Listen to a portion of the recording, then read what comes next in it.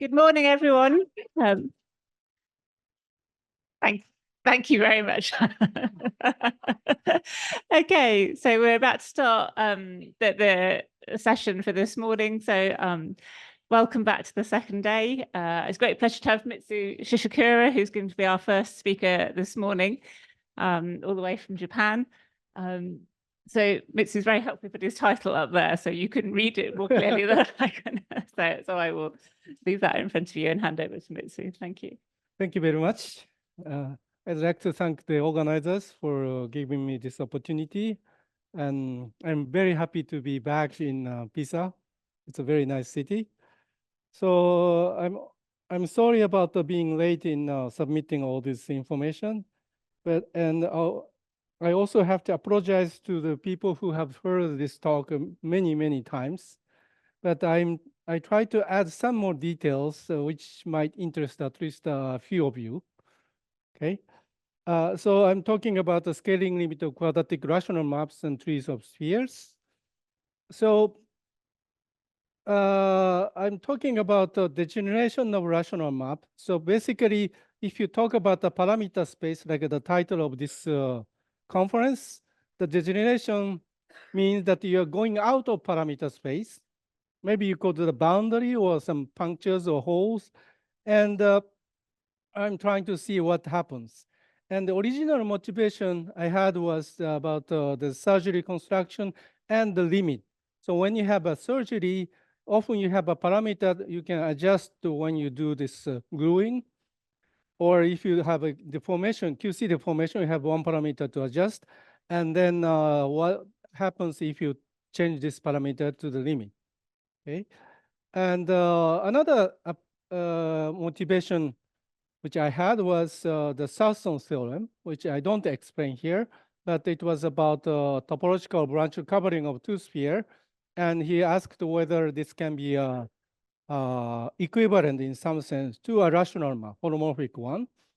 And Southon characterized this in terms of topological data.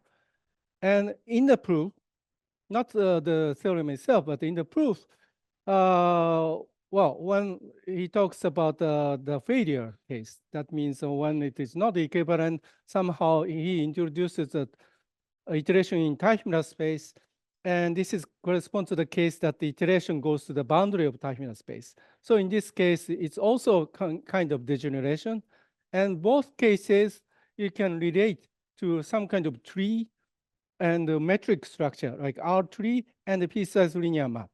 Okay, this was my original motivation, and so just borrowing the terminology tropical, I call this tropical complex dynamics. But today I'm not talking about these two motivations, but another case, the third case. So this is about degeneration of the family of rational maps. So let me just go directly into this one.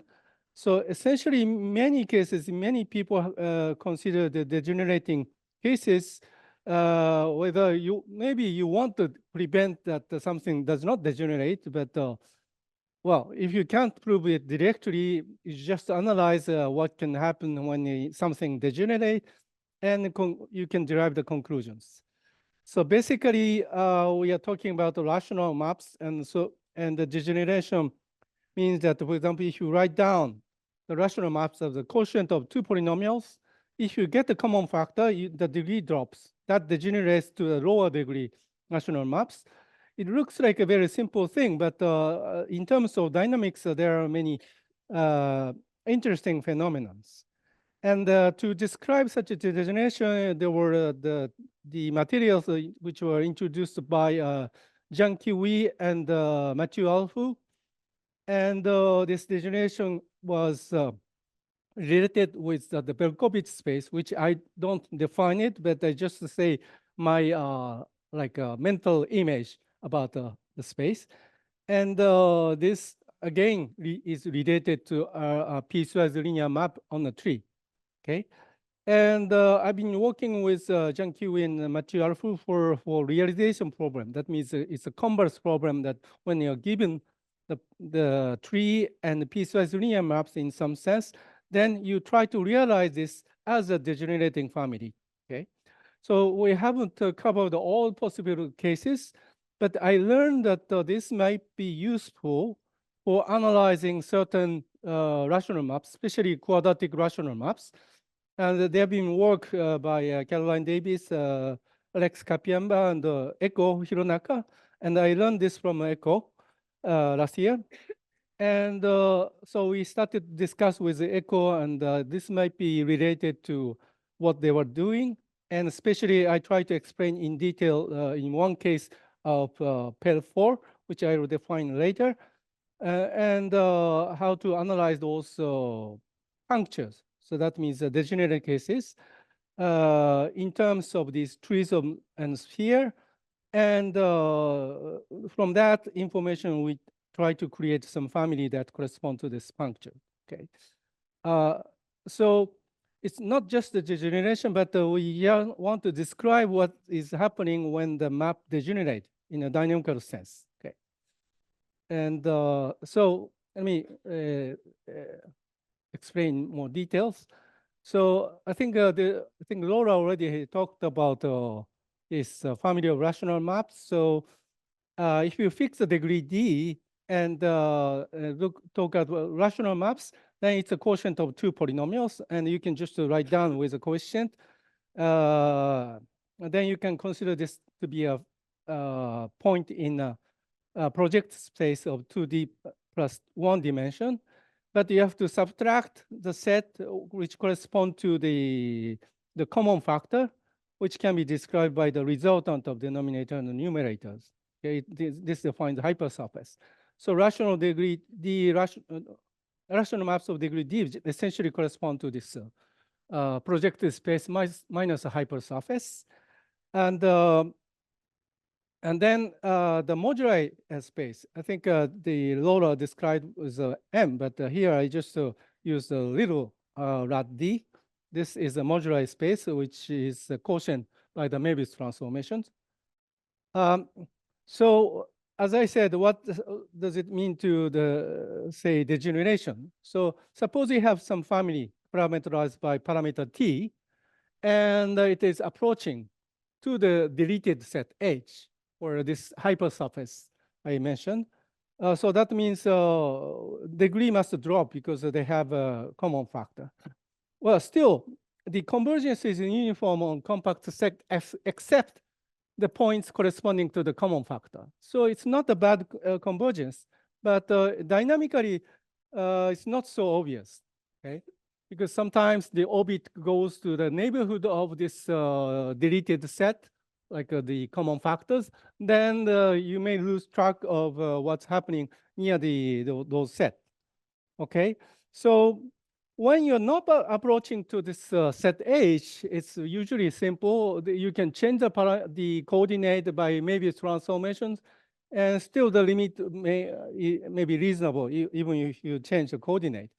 But for the degenerate case, well, when you have a common factor, there may be limit, but the limit may depend very sensitively on the conjugacy. So if you change the family of Möbius transformations, maybe the Möbius transformation themselves may degenerate when t goes to 0, then the limit may change, or limit maybe just the constant functions.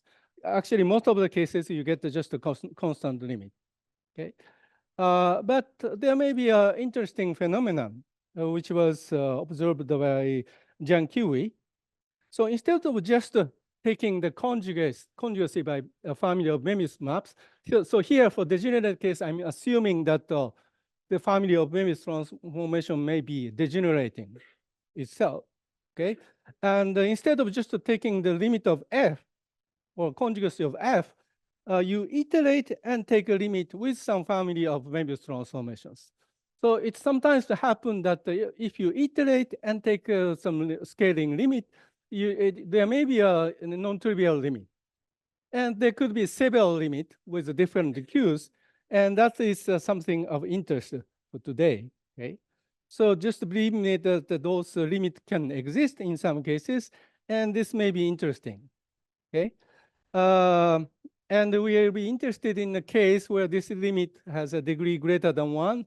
And in many cases, in some cases it's okay, but I may assume that the map is not post-critically finite for some reason, okay?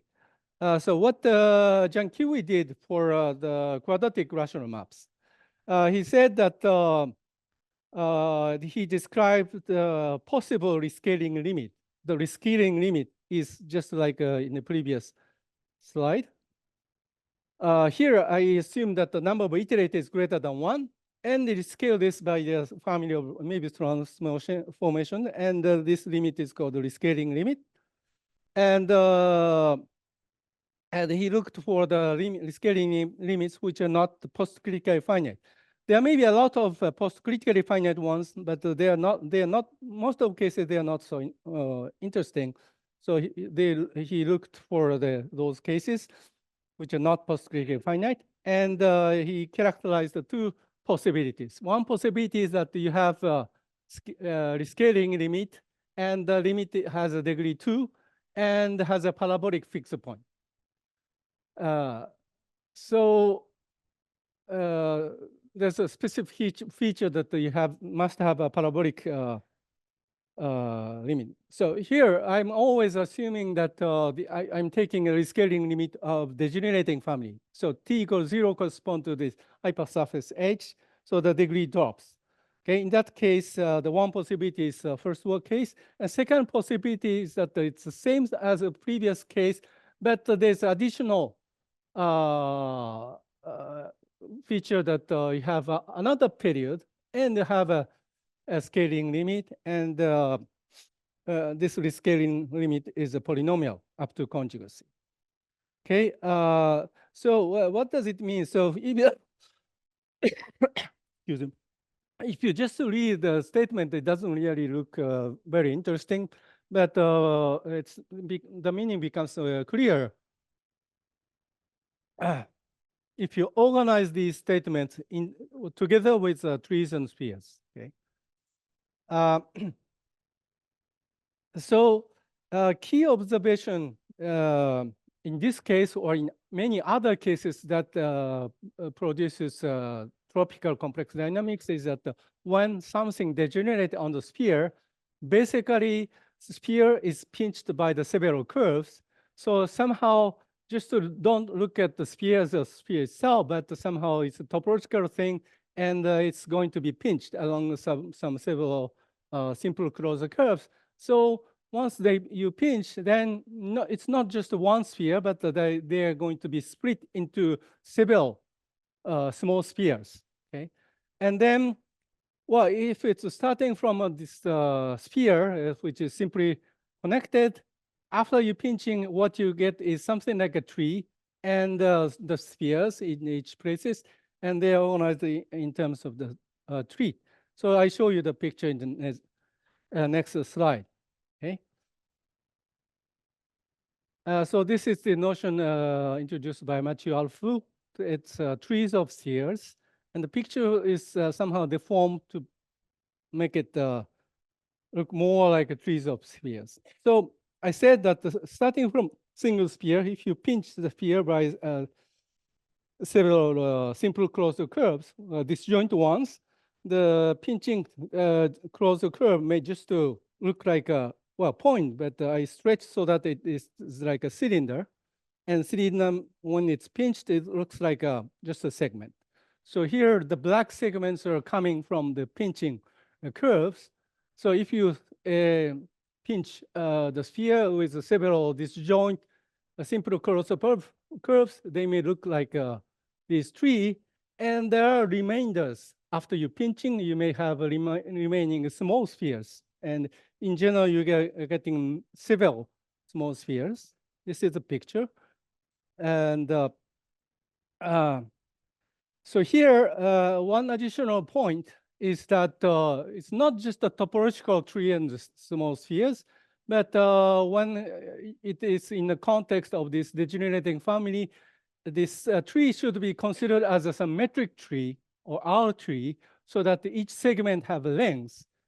And or original dynamics may have a limit when you pinch then the map should be a piecewise linear with respect to the metric I mentioned. Okay, and actually it's not just a linear, but this stretching factor or even the derivative of this piecewise linear map is an integer. Okay, so it's integer stretching factors. Okay, and so that means, for example, one segment is going to there, and if this length is stretched by 2, then this length should have twice as length as this segment. Okay, so that means just imposing these conditions, you have to satisfy some consistency condition, just assuming that it's a piece of the linear map like this. So what you get from the pinching process, I don't explain how you obtain, but just imagine that there are several marked points on the sphere, and somehow in the complement of marked points, there are curves. And as you go to the limit, you are kind of pinching along those several closed curves. Okay, so this is one example which I deal with later. So basically, like the segments and small spheres. And then each segment is mapped here. For example, for this segment, it's mapped there, and this segment comes here, and this segment mapped there. Okay, something like this. Or sometimes when I draw with double lines, this length should be doubled when it's mapped to the image. And here I'm indicating that these blue spheres are kind of permuted by period 3, and these numbered spheres. This is for period 5. So 1, 2, 3, 4, 5, and 5 comes back to 1. Okay. So this is a graph. Is a small spheres at the vertex, and there's an extra data which obtained taking the limits. So small sphere itself is considered to be like a Riemann sphere, and the mapping between the small spheres should be a rational map. Okay, so you are going to get the cycle of rational maps between the disjoint union of spheres. Okay, and well, there are some details, but let me just explain that if there is a one sphere which is mapped to here, and maybe the branch coming out of this one correspond to the branch in the image, and there's another branch coming out, goes to another branch there. And as I said, the derivative or the stretching factor, if it's 2, the mapping on the sphere should have a degree 2 at this point, at the vertex, and so on. This is a rule about the trees of spheres and the mapping on the tree and the mapping between the small spheres. So just basically starting from the original data about degenerating family, when you take a good limit, you get the collection of these data. Okay.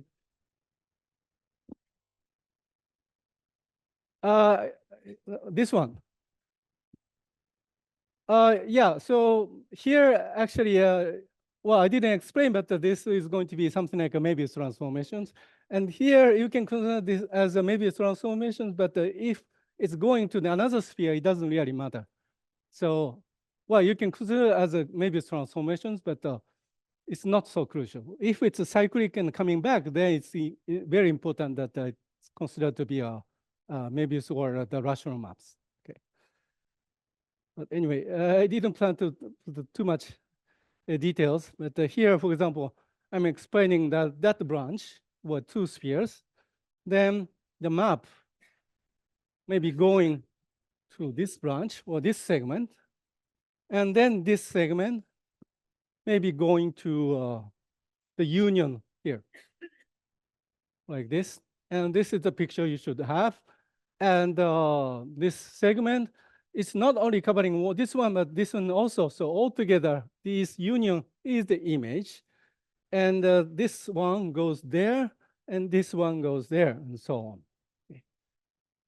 This is the picture you should have in mind. Okay.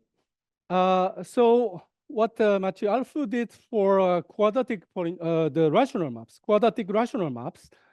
And if you consider the scaling limit, and suppose, well, there are many families without any interesting limit. So suppose you have interesting family that has a non-trivial scaling limit. Then what he concludes is that for these trees, you should have some stars in the center. That I always consider that it's a center. And so like this picture. So this one, it's fixed, and there are 3 branches, and they are permuted. Okay, and it's a degree 1 here. So it's as a piecewise linear map, it's isometry here. And then the another conclusion, which is related to the Jankiewicz theorem, is that so for this star tripod, there is a cycle of these blue spheres, and blue spheres should have a parabolic fixed point. So it's indicated with red. I plan to color it red, but anyway, so blue spheres themselves are Riemann spheres, and you have a mapping between them, and by 3 iterates, it comes back, and for the return map, this should be a parabolic fixed point that corresponds to this edge or the branch coming out towards the star. Okay, this is what Mathieu Alfou said, and actually this is related to the Jankiewicz statement. So if you remember his statement that for some iterate, you have to have a parabolic point for the return map. And this is the reason that you have to have some parabolic fixed point for the return map. Okay. So in the middle, you are going to get the rotation, and in this case, the period 3 rotation, and it must be, since it's degree 1, it has to be a Möbius transformation, or sometimes it's just a PCF map. And then on the blue map, which has a parabolic fixed point, okay? And the green one, I didn't explain, but here you have a period 5, 1, 2, 3, 4, 5, and coming back to 1. It has a return map, but for this return map, the branch towards this fixed point is coming back by the 5th iterate, and this corresponds degree 2 in here. So in these pictures, this branch should correspond to the fixed point for the return map, which is a critical point also. So that means if you change the coordinate, it is conjugate to the polynomial. Okay, this is another part of Jankiewicz statement. So this way, the Jankiewicz theorem was kind of mysterious, but you can organize everything in terms of these trees and spheres. Okay, and so I have already explained that if I have double lined, I always mean that degree or the stretching factor is 2. Otherwise, it's degree 1. For degree 2 case, it's very simple. Okay, and so there's a converse problem which I'm working with Mathieu Alfou and Jankiewicz. Haven't finished this yet, but what we want to do now is that suppose you have those collection of trees of spheres and piecewise linear map with satisfying the conditions I mentioned in previous slide, then can you find a family of rational maps so that this degeneration represents this given data? Okay. So unfortunately, it's not complete, but today I'm talking about a very special case of this, which is related to Pern, okay, which I will define. So there's a connection with the Berkovich space. I'm scared to talk about the Berkovich space in front of experts, so I don't define it, but it is related to this the field, the algebraic closed field with non-Archimedean valuation. And then there's a way to associate some space for the projective space of this field. So the projective space itself is not so convenient to deal with for many reasons, but also for dynamical reasons, it's natural to associate this extra stuff. So that is called the Berkovich space. And my mental image is like this. So whenever you have a field, you can associate the projective, one-dimensional projective space P1K. And that is a sphere when it's, the K is a C. But anyway, this is like a sphere at the boundary. And what the Berkovich space is doing is that you are adding some object inside the sphere, so that these ones are like points at infinity. Okay, so these points are included, but inside there are some points which look like a sphere, other trees, but there are many trees with many branches, infinity many branches. But still, there are some nice properties. Well, trees are already nice. And one way to describe this is I take a specific case of field of formal Laurent series. And probably to make it algebraic closed, and then you have to take algebraic closure and completion by some variations. But just forget about the completion and so on. Take a field of Laurent series field with a parameter t, okay, variable t. Okay, and when you have a rational map with a parameter t, the rational also in parameter t, then you can also consider this as a rational map in the space with the questions in this field of Laurent series. Okay, so there are two ways to look at the same object. So one way to look at is it's a family of rational maps with a parameter t. Another way is a rational map with the questions in this field L, which is extended from a Laurent series. And one nice thing about it, although I haven't defined it, so the map on this K, or a projective space of K, it can be extended to the Berkovich space, which I drew in the previous picture in the middle. So in this case, it's kind of easy to describe the mental picture which I described. So let's talk about what happens. So Laurent series can be described like 1 plus something, or starting from a negative power and so on. Well, you can also include the Puiseux series with fraction powers. But essentially, this infinite series may correspond to a point on the boundary.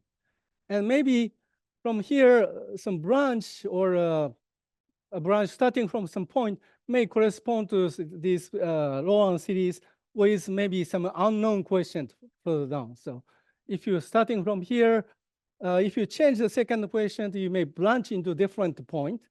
And if you change here, you branch in a further away. And here, the action of a rational map can be described.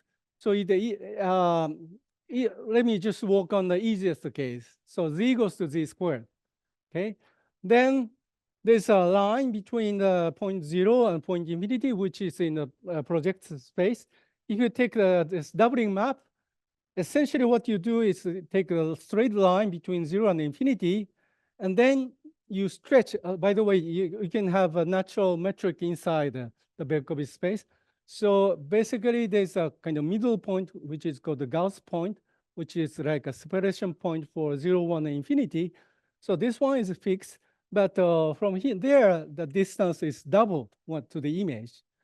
Okay, and then for other branches sticking out of this line, well, you can naturally act on this space of power series, and maybe sometimes happens that they folded into the same branch.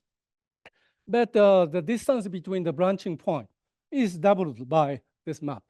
Okay, and well, this you can just apply the doubling map so that you have a new point, which is starting from C1 squared and T squared. So basically, you look at the action on Berkovich space, it's very easy. So along this line with a double line, you have a stretching along this line, and here there may be folding because it's 2 to 1.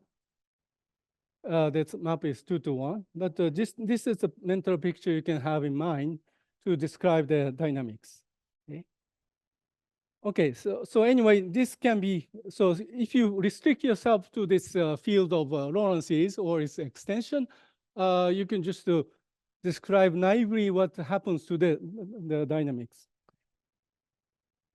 So I'm going to apply this idea to the very specific case. Okay, so I learned from Eiko Hironaka that the Caroline Alex have been working on this the family Pern. So Pern is the space of so here it's a quadratic rational map. So quadratic rational map, set of quadratic rational maps, which one critical point is periodic of period n. So you have a super attracting cycle of period n, and the other critical point can do whatever it wants. And for the moment, I want to distinguish two critical points. So you have to kind of double cover so that two critical points are distinguished. And this is my definition of Pern.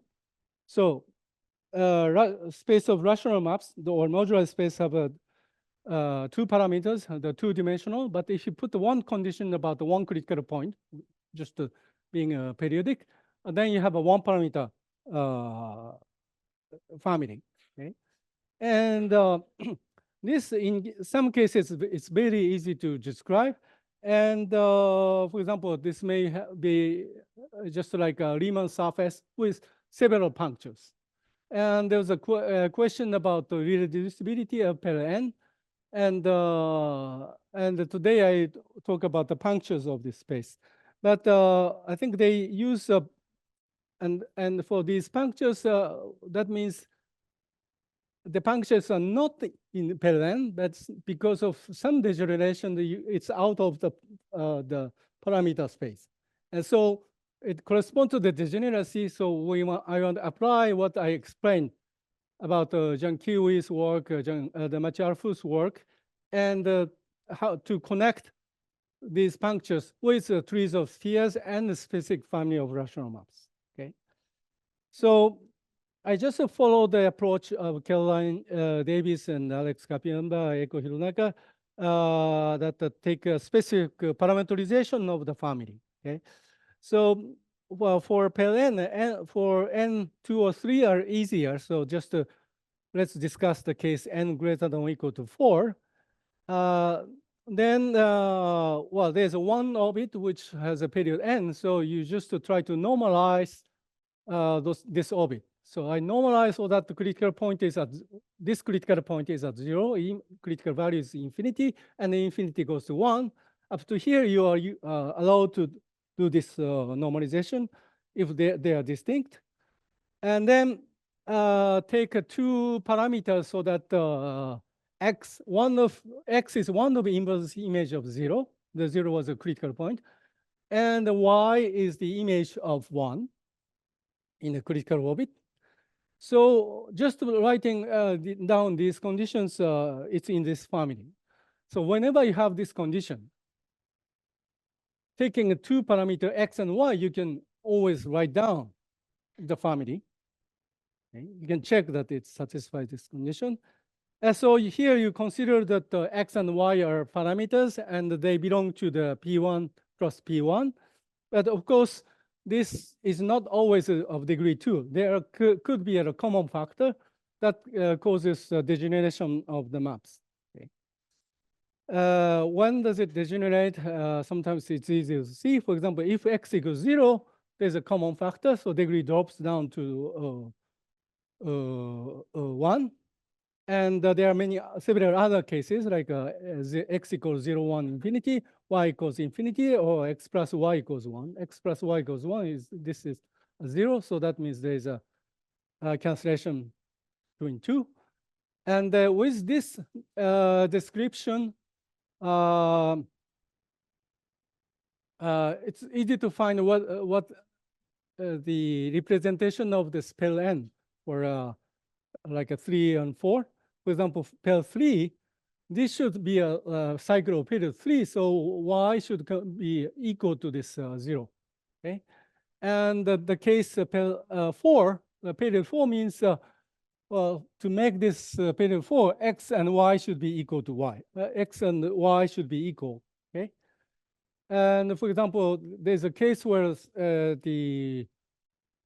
this critical orbit is prefixed, not in Pern, but when it's prefixed, it's y equals 1. Okay, so that means you are in this family, and there are some excluded lines corresponding to the specific degenerations and with the colors. And as I mentioned, for pair 4 correspond to x equals y, this diagonal. Okay. So what I want to do here is that so on pair 4 there are punctures. That means this family degenerate corresponding to 0, 0, 1/2, 1/2, 1, 1, and infinity, infinity. There are 4 punctures for pair 4. And so what I try to look at what happens to these punctures. Okay. And what we want to know is that for these 4 points, what is the trees of spheres and what is the realizing family? Well, realizing family itself is not so difficult because this is already a family and you can just describe, but I want to have a connection with possible scaling limit and so on. So let me go on.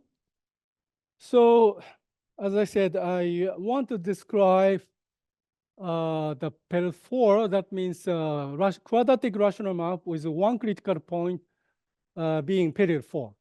Okay, superattracting cycle of period 4.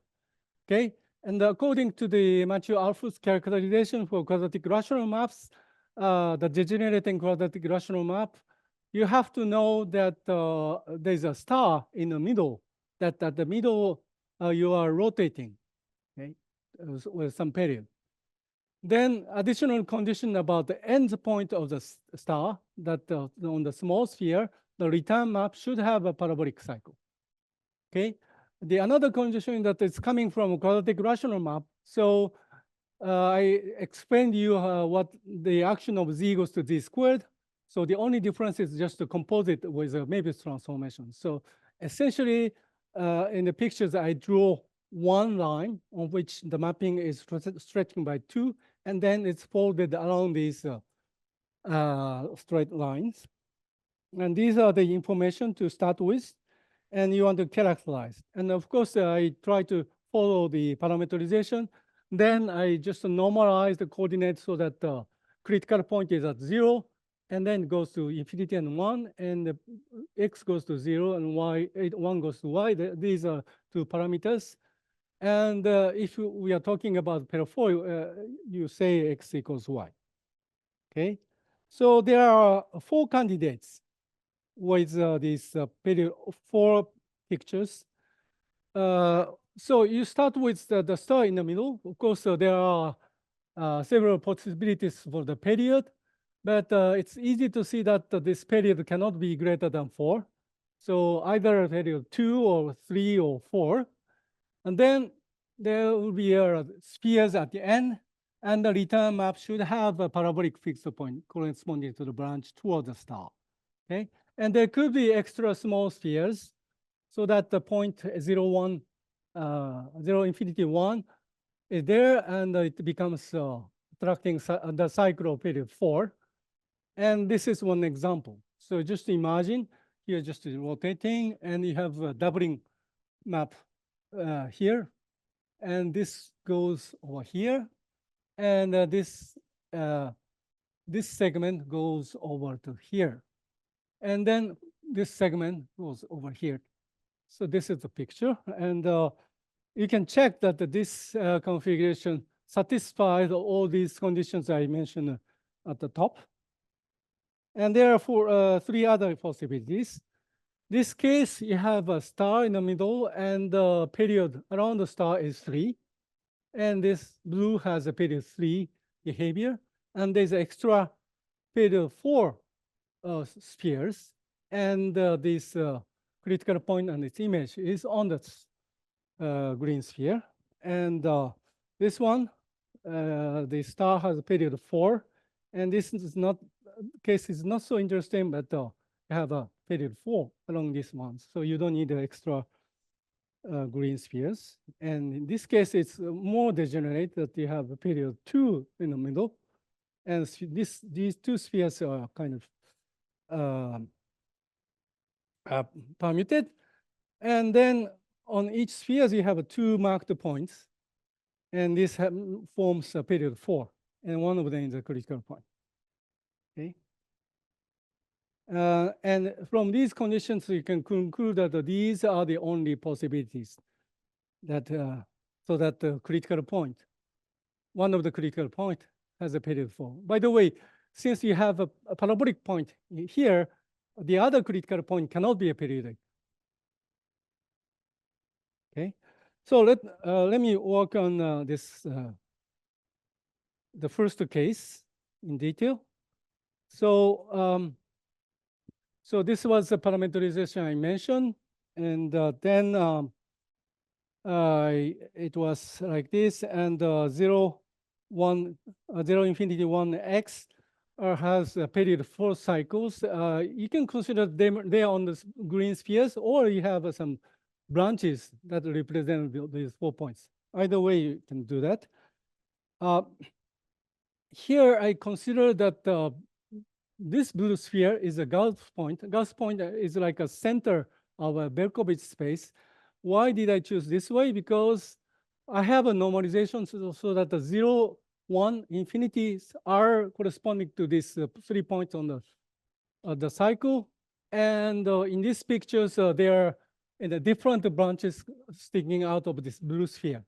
So in the Berkovich space, 0, 1, infinity are separated from that some point. That point should be a Gauss point. So this should be, at least for this coordinate, is in the middle. It's not the fixed, but somehow when you write down with a coordinate, it's a base point. Okay, and for the length, I need to have some length I mentioned, but there's some freedom how to scale it. So here, I assume that this distance is 1 and this is permuted. And here, this length is double, it's mapped to here. This one is mapped to here, and this one is mapped to here, and this, sorry, this is mapped to here, and this is mapped to here, and this is mapped to there, and so on. So, for example, this length and this length should be equal, and so on. So you can just write down the equations on the length. And I didn't write down all the equations, but it's just a linear equation you can solve. And if you normalize one, you can determine completely what should be the length for the other segments. Okay, and this is a consistency condition. Okay, and this time you can check that this consistency condition can be realized. Okay. Yes. Yeah, that's what I'm showing here. But how to find it in the families or so on. So this is the reason I'm showing the details. Okay. Okay. So from this tree with this normalization, I got the lengths and so on, all this information. So try to get more information. So let's try to realize this data. So trees of spheres and the mapping on the small spheres. By the way, if you have this data, the return map on the green sphere is z equals to z squared. So it's not a it's PCF, but it's important to look when you have this cycle. Okay, and try to realize this type of degeneration as a family of rational maps. And here I take a t as a family, as a parameter for the family. And the t equals 0 should correspond to the puncture or the degeneration. And then this corresponds to the degeneration inside the pair 4. So I said there were 4 punctures, and I want to determine which puncture this tree should correspond. Okay. So let's see. This is coming from the degenerating family. So basically, just imagine that the length is up to scale. It's kind of stretched. And so, for example, if you have a point X in here, if this length is stretched, it's like a pinching curve. So it's in the same branch as 1, and it's away from 0 and infinity. So that means when the parameter goes to the limit, then X should approach to 1. So viewing from this Gauss point, 0, infinity over there, that the X and Y are, X and 1 are in the same branch from the Gauss point, this the central coordinate, the point in the coordinate in Berkovich space. That means these two are should be close. So we decide to take the parameters. Well, so that means actually in the limit X should approach to 1. So here I already have answered that it corresponds to the puncture X and Y equals 1 and 1. X and Y are equal for pair 4. So this is a picture for.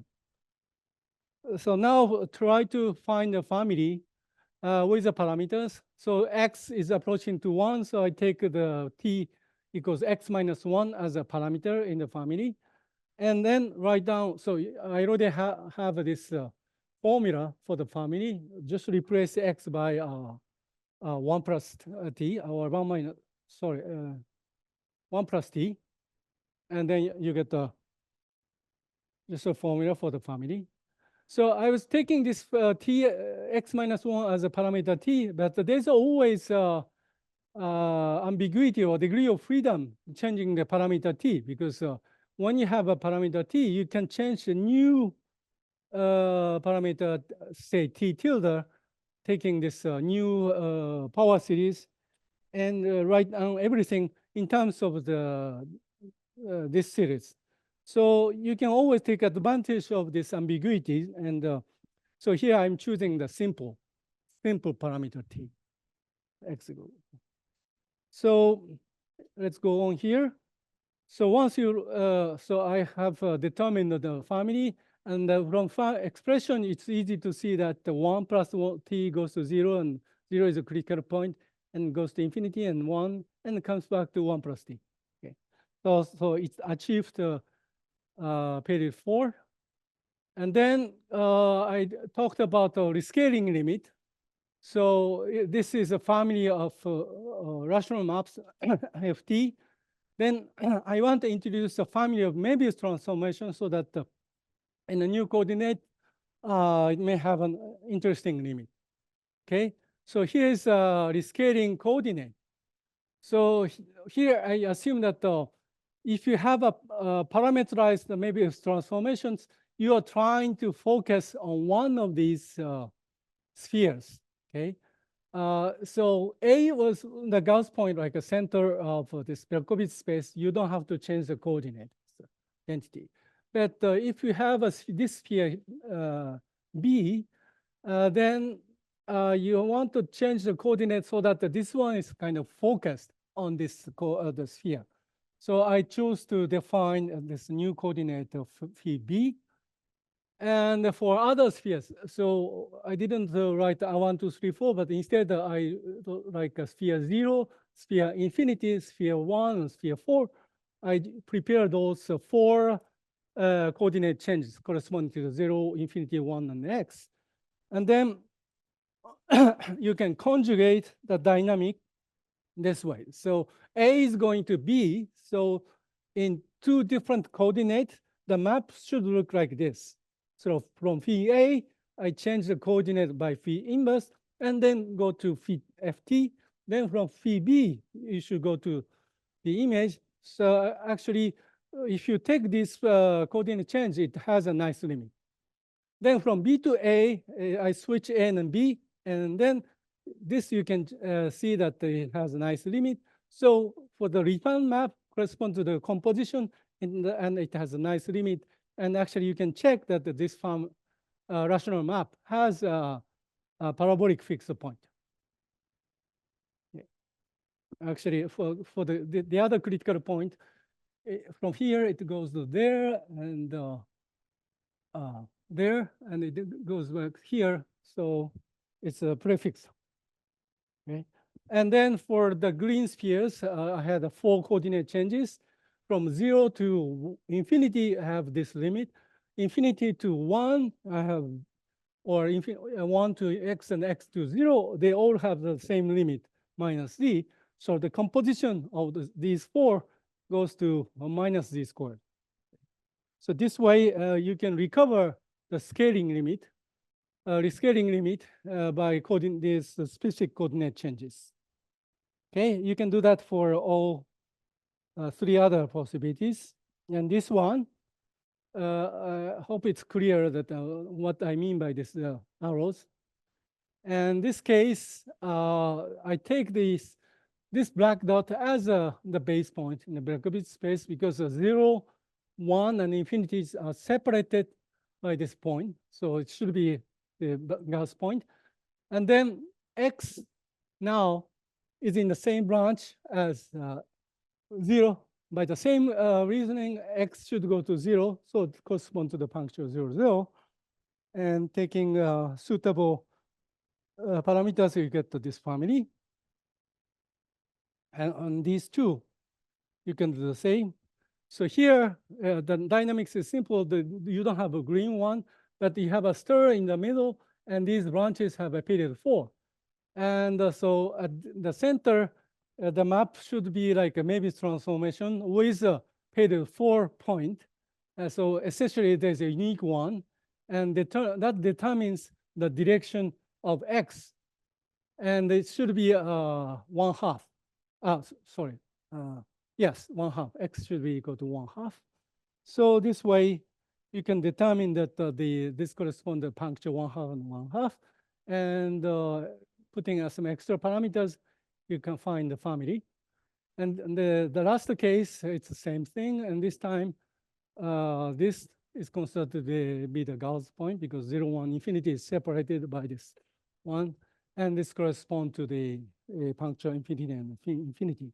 So far, this is a worked out case in very specific examples, but I'm hoping that this method can be extended. So this is a summary of what I showed you. And the period 5 case, I worked with Echo, but I couldn't even draw with the nice pictures. Okay. So one extra thing that Echo drew the parameter pictures because the family itself, putting this x goes to 0, 1, infinity, and 1, it's in the families. So Pern's are all drawn in the same parameter space, except maybe 2, pair 2. And they are drawn in different colors. Because the condition is easy because y should come back to the x at some iterate. And there are a lot of interesting local structures here. And on the line x plus 1 equals 1, there you see a lot of these pair ends. So different ends are accumulating. Oh, yes, sorry. This is a real slice. Yeah. And for example, if you have this trees with a p over q star, the rotation number, then this puncture should correspond to this one because the limit is easy to determine. Okay, this is one extra things about what we did. Okay, so the work is still in progress, but I hope this interests some of you. Thank you very much.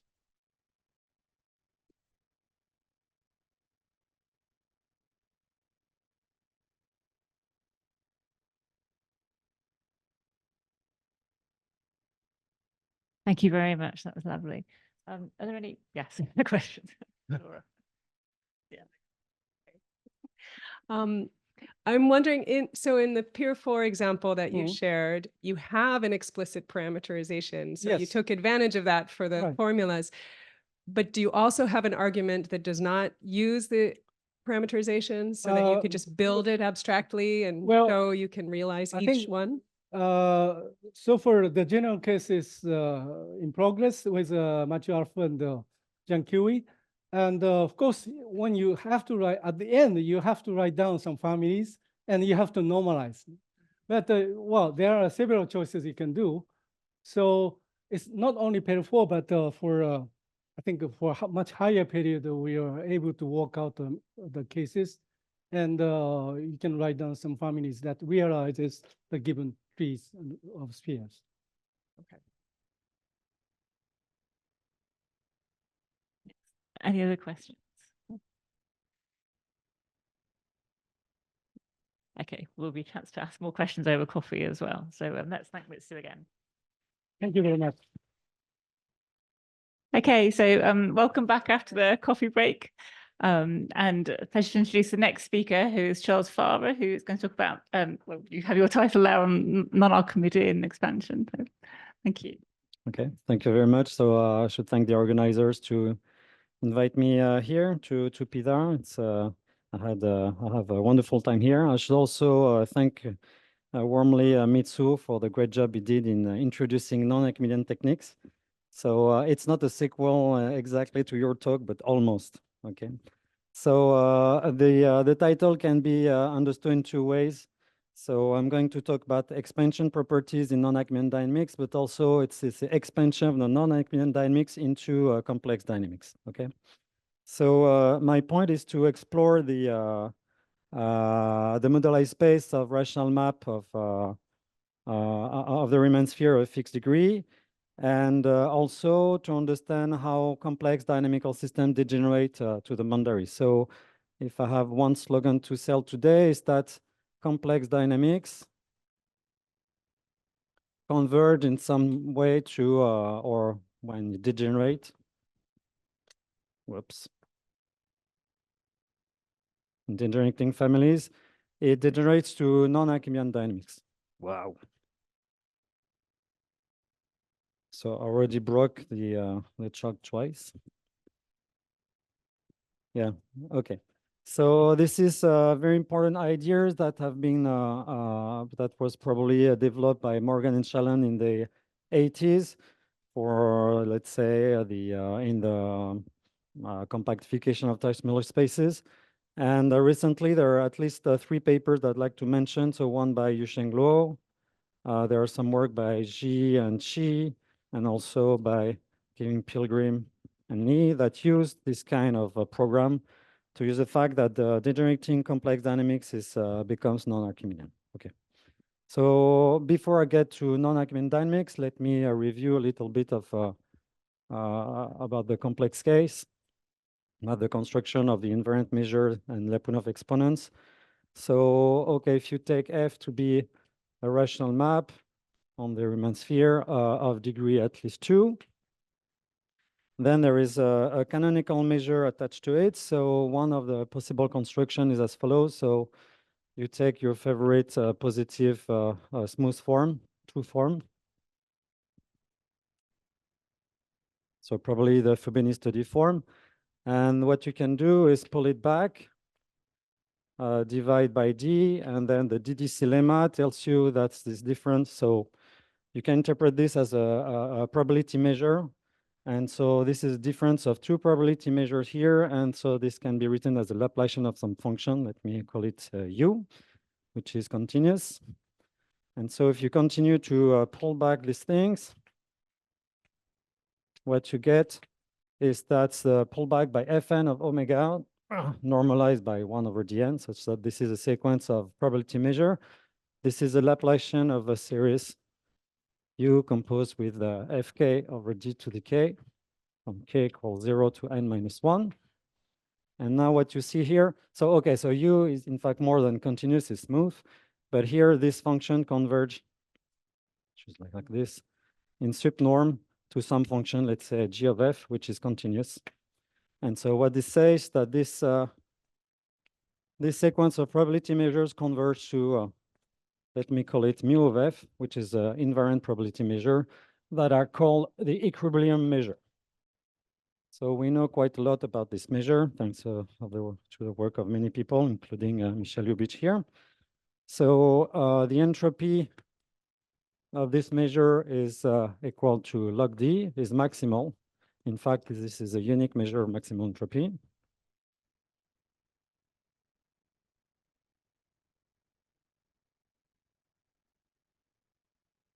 And so maybe I should have said that the support of the measure is the Julia set. Let me call it G of F. It's also invariant in a strong form. It's total invariant.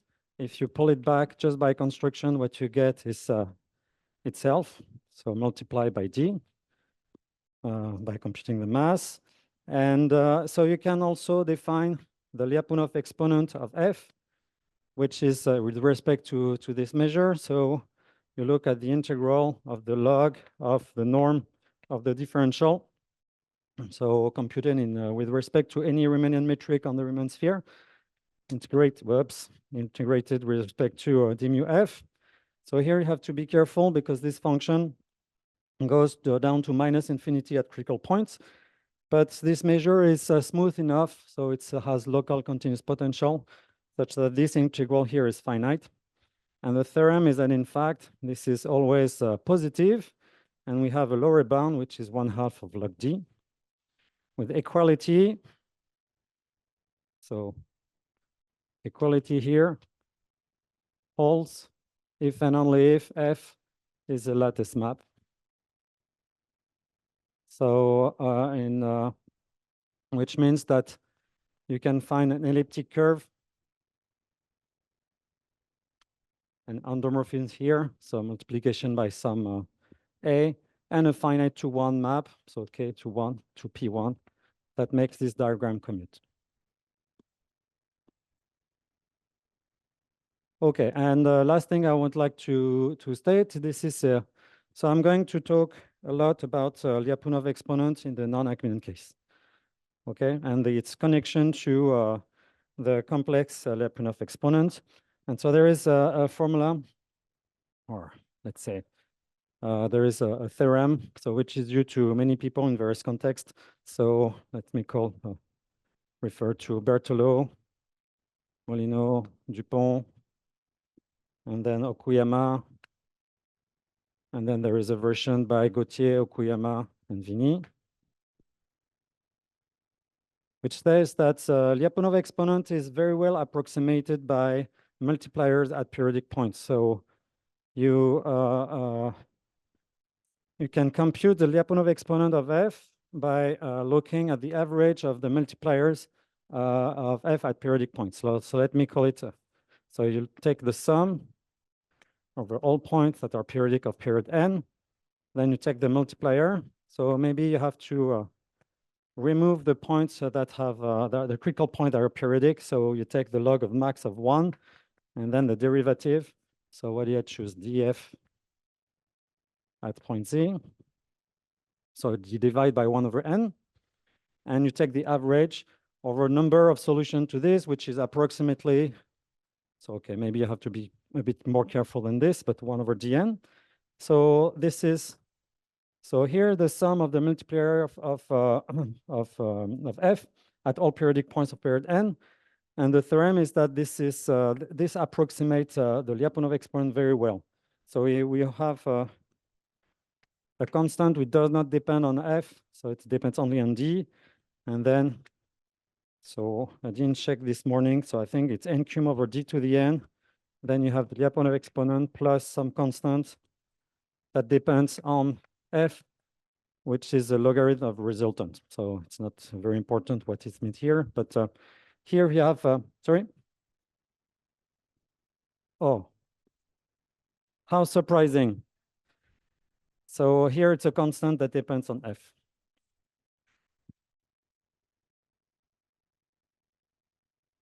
And the constant is explicit, okay? So, yeah.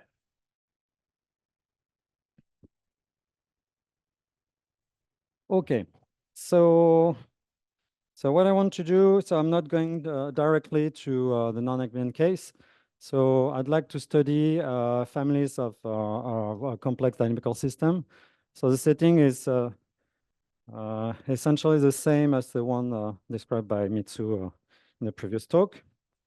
So for families of rational maps,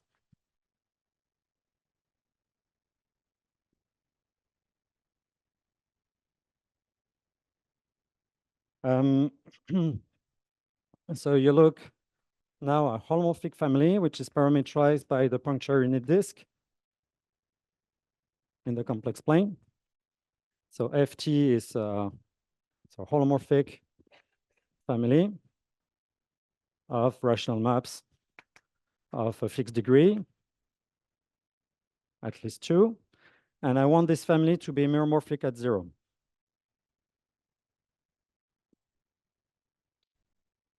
Okay, so what does this mean? It means that, let's say, if you write this as a quotient of 2 polynomials, let's say ft is the quotient of pt over q of t, then these polynomials, there are polynomials in these that depends holomorphically on the parameter t. So by this symbol, I mean the ring of holomorphic function on the disk D.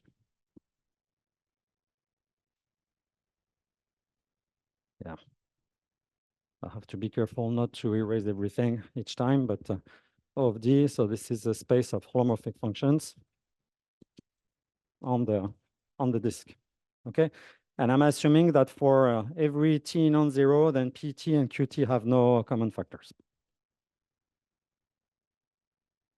Okay, so some examples.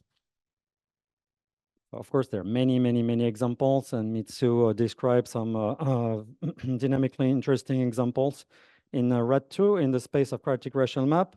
So let me give like 3 examples here. So let's say you have the unicritical family.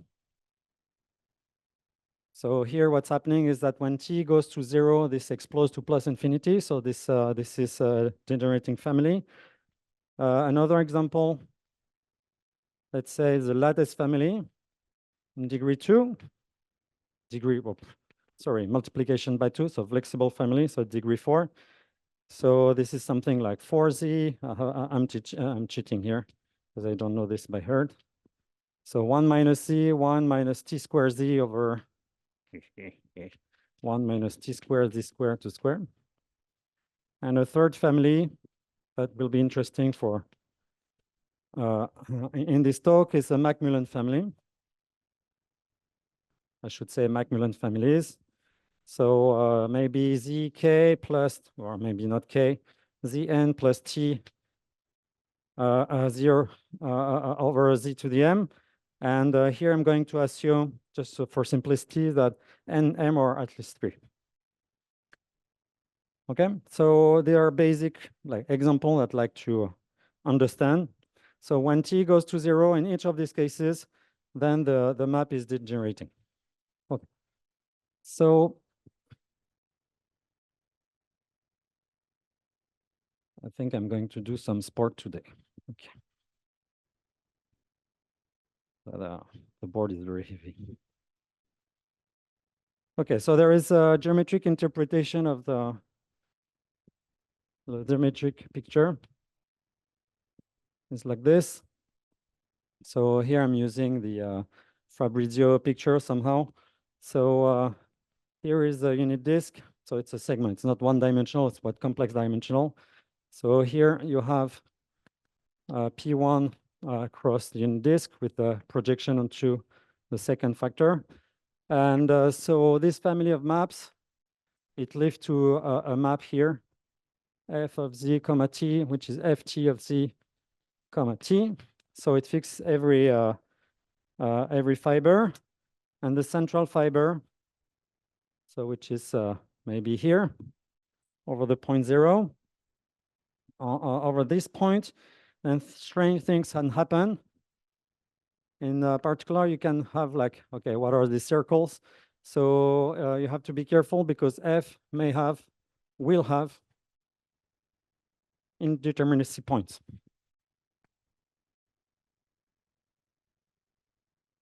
And they're all located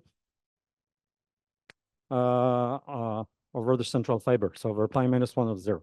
So if you wish, if you look at the locus where all this polynomial vanishes, then in general, the degree is going to drop. And so you will have points where the map is not globally defined, okay? So in the case of Mitsu, he was interested somehow where the degree is dropping, but is non-zero.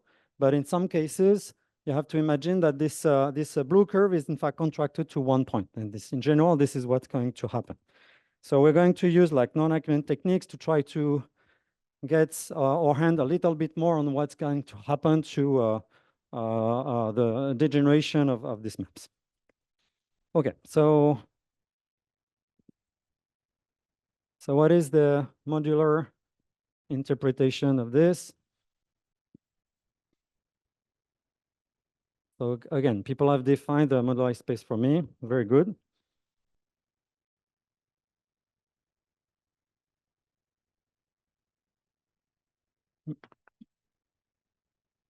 So we have capital rad D, which is the space of all rational map of degree D.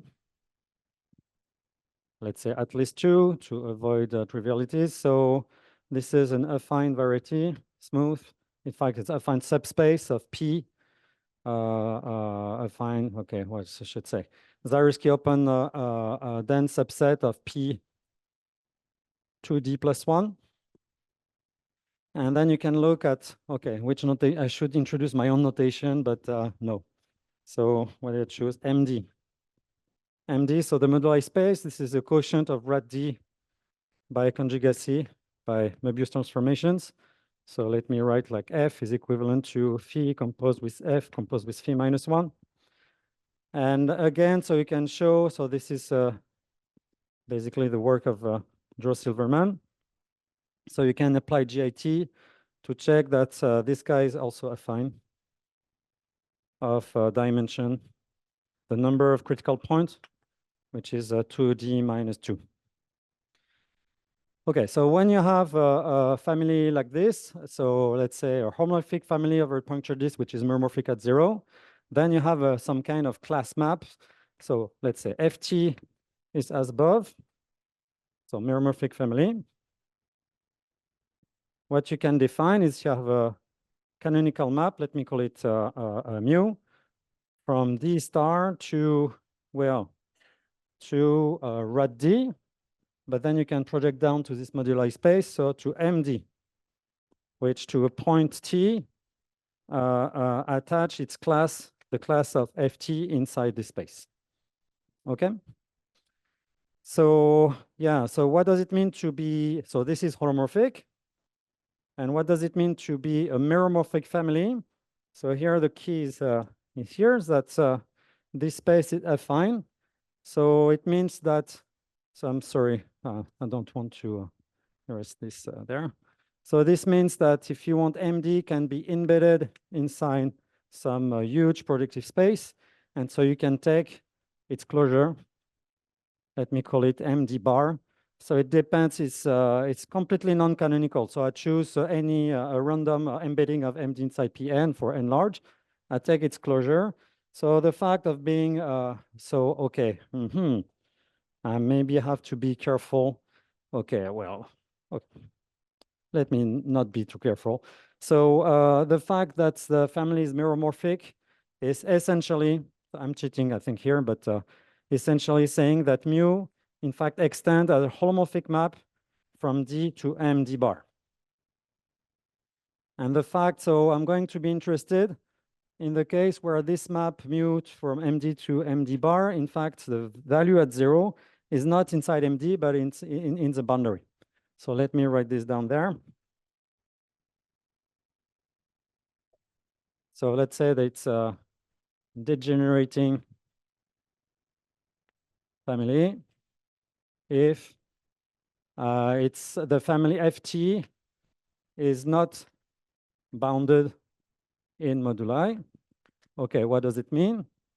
it means that mu of 0, sorry, it's not a rational map of degree D, so belongs to the boundary here.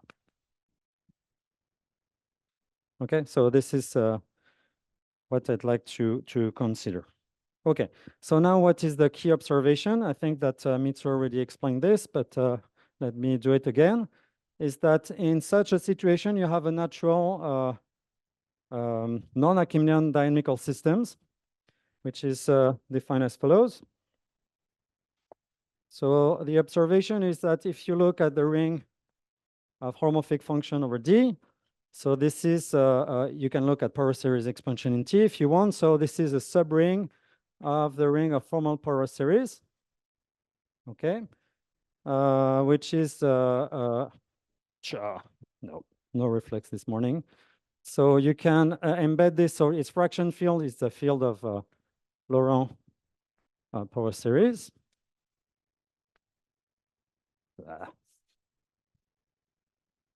And this field can be endowed with a nice norm, let's say the t-adic norm.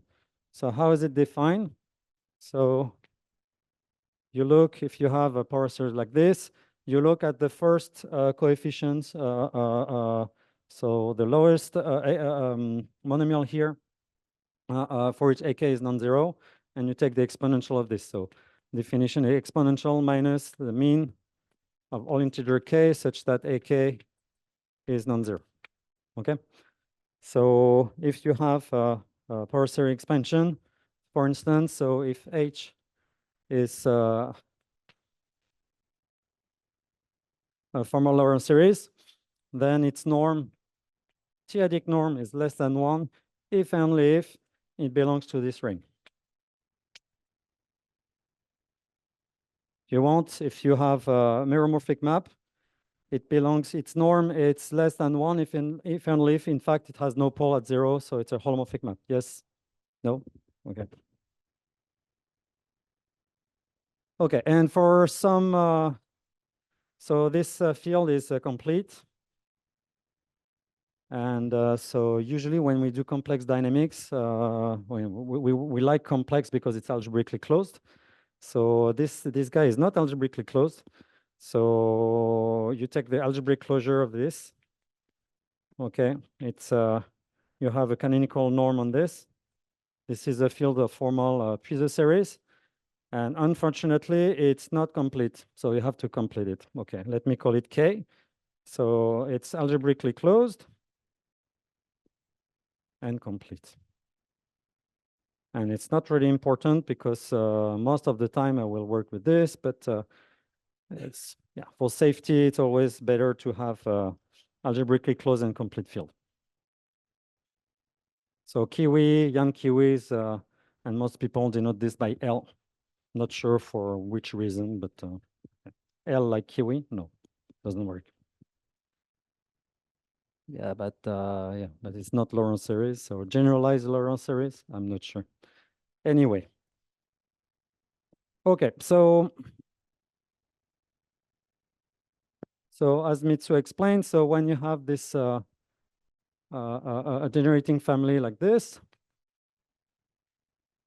now you interpret P of t and Q of t as element in this field K, and so you get a non. So I'm going to write exactly the same. So you have, okay, so let's say you interpret P of t and Q of t now as polynomials in one variable defined over capital K. And so this gives you a rational map of degree at least 2 over this new field K. Okay, and it's known that, so the key problem here is to try to, well, understand the dynamics of this map over this non-Archimedean field and try to relate what we know about this to the, let's say, maybe the geometry of the Julia set of complex dynamical problems and vice versa, okay? So this is what I'm aiming at. So before I do that, so I need to tell you a couple of things about what we can say about the dynamics of this map. So let's say I need to say a couple of things about non-Archimedean dynamics. So it's known for, so it has been, so this field has been developed mainly by Juan Rivera Letelier. Ah, okay. I didn't say it, but everything I'm going to talk about is an ongoing, forever ongoing project with Juan, and also by Benedetto and others. Okay, so what they realize is that, so when I write this P1 over K, I'm French, so I read EGA. It's not true, but so this is, I'm thinking about this as a scheme. Okay, so I have to be a little bit careful about what this object exactly means. So if you want to understand dynamics, usually you don't want to work with algebraic geometry, with algebraic, I mean, the Zariski topology. So you need some nice topology, okay? So at least Hausdorff and compact and so on. So what they realize, so what you have in this space, okay, let me, oh, sorry, should not say it this way. So what they realize that if you want to understand the dynamics of a rational map defined over this field, you have to look at the induced map on the Berkovich space, which I'm not going to define. So usually written at Pn over K. So this is a way, if you want, if K is equal to C, P1 over C is also an algebraic variety. But what you do is that you go to the analytification. You go to the Riemann sphere, which is a Riemann surface attached to this guy. So here there is an analogous way to do this over any metrized complete field. And this space, so you have to think about it this way. So you have two types of points. So first you have classical points. Okay, what is, they're also called rigid. So P1 of K, so what are these points? Where they're given by pairs, let's say Z0, Z1, or equivalent classes of pairs, where Z0, Z1 belongs to capital K. But as Mitsu said, this is not a nice space. It's not compact. And so you're adding many, many more points to make your space like more tame. So if you want, you have to, so disjoint union, someone, let me call it the hyperbolic space HK. So you have a cloud of points like this, which is P1 of K, the classical points. And then somehow you're joining them, you're adding many rays. So in blue, this is HK. And this point can, they have a nice interpretation. So the formal definition, HK, there are norms on the field in one variable, so K of Z, whose restriction to K is the original t-adic norm. Okay, so it doesn't help very much, but what I would like to emphasize is that this space here is very nice in sense it's compact. It's also, as the picture suggests, it's a tree. So it's a very hairy tree, not like me. So in fact, at you have branching points at a dense countable subset on any segment. And the set of branches coming out from any branching point is uncountable. Okay, so it's quite dense, but it's not really important. This is just like a psychological problems. The yeah, I know I have a lot of psychological problems. So, but at my age, I'm trying to cope with this, right? So, okay. So the important thing is that this space is very simple, is one-dimensional. It's an R tree. So this is topologically very tame. Okay, do I want to say more? Yeah, probably. So I'd like to give you one example. So it's very mysterious. Okay, maybe this point we understand a little bit, but it's a bit mysterious what this blue part means. So let me give you one example of a point inside this blue part. So let me define the Gauss point. So xg. And so what a point like this is somehow it's you have to interpret it as a norm on, well, k of z, or if you want, c of t bracket z. And what is this? Basically, this is a space of meromorphic functions. This looks like meromorphic functions on, okay, I erased, but on this complex manifold P1 C cross D. Okay, so how to build a norm on this space of meromorphic functions? So recall that I was looking at the central fiber. So in blue, so the central fiber is pi minus 1 of 0. Let me call it E. And so if you take any element in here, let's say H, so this is a meromorphic function on this manifold. And the norm is going to be like this. Well, you look at the order vanishing of H at a generic point along this divisor. So I denote it by E. Well, maybe it's a bit stupid to write this way, but so you look at the order vanishing of your meromorphic function along the central fiber. This is some integer, and you take exponential minus this.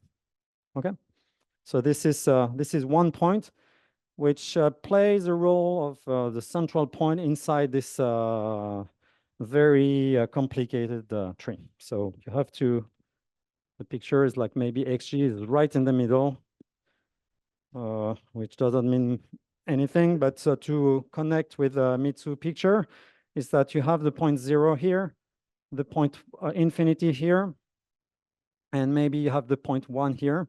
So if you're this point xg, so if you join 0 and infinity, so remember that P1, let's see, the Berkeley space is a tree, so there is a geodesic joining 0 and infinity.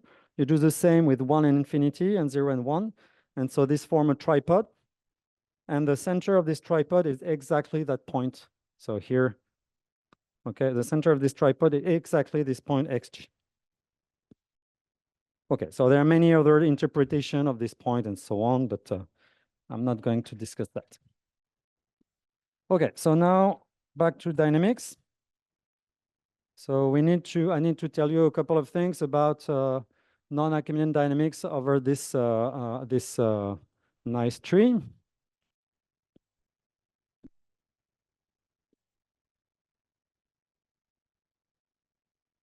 So what do I want to say? Yeah, so remember, so I had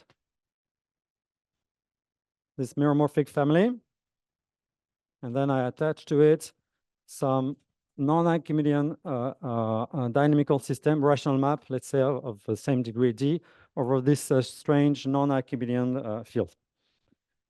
Okay, so first thing is that there exists, we can construct an equilibrium measure. Just that in the complex. So there is no positive smooth form here. It's not exactly clear what smooth means. But so remember, so in the complex, what I did was I took some smooth positive positive measures, omega, and I played with this and so on. So here, what you have to do is you have to take the delta mass at this famous Gauss point. Let me explain this, why it plays the role of omega before a bit later. So what you do is that you pull back as this thing. So this is a probability measure on your space, right? You pull it back. So what you're going to get is a measure of mass D. So you divide, it's a probability measure. In fact, it's atomic. So it's supported on finitely many points inside HK. And you can develop potential theory and make sense out of the Laplacian on this space. And the difference here is, again, as before, the Laplacian of some function, which is completely explicit. So, well, okay, it's an explicit function. Maybe the hard part is to understand what this capital delta means, but I'm not going to into it, okay?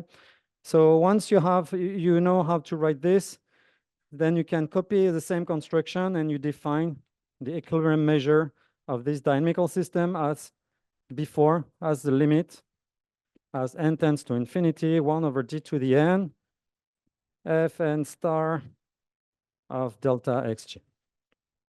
Okay, so what do we know about this, this measure? So this is a probability measure. It's invariant, it's ergodic, it's mixing. What else? So yeah, mu f is totally invariant as before. So it's d times mu f. It's what did I say? It's mixing. The support of the measure, in fact, almost by definition, this is a Julia set. I didn't define the Julia set, so, but this is a Julia set. And so the key point here is that in non-Archimedean dynamics, it's a bit strange. So mu f is not necessarily the unique measure of maximal entropy, and I'm going to discuss this. And the entropy of the map is not necessarily log d. Okay, so I'm going back to this in a minute. But you can also define the Lyapunov exponent just as before. So it's for potential theoretic reason. So you take the log of the derivative computed with respect to the right norm of and you integrate with respect to this equilibrium measure. And here what you can only say is that this is finite. It's not even clear why it's non-negative. But Okuyama is saving us once more. So I erased the formula, and I'm not going to write it down again, but you have the same approximation result by multipliers. And remember, I was looking at the max of 1 at the multiplier. So the quantity that approximates the Lyapunov exponent is by definition is non-negative. So this implies in particular that in this case, this Lyapunov exponent is non-negative. Okay, so what's the game now? It's to relate somehow complex dynamics and non-Archimedean dynamics. Okay, so let me state our main theorem.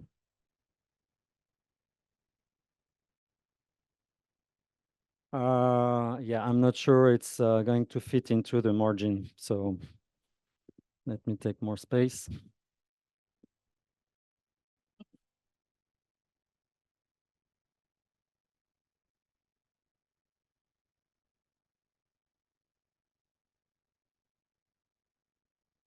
So it's quite general. So the situation is as before.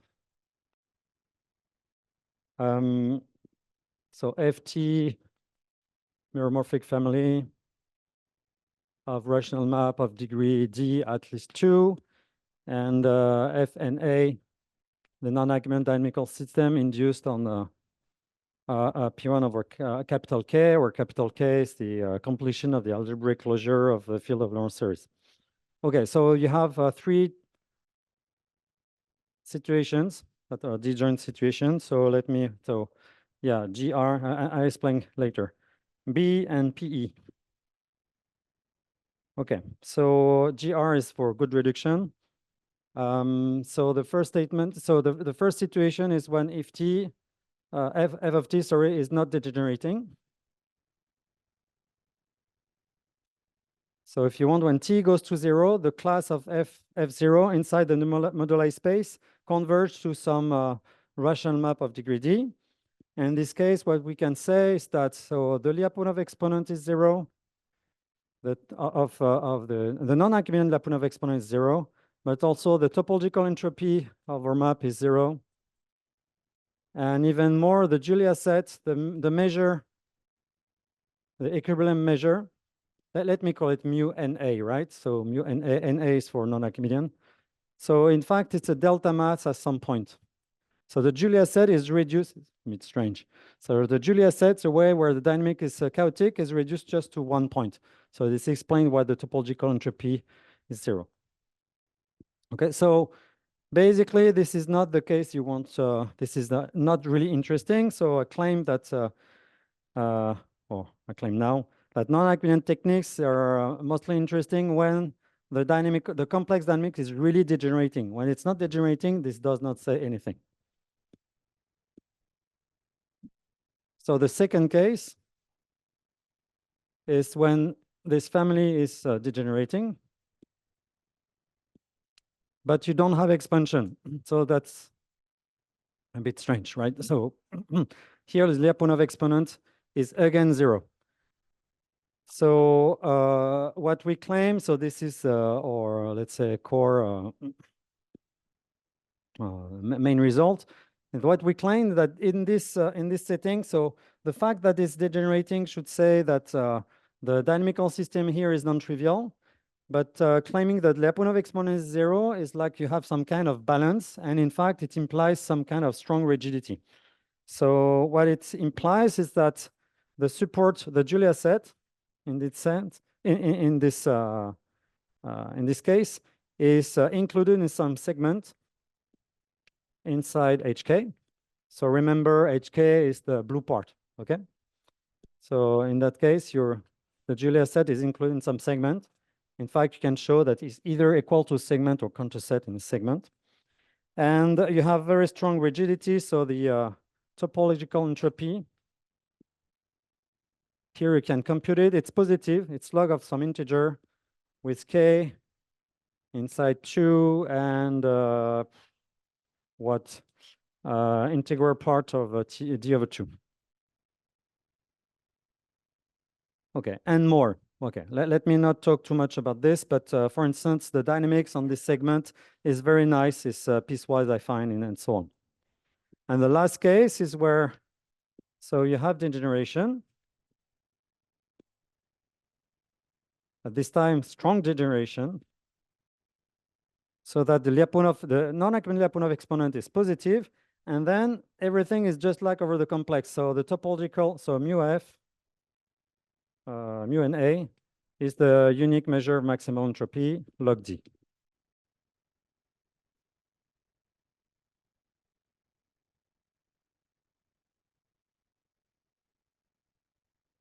And so on. Okay. So let me, okay. I know this picture is not very nice, but let me keep it somehow.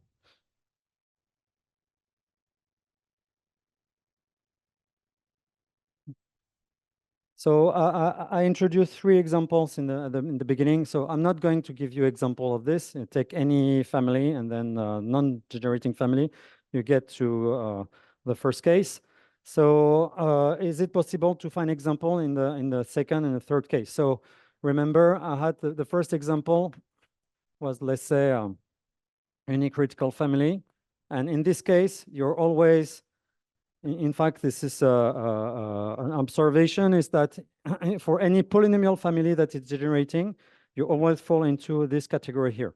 So PE is, well, it's absurd, but it's a positive expansion, maybe a positive Lyapunov exponent. PL, no, PL is something different. So P. So you're in this case. So what does it mean? It means that the non-Archimedean dynamical system is what you can see is that you have a lot of expansion. Okay, maybe I should say a little bit more about what we know. So in fact, I can say a little bit more is that the mass. So here in the second case, and the first also, I didn't say it, but this point is not a classical point, it belongs to HK. So the support of the measure is totally included inside HK, and here it's the same. Here what we can show, in general, it's not true, mu and A can have some support on the classical points, but on non-classical points, sorry. But the claim is that it gives a full measure on classical points. So you have some kind of a strong dichotomy or trichotomy, I don't know. So either you're in this case where the the dynamical system is very close to be, is very expanding, and then the support of the measure is, I mean, the measure put full mass on classical points. Or you're very far from this situation, and that the support, I mean, this measure is completely supported, compactly supported inside HK. Okay, so there's some kind of very strong dichotomy here. What?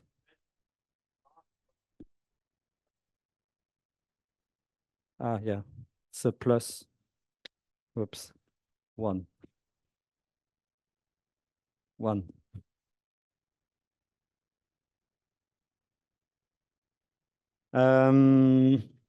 Yeah, so I introduced 2 other cases. So lattice family and Macmillan's family. And here you can check by, basically by, so in the lattice family, what you see is that you know that the multipliers stay constant, okay? And so this implies that the multipliers for the non-Archimedean dynamical system are all indifferent of norm 1. And so from this, you can prove that you're necessarily in this case here.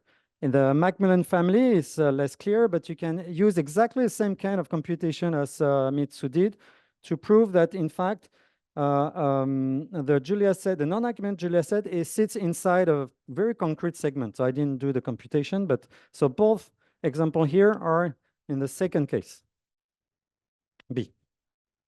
So in the remaining 4 minutes and 45 seconds, I'd like to, so I won't have time to give you any ideas on the proof of this, but I'd like to give you some consequences on of this statement to the original complex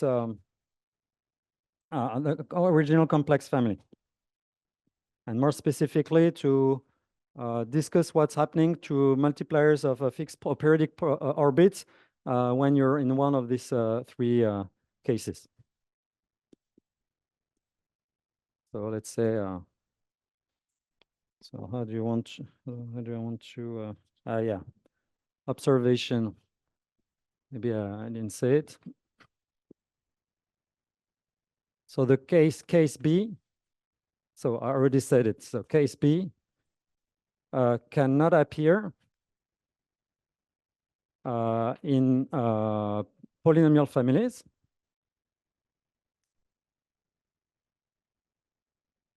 And also if the degree is too low.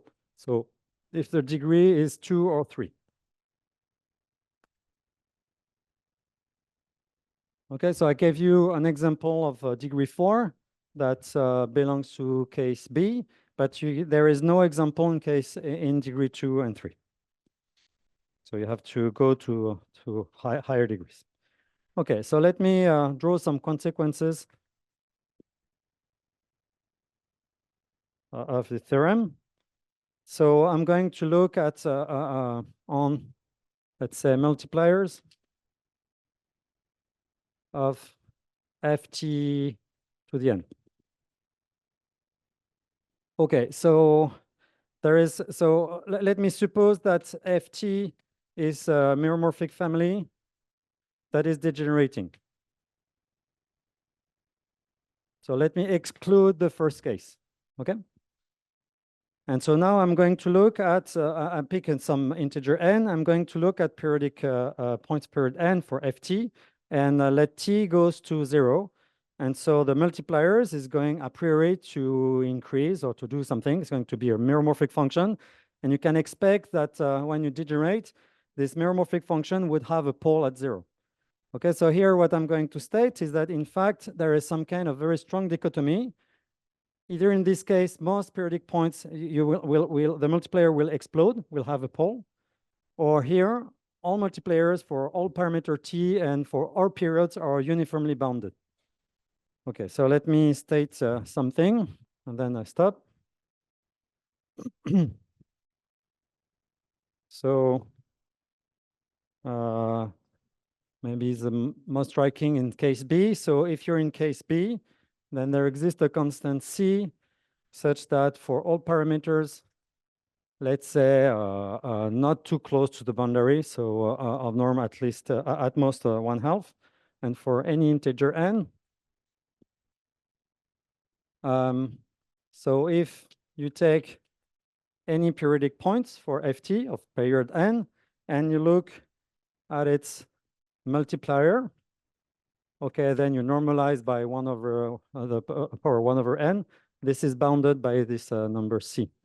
Okay, so all multiplier, everything is bounded. So this is what we observe in the case of the lattice families, even stronger, that the multiplier are actually constant. Okay, but what I'm claiming is that if you're in any family B, in fact, you have uniform bound. No, okay.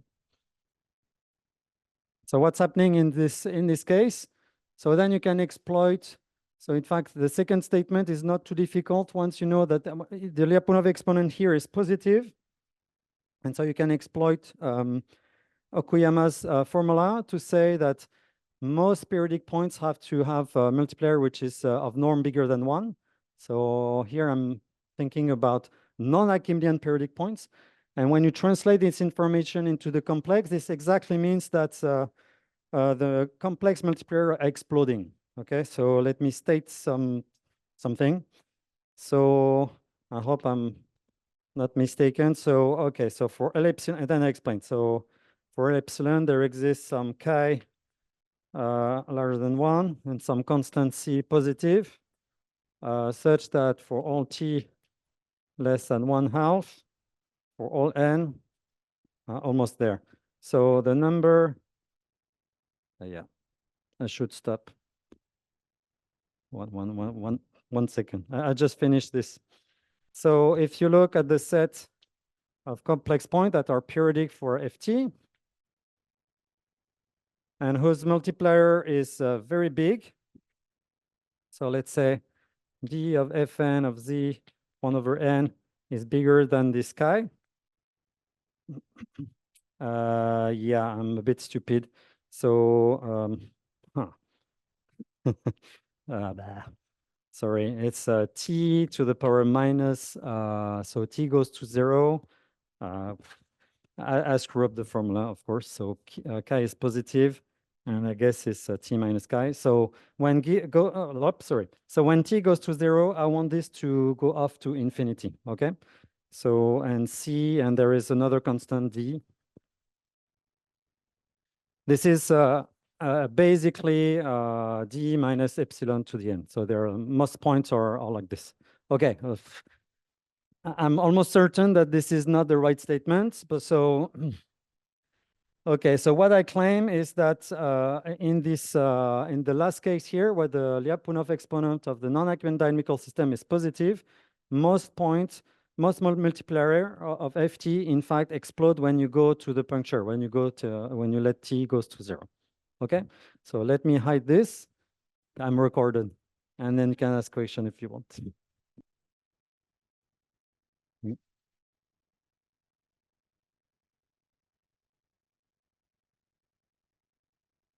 Thank you very much. So are there any questions?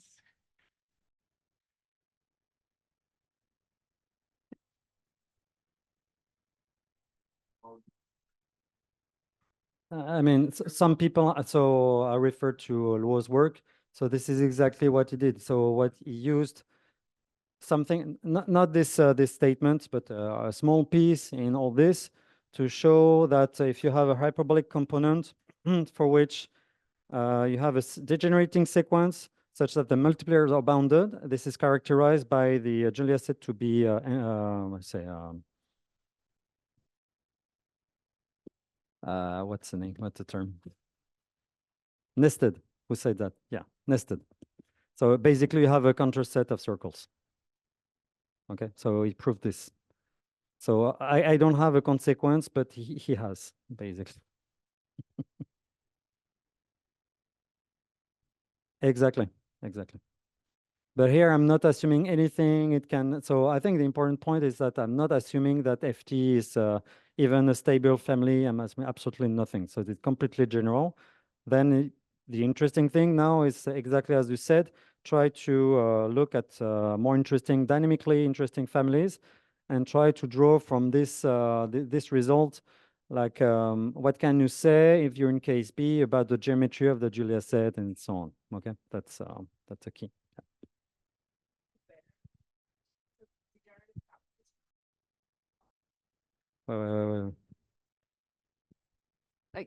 do you have better characterizations of degenerate families? For example, like if I have a degenerate family, how do I know if it's B or P?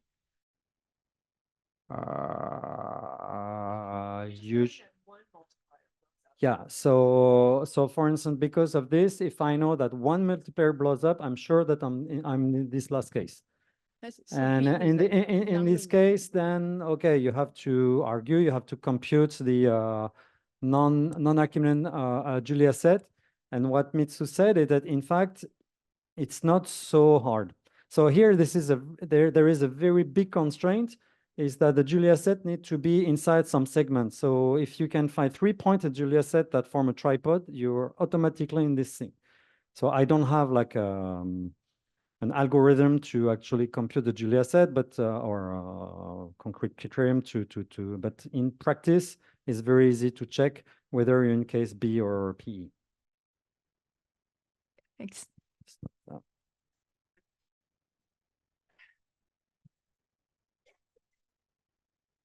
Right. Sorry, was there another questions? No. Okay, right. Okay, any more questions? Great. Well, let's thank the speaker again. Okay, so we're going to start the final talk of this morning. So it's a great pleasure to have Luna Lomonaco, who's going to talk about Mandelbrot set and its satellite copies. Thank you, Luna. Thank you very much, Winnet. And thank you to the organizers. It's always a big pleasure to be here in this wonderful country. And today I'm going to tell you about the Mandelbrot set and its satellite copies, which is something I've been working on in the last 11 years. So we'll give you a little introduction about the Mandelbrot and the copies, and then I will set some result, and hopefully I will give you an idea of the proof. So, as everybody probably knows here, for every quadratic polynomial PC of zeta, zeta squared plus t, infinity is a super attracting fixed point with basing of attraction A of infinity, and the field Julia set is the complement of the basing of attraction in infinity. So the set of points with bounded orbit. And the Mandelbrot set is the set of parameters C for which the field Julia set of P of C is connected. Something very fascinating about the Mandelbrot set is the presence of little copies of itself inside itself. And these copies comes in two flavors. There exist primitive copies which have a cusp. The definition is not this one, but for this talk, we will keep this one. Like this, that is a zoom of this part, and this, that is a zoom of this part. And satellite copies, which do not have a cusp, like this one, which is a zoom of this part. No, sorry, this part. And this one, that is a zoom of this part.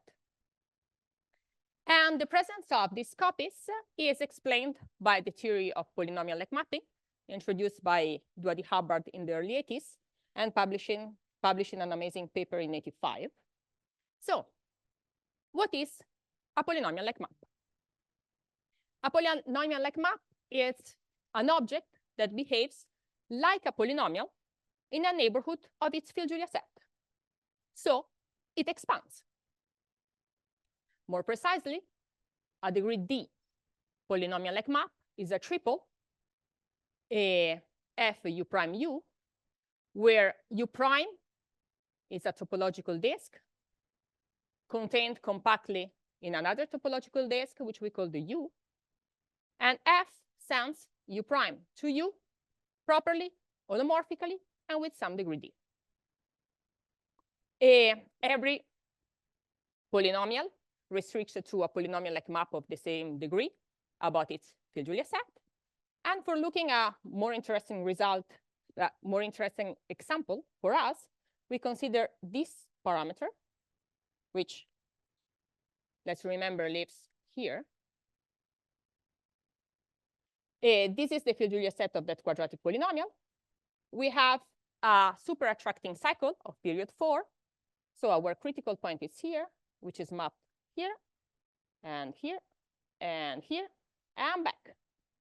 And if I take a set here, this small one, this is mapped 2 to 1 here around, and then conformally here around, and then conformally here, and then conformally comes back here outside. So the fourth iterate of this quadratic polynomial has a polynomial-like restriction of degree 2, a quadratic-like restriction. The field-Julia set for polynomial-like maps is defined in the same fashion as for polynomials. Is the set of points which never escape, stays there forever. Here, and in this example is this connected component. And by the straightening theorem of Duady and Hubbard, we have that any degree D polynomial-like map is hybrid equivalent to a polynomial of the same degree, a unique such polynomial if the field-Julia set is connected, if the little field-Julia set is connected. 2 quick remarks. Hybrid equivalence is a quasi-conformal conjugacy with D bar 0 on the field-Julia set. And the fact that the hybrid equivalent polynomial is unique if the field-Julia set is connected allows us to upgrade this theorem to parameter planes. So more precisely, let's consider a family of degree 2 polynomial-like maps parameterized by a disk and depending holomorphically on the parameter. Then we can define its connectedness locus, m lambda, to be the set of parameters such that my little field-Julia set, the field-Julia set of the restriction, is connected.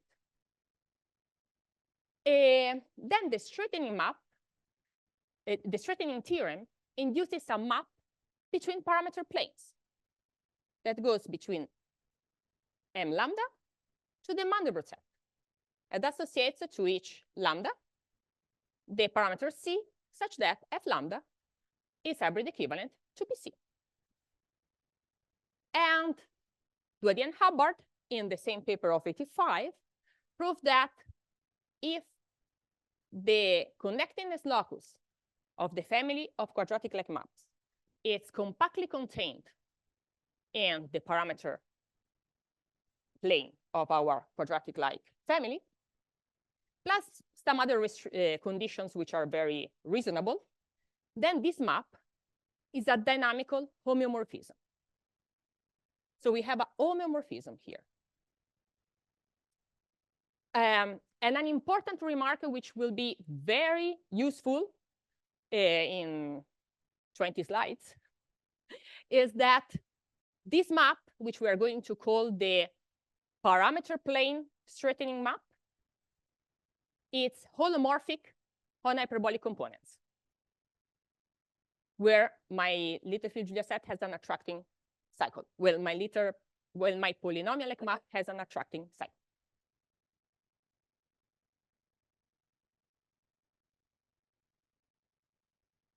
So this is why we see copies of the Mandelbrot in the Mandelbrot. Remember, at this parameter that this was here, this was my field-Julia set, and we had a quadratic-like restriction. And actually, every polynomial in a neighborhood of this satellite copy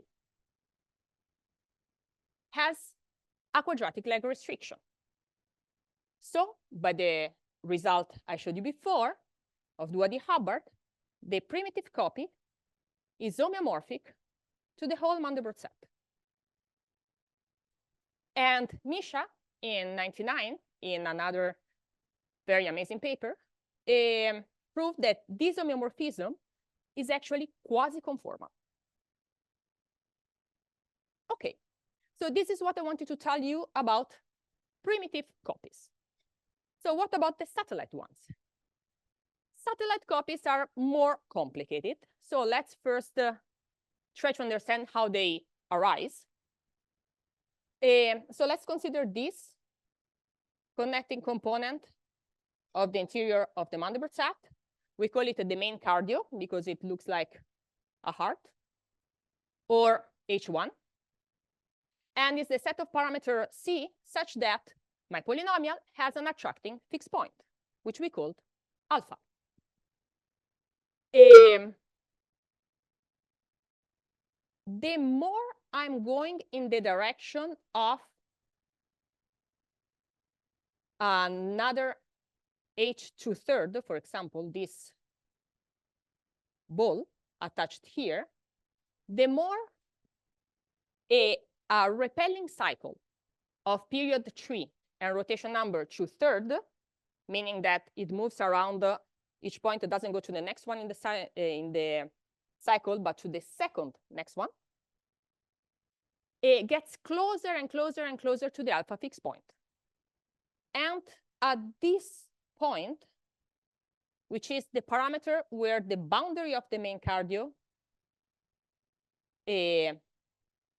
touch the boundary of this component, H2/3, the repelling cycle collides with the alpha fixed point. So my polynomial at these parameters has a parabolic fixed point of multiplier, in this case, e to the 2 pi I 2/3. Then when we keep going down in this component, the cycle becomes attracting and the alpha fixed point becomes repelling.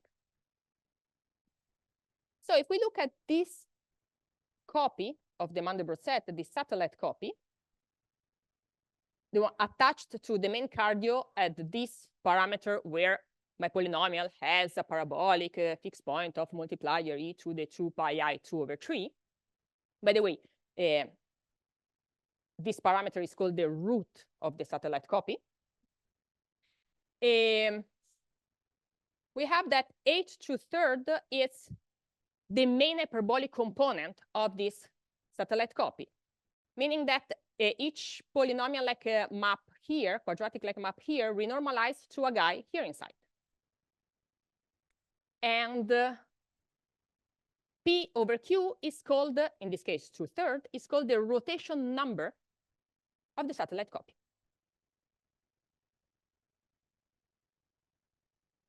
So now let's look the component here above.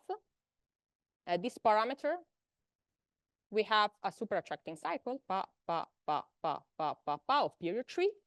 And the third iterate of my polynomials can be restricted to a quadratic-like map in a neighborhood of this here. This is called the 2D Hubbard.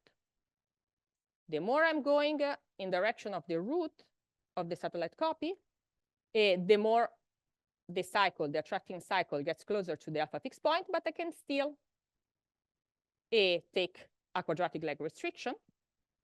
But at the root, the cycle collided with the alpha fixed point. We have a parabolic fixed point, so I cannot take a quadratic-like restriction. Because if I take a neighborhood of the ear and I look the third iterate, you see that here is fine. I'm compactly contained, but here I have the parabolic attracting direction. So here the pre-image does blop and blop. And the theory of polynomial-like breaks down. This is not a polynomial-like map. And then what do? Well, you take away a neighborhood of the root and you apply the previous algorithm.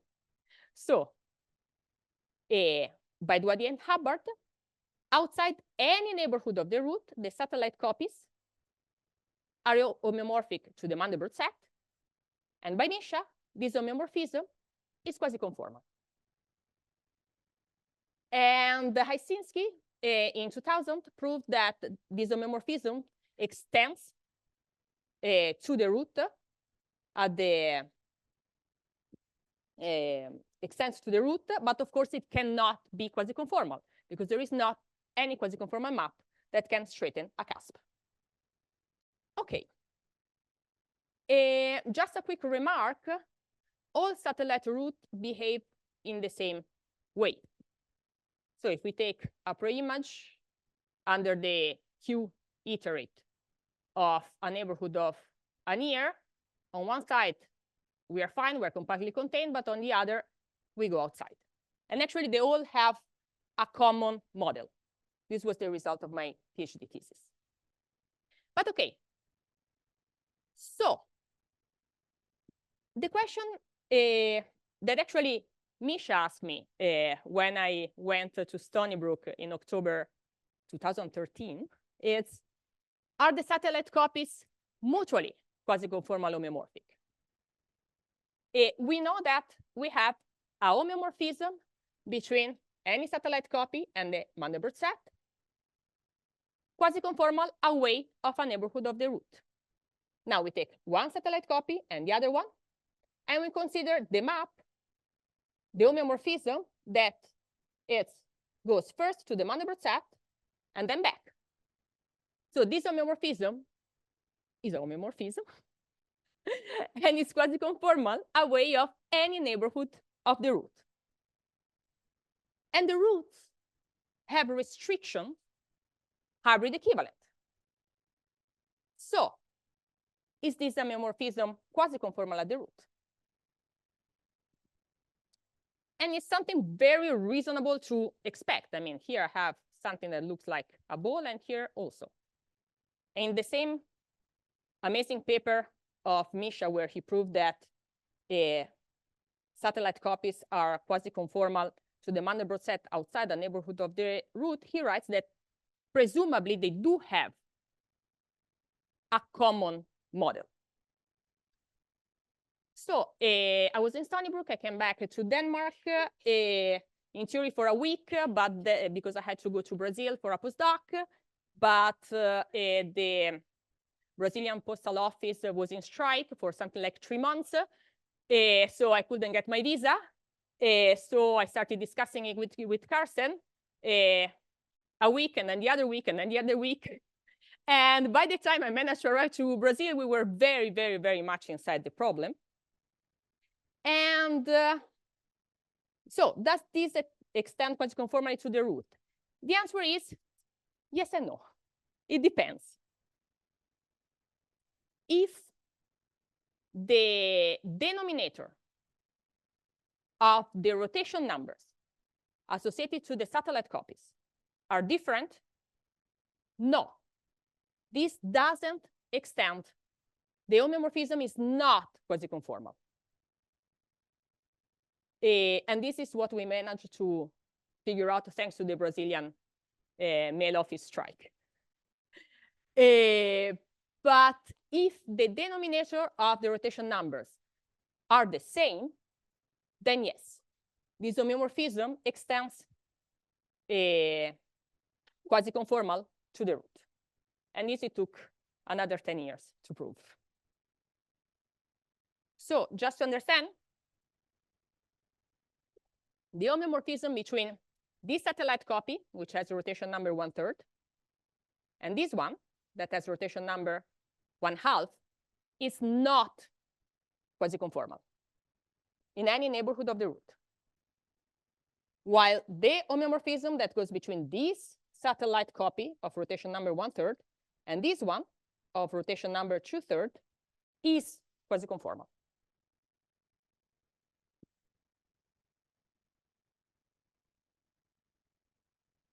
Okay, so we call the homeomorphism between satellite copies, this red map, C. So C from now on is going to be a homeomorphism between satellite copies, quasi-conformal away any neighborhood of the root. And we want to show that it extends quasi-conformally to the root. So what do we have to do? Well, we have to prove that the dilatation of C stays bounded while approaching the root. And what's the strategy? Well, the strategy is to find an upper bound for the a dilatation of the hybrid conjugacy between correspondent polynomial-like. This is between quadratic-like that renormalize to the same polynomial. They are hybrid equivalent to the same polynomial, so they are hybrid equivalent between themselves. And we want an upper bound on the dilatation of this hybrid equivalence. And then we translate this upper bound, dynamical upper bound, to parameter plane. This is 2D philosophy.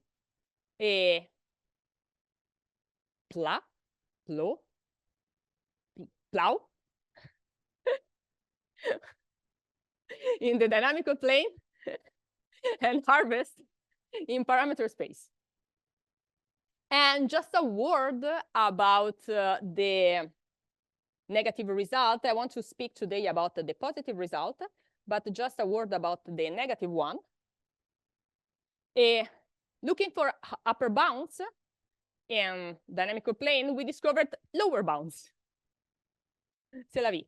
And these lower bounds, if the denominators of the rotation number are different, go to infinity while approaching the root of the satellite copy. So this is how we prove that if the denominator are different, no way. Okay? But now in the 20 minutes left, no, 30 minutes left, wow. I want to give you an idea of how we prove that the homeomorphism between satellite copies with rotation number of same denominator is quasi-conformal. So,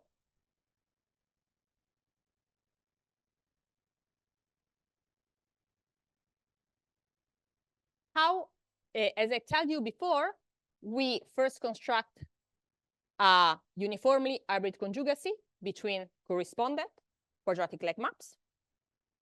And then we upgrade it to a parameter plane. The upgrade in parameter plane is a consequence of a straightening Misha space of quadratic-like germs, and is the subject of the talk of Carsten on Thursday. So today, I don't want to spoil it. So today, I will tell you about how we construct this hybrid, this family of uniformly hybrid conjugacies. Okay. So we have two family of quadratic Lie maps, have lambda and g nu.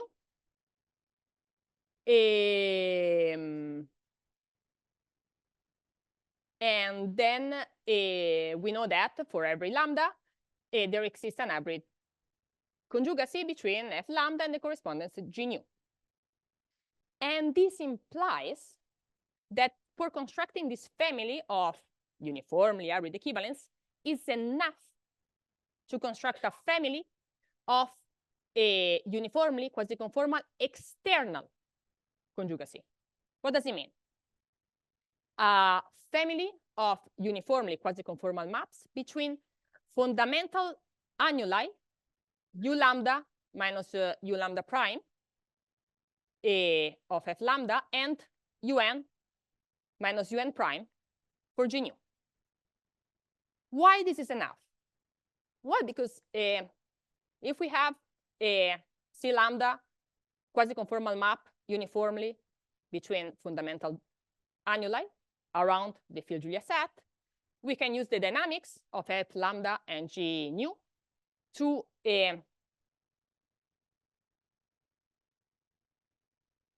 expand. Is not the word I want, but yes, thank you to the public.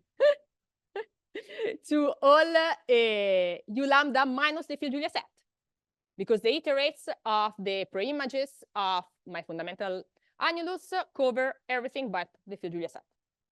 Okay, and then we my uniform hybrid equivalence is going to be the extension of C lambda on u lambda minus the field Julia set, and then my hybrid equivalent on the field Julia set.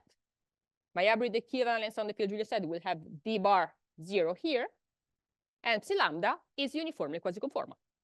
By Riemann lemma, we are happy. Or not, but we are done. Okay, so the question is how we construct a family of uniformly external equivalences between fundamental annuli. And in particular, how we construct suitable fundamental annuli for this to work. So, this is gone.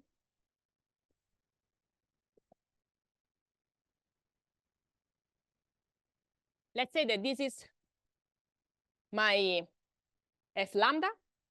I forgot to write it here. A quadratic Lie map with field Julia set K lambda this here. And here I have G nu with field Julia set K nu. I start, we start by consider the external rays R and R prime that separate the little field Julia set from the rest of the field Julia set of the polynomial. So this is in clockwise order. So this is R lambda, if we want, R prime lambda. And this is R nu, R prime nu. Then we consider a neighborhood of univalency for the linearizer of the alpha fixed point. And here inside, we take points x lambda on R at same potential as x nu on R, and x prime on R prime at same potential of x prime nu on R prime. So here inside we take 4 points, 2 in R at same potential, and 2 x prime, call it, on R prime at same potential. X and x prime are not going to be in the same potential. Actually, they are in different potential usually, but it's going to be in the same potential of x prime, of the correspondence, x lambda with x nu and x prime lambda with x prime nu. Okay, what do we do after? Well, we take preimages. So zeta, preimage of x, and zeta prime, preimage of x prime, here and here.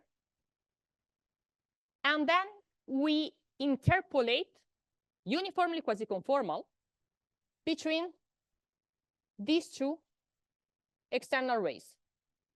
Well, on the side disjoint by our little field Julia set. Of course, we don't want to kill our little field Julia set. This uniform interpolation is highly non-trivial. I will explain it to you later. But before, I want to give you an idea of how we construct the annulus to let you understand where we are going before start being super technical. Now I'm just a little bit technical. So what will we do next? We decide, you choose your favorite equipotential, let's say your favorite potential, let's say P, and EP, and the equipotential E at potential P, here and here. And we construct in Butcher coordinates lines L lambda and L nu, here and here. A preimage of the same line in Butcher, connecting x lambda to the equipotential, here and here. So Butcher coordinates sends this guy to this guy. And we do the same on the other side. Construct line L lambda prime between x lambda prime and the equipotential, and L lambda prime, L nu prime between x nu prime and the equipotential. Okay. Then we take the preimages. Well, this line has 2 preimages. Let's start with the one nearby, this one. And the same here with this. And in between, we interpolate using Butcher. Everything here we constructed in Butcher. So Butcher coordinates sends this blue to this blue.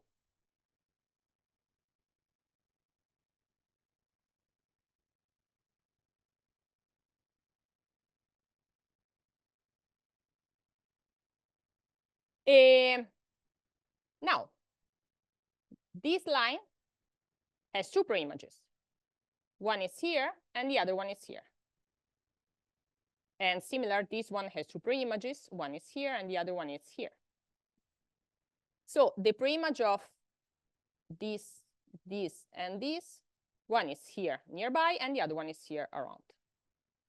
And in this missing part, the pink, orange, well, something in between, we interpolate using the Behaviour field.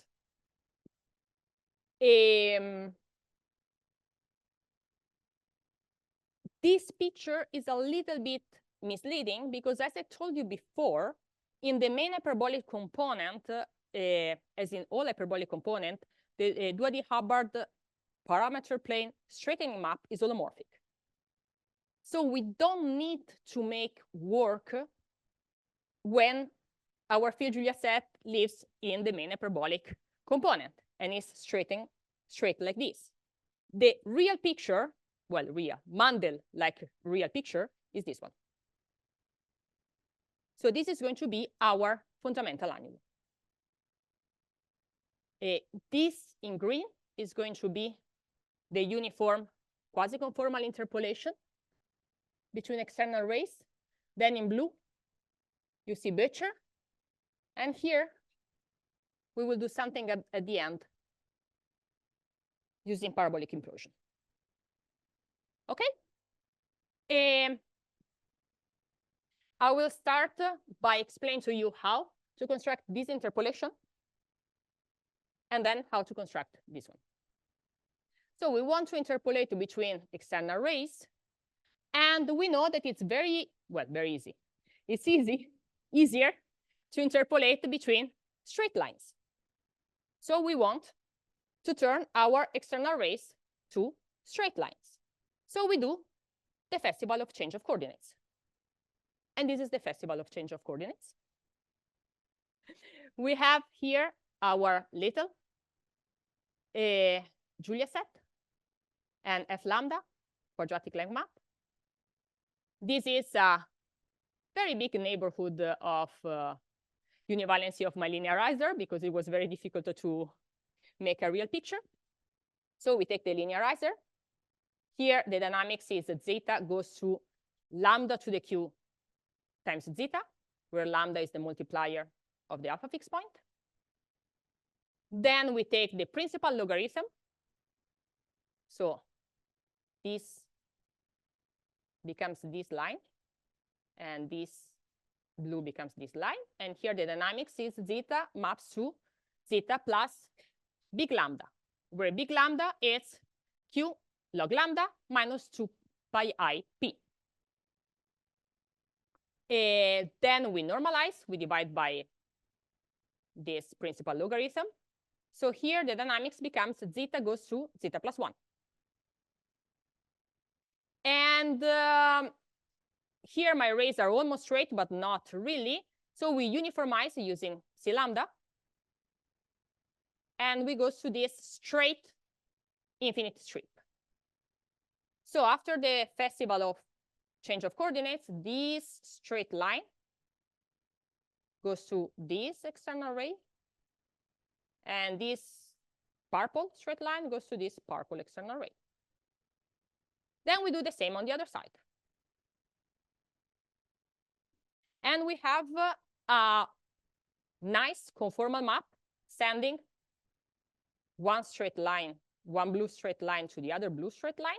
That is, go back up, Butcher, go down. And the same for the purple one, which is go back up, Butcher, and go down. Yeah.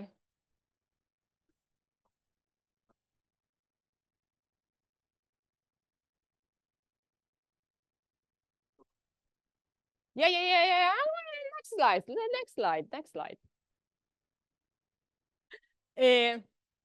Let me just say the last thing on this, that is, we can normalize a point, so we can decide to send our zeta lambda that was living here to 0, here and here, and zeta nu here to 0 here and 0 here, but we don't have the control on the other side. So here we have our two conformal maps, and we make our interpolation. How? Linearly. We send the straight line between 2 points here to the straight line between the two images. So again, 0 goes to 0, zeta goes to God knows. Okay? So for answering Misha, how we know that this linear interpolation is actually uniformly quasi-conformal? What do we need to bound? Well, for this thing to be uniformly quasi-conformal, we need the heights of the strip to be comparable. I mean, they can't go to 0 and they cannot go to infinity. And we need the slopes to be comparable. So this point, this line has to be to a line that it doesn't do two. I mean, this zeta cannot run off to infinity. Okay? How do we do it? Let's start bounding the heights.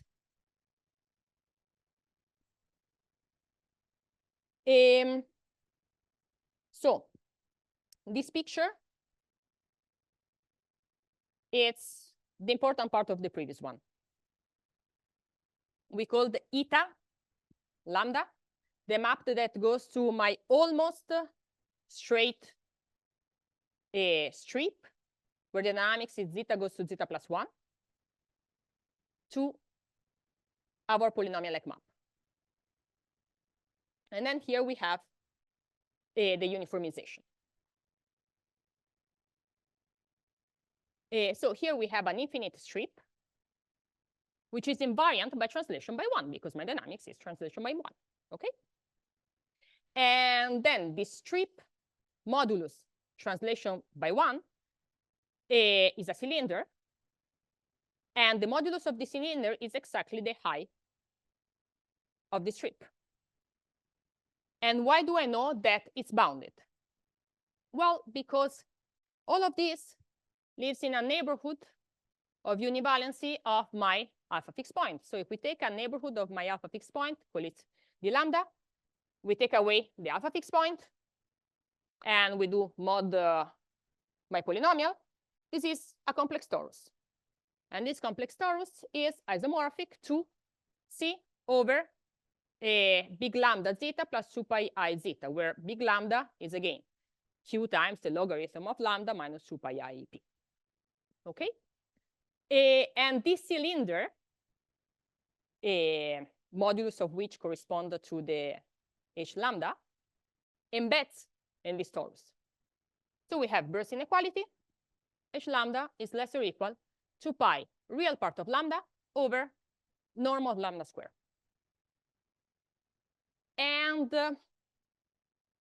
here inside, I have a q minus 1 of the connecting component of the basing of attraction on infinity. I mean, because here I have everything but my part around the little Julia set. So h lambda, since the modulus here inside of each connecting component of the basing of attraction on infinity, it's p over q squared log 2, we have that h lambda and h nu is greater or equal than q minus 1 pi over q squared log 2. Nice, lower bound. Okay, the problem is that the upper bound goes to infinity. Because when we approach the root, the multiplier goes to 1, and log 1 happens to be 0. But actually, we are safe by trigonometry and the fact that we are just interested of what happens outside the main hyperbolic component. So where does this guy live? The log lambda plane, it's okay. Here we have the Mandelbrot set, which is the set of parameters of zeta squared plus c. But you can write quadratic polynomial like lambda zeta plus zeta squared. And this is the logistic Mandelbrot set, the little lambda plane. And then you can take the log. the principal log. And here you have the big lambda, which is q log lambda minus 2 pi ip plane. And my satellite copy has a root at 0 and lives in the right half plane. And if we take a zoom off here, we look this guy, and we have that. Okay, let's say that my lambda is here. Remember that I'm not really interested in what happens in my main hyperbolic component because there my parameter plane straightening map is holomorphic, so I'm happy. I need to control what happens outside. So let's take a lambda here. Well, it happens that the real part of lambda over the modulus of lambda is the cosinus of the angle that the vector lambda, norm of lambda, makes with the positive real axis. But if now, instead of this right triangle, we consider this right triangle, so we go from here to, we take the right angle until wherever I'm going, we see that this cosinus is the same as lambda over this length, wherever I ended up. So we can write 2 pi re lambda over norm of lambda square as 2 pi over this length. And again, I'm just interested in what happens outside the main hyperbolic component. So this thing is going to be less or equal than 2 pi over r, where r is the radius of a disk that you can fit here inside. So it's bounded. Nice. The same happens with h nu. So the heights are comparable. What about the slopes? Well, we have to bound where points here that are here goes when we mapped by butcher on the other array. So where basically these guys go there. As we said, on this array, we can normalize such that we send corresponding points to 0. And so the map sends 0 to 0. And here we're happy. But we have no idea where the other points go. So the first thing that we notice is that this map is nice. So we can make a computation at this level. Not at the straight level, but at the almost straight level. And why this map is nice? Well, because the race sits in the basing of infinity. So you can use some compactness argument, a curve, blah, blah, blah. And this gives you that the derivative of this map is nice, and this map is bounded away from the identity. So what we have to figure out is where in Earth it's the image of this point. The annoying point is that we don't know where is this point, and we don't know where is this point. But the good part is that we know where this point here is 0. And this point upstairs, it's there. And we know that there is an iterate of this point that goes here. There is a j such that p lambda d of this sits on this ray. So we call this point epsilon lambda here. And the same here, there is an iterate of this guy that is in the ray r prime. And since it's the iterate that here of the point that downstairs has coordinated 0, we can write the name and surname of that point, meaning we know its coordinates. We know that this point has this coordinate, and this point has this coordinate. And I mean, epsilon lambda doesn't go to epsilon nu, but sits between points that go to, sits between corresponding points. Sits between a point that goes to correspondent and this one to this one. So if we bound the distance of these two guys, we bound the slope. And how we do it? Well, this distance is more or less 2 pi I over log principal log lambda minus 2 pi I over principal log nu. We use triangle inequality. This is less or equal than the distance between this guy and the guy in the main hyperbolic component. Let me make the only draw I'm going to make. We want to bound the distance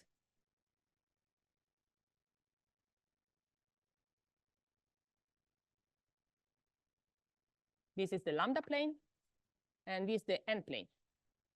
And we have a point here that goes here. And we want to bound their distance. And we know we don't need to be afraid of what happens in the main hyperbolic component, but we know that lambda minus n is less or equal than if I called the root of the sublimp where lambda sits. If it's not in the hyperbolic component, it's in the sublimp. We call this lambda 0, and we call this guy n0. This one is less or equal than, well, lambda minus lambda 0 plus lambda 0 minus n0. Minus n0 minus n, right? And, well, this is bounded. The distance between these guys is bounded by computation that you can do using the multiplier of the attracting cycle that lives here. And the diameter, the distance here is bounded of the hyperbolic diameter of this guy, which is bounded by a result of Alex. So we're happy, it's bounded. The slopes are bounded, and we have our uniform quasi-conformal interpolation between external rays. The last step that we miss is the interpolation on this part. This part is the preimage by the third iterative of the polynomial of this whole part.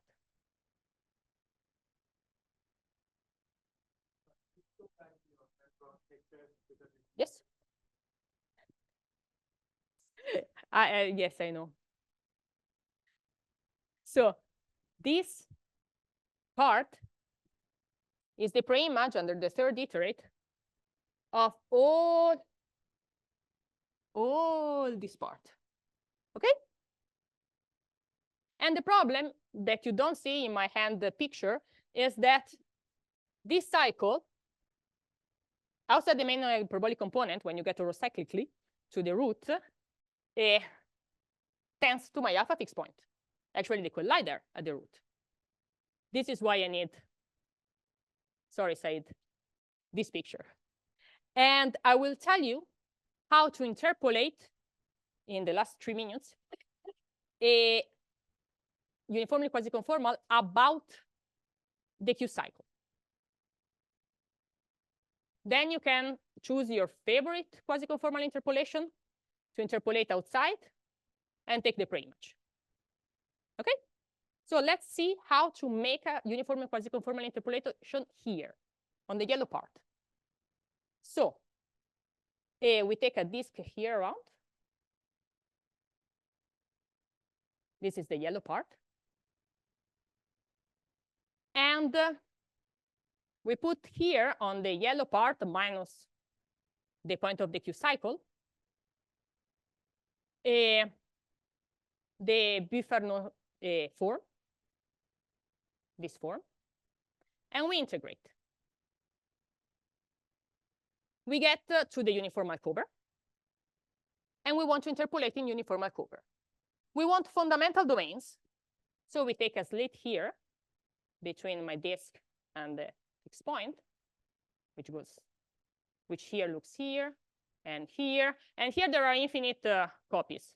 I mean, it's the universal cover. It just didn't really have space for that.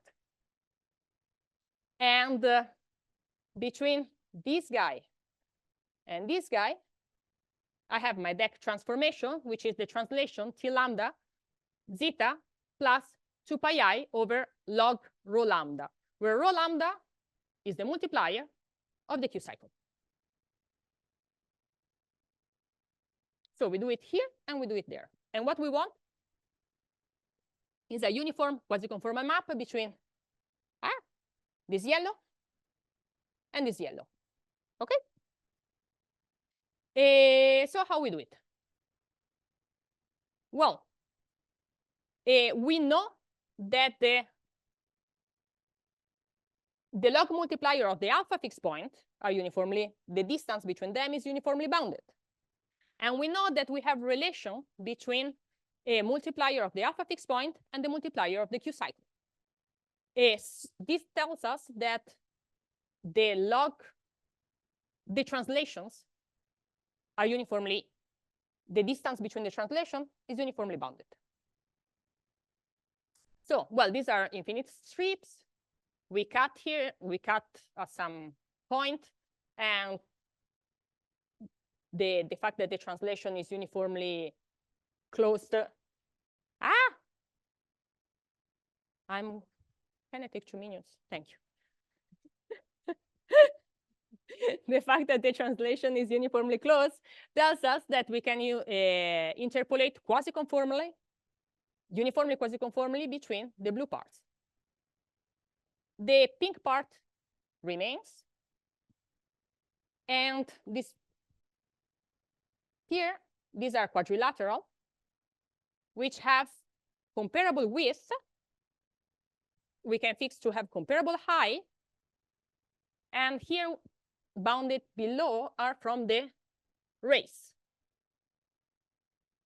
And you can interpolate quasi-conformally between there because the rays behave nicely.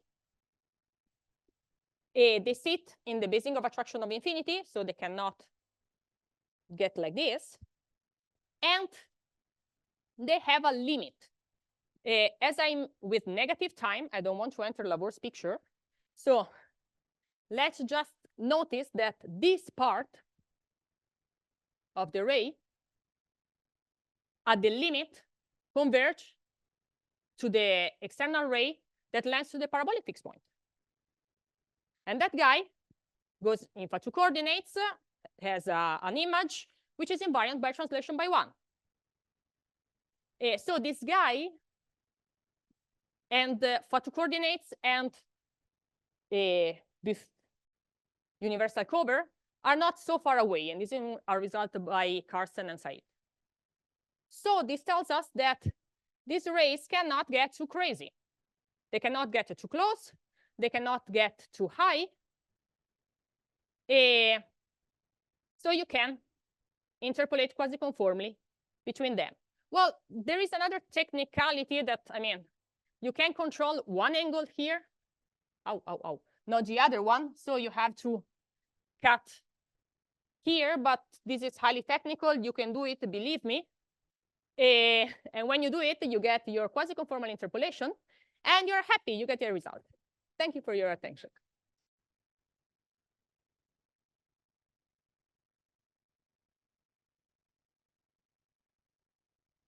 Thank you very much. That was lovely. Are there any questions?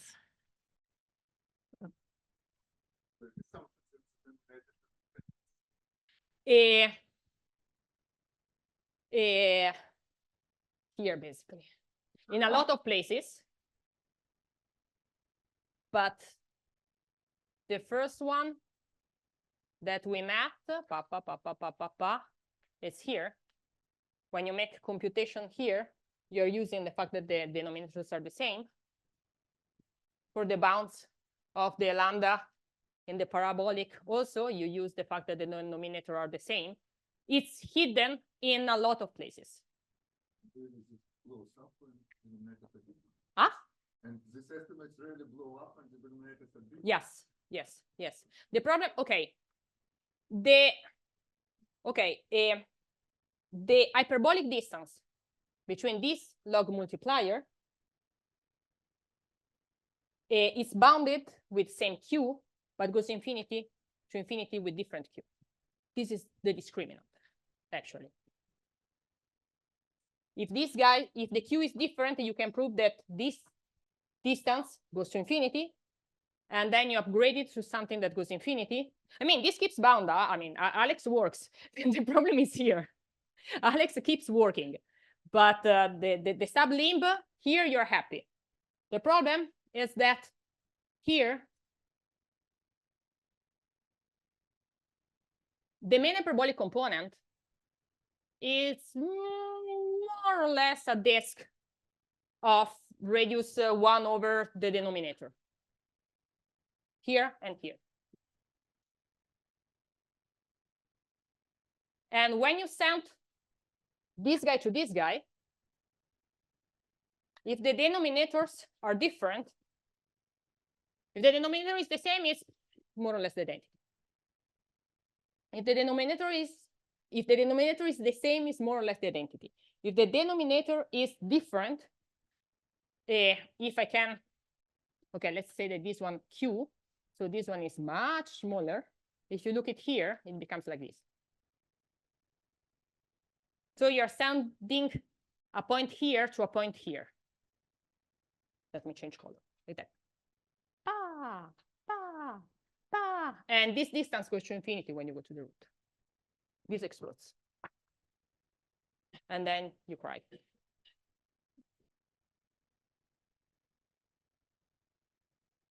Thanks.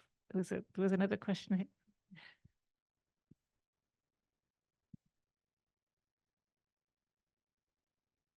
Maybe a general and naive question. Do you think it's possible to have, say, a C1 primitive copy of the Mandelbrot set inside itself or not? Or QC homomorphic is the best? No, QC is the best you can have. It's something about the fact that the multiplier are going to be different. The multiplier of, if you are in the main hyperbolic component, you're going to have the same multiplier. If you are in hyperbolic component, the multiplier is the same, but outside the multiplier of correspondence, the multiplier of the alpha fixed point of the correspondence polynomial like is going to be different. Okay. And this tells you that you cannot upgrade the same. Okay, thank you.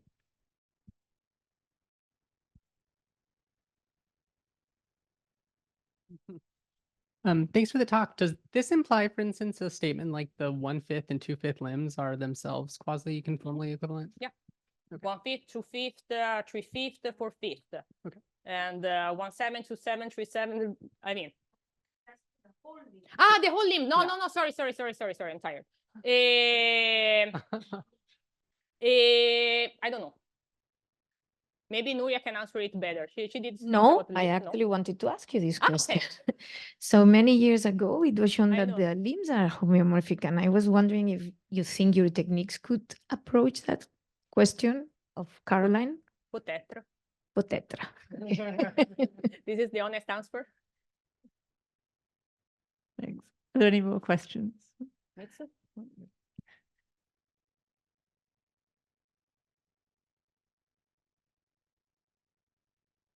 So maybe I missed the point in the constructions. So when you have two satellite copies and take a corresponding parameters, and you're constructing this this annulus or QC maps or interpretations between these two, with both are degenerating if you go toward the roots, but they are degenerating in the same way. Yes. So where do you use the fact that you're taking the corresponding parameters from both families? The correspondence parameter. Because you are just doing an external interpolation. And you are using Riemann, gluing the uniform external interpolation with your hybrid conjugacy. But if you pick a different parameters which does not correspond with the counterpart by just straightening, so you have one copy and another copy, and you want to make a homeomorphism and give an estimate. Okay. And when you approach to the root, these domains are degenerating. let me understand what you're saying. I need to picture it. So we take a copy, we take another copy, and we go from one guy to the other. Yeah. Your homeomorphism is dynamical, right? So I mean, it sends the guy to the corresponding one. Yeah. So for corresponding ones, these annuli are degenerating in the same way. That's why you are able to get. But how do you use the fact that they are corresponding parameters when you give an estimate? So a priori, if you just didn't know that these are corresponding parameters, maybe one is more degenerate than the other, then the uniform estimate may fail. So at some point, you have to use the fact that this is a dynamical correspondence. That should be reflected in the estimate so that this both are degenerate, but in the same way.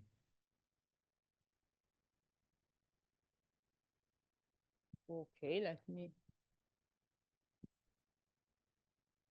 So if I understand correctly, for example, this green region is degenerating when you approach to the roots.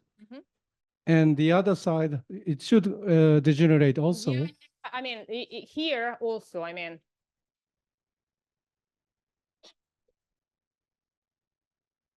Yeah, on the other side. Example, when you look at the slope, for example, you're looking at the fact that, I mean, you're looking who is this guy. You look at the coordinates, and there is a Q here. So I mean, here there is the same constant here and there, which multiplies this. If the Q are different, this is not the same constant. And that thing is going to be much more messy. You wanted to add something? So if you don't correspond dynamically, then presumably the hyperbolic distance between lambda and n is going to infinity. And that means that in the interpolation you want to do, you lose control of where the point, I think it's called y lambda, y nu are. It means that if you take the corresponding parameters, the distance is bounded. It's bounded, yes. I mean. So, I mean, it would work for if you're sufficiently close, it still works. But since you want to move into the cusp or the root, and if you do that at different paces, then definitely the hyperbolic distance is going to infinity. And that means that the position of y lambda and y nu are no longer close to each other. For example, if you have two satellites of satellites, and then if you don't know where they are, you still have some estimate about the multipliers. That's how it works. But if you go to well, if you have satellite of satellites, so you normalize to satellite, right? And then you. Yeah, I think what Mitsu's saying is like if you took two secondary satellite copies that are corresponding, and you take any parameter in one secondary satellite copy and any other parameter in the same secondary satellite copy or the corresponding secondary satellite copy, can you still build the annulus uniformly there? Just using the fact that they're in, I think from your estimates, you should be able to possibly. The thing, I mean, if you are here, then you look where you are. I mean, I will go via Duadina Hubbard and then look the first one. But I mean, you're saying going all directly? It's the same secondary copy, but you don't know which element you're in. Yeah. Yes. Exactly. It's Duadi Hubbard. No, Lubitsch, actually. Yes. That was the homeomorphism. Sorry.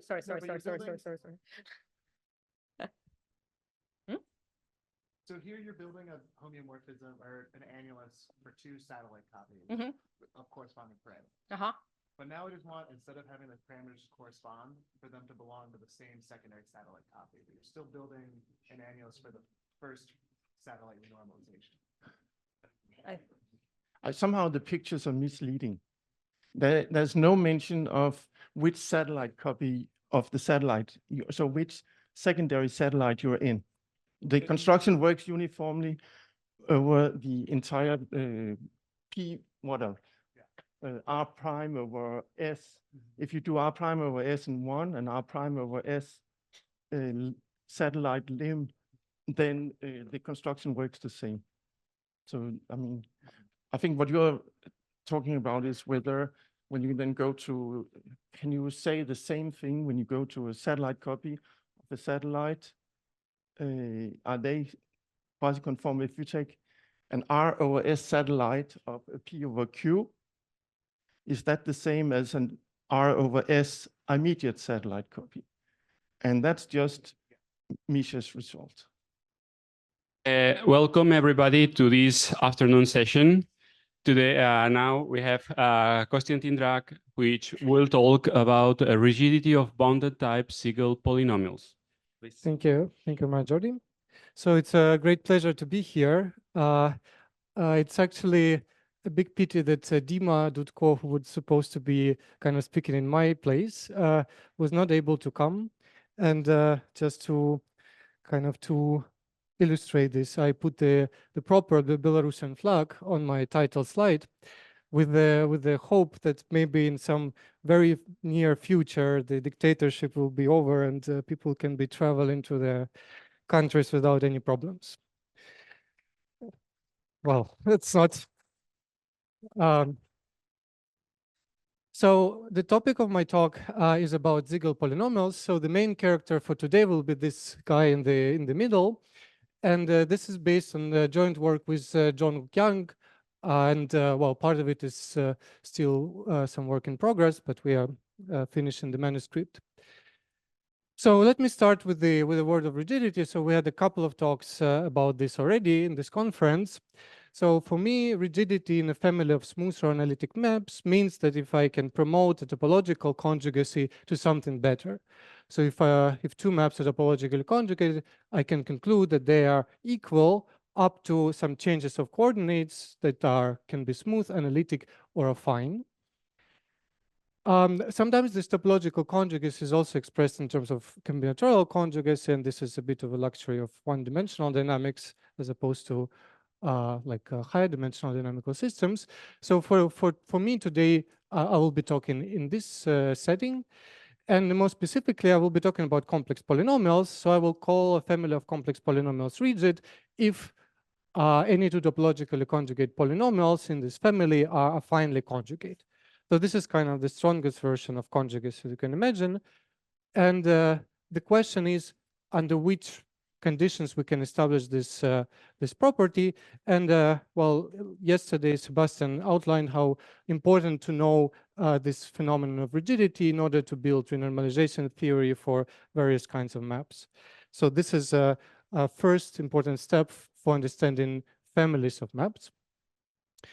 And well, there's a big and beautiful story about rigidity of Yuka's polynomials.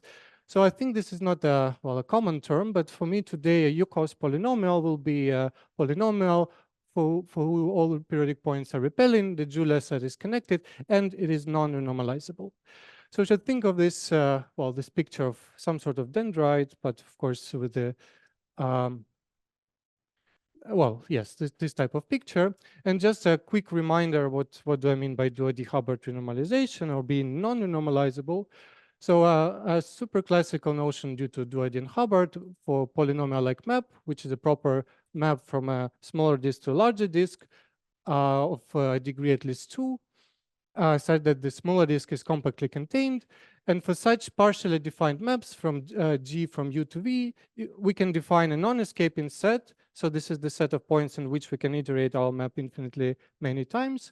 So this is I denoted K of D, and there's a boundary of this set, which is a Julia set.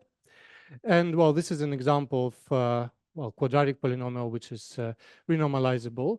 So there is a restriction of this polynomial to a smaller disk. The force iterate of the map sends the smaller disk to larger disk. And I'm sure this is very familiar to many of you. And the polynomial is non-renormalizable if I cannot do it for any iterator for any smaller restrictions, right? Which well, if you work with this notion, you know it very well. If you don't work with this, you should think of this as that in this example, the critical orbit does every force iterated returns to us kind of a smaller disk, right? And then if you are non-renormalizable, then the smaller disk you take, the more iterates it takes for your critical point to return.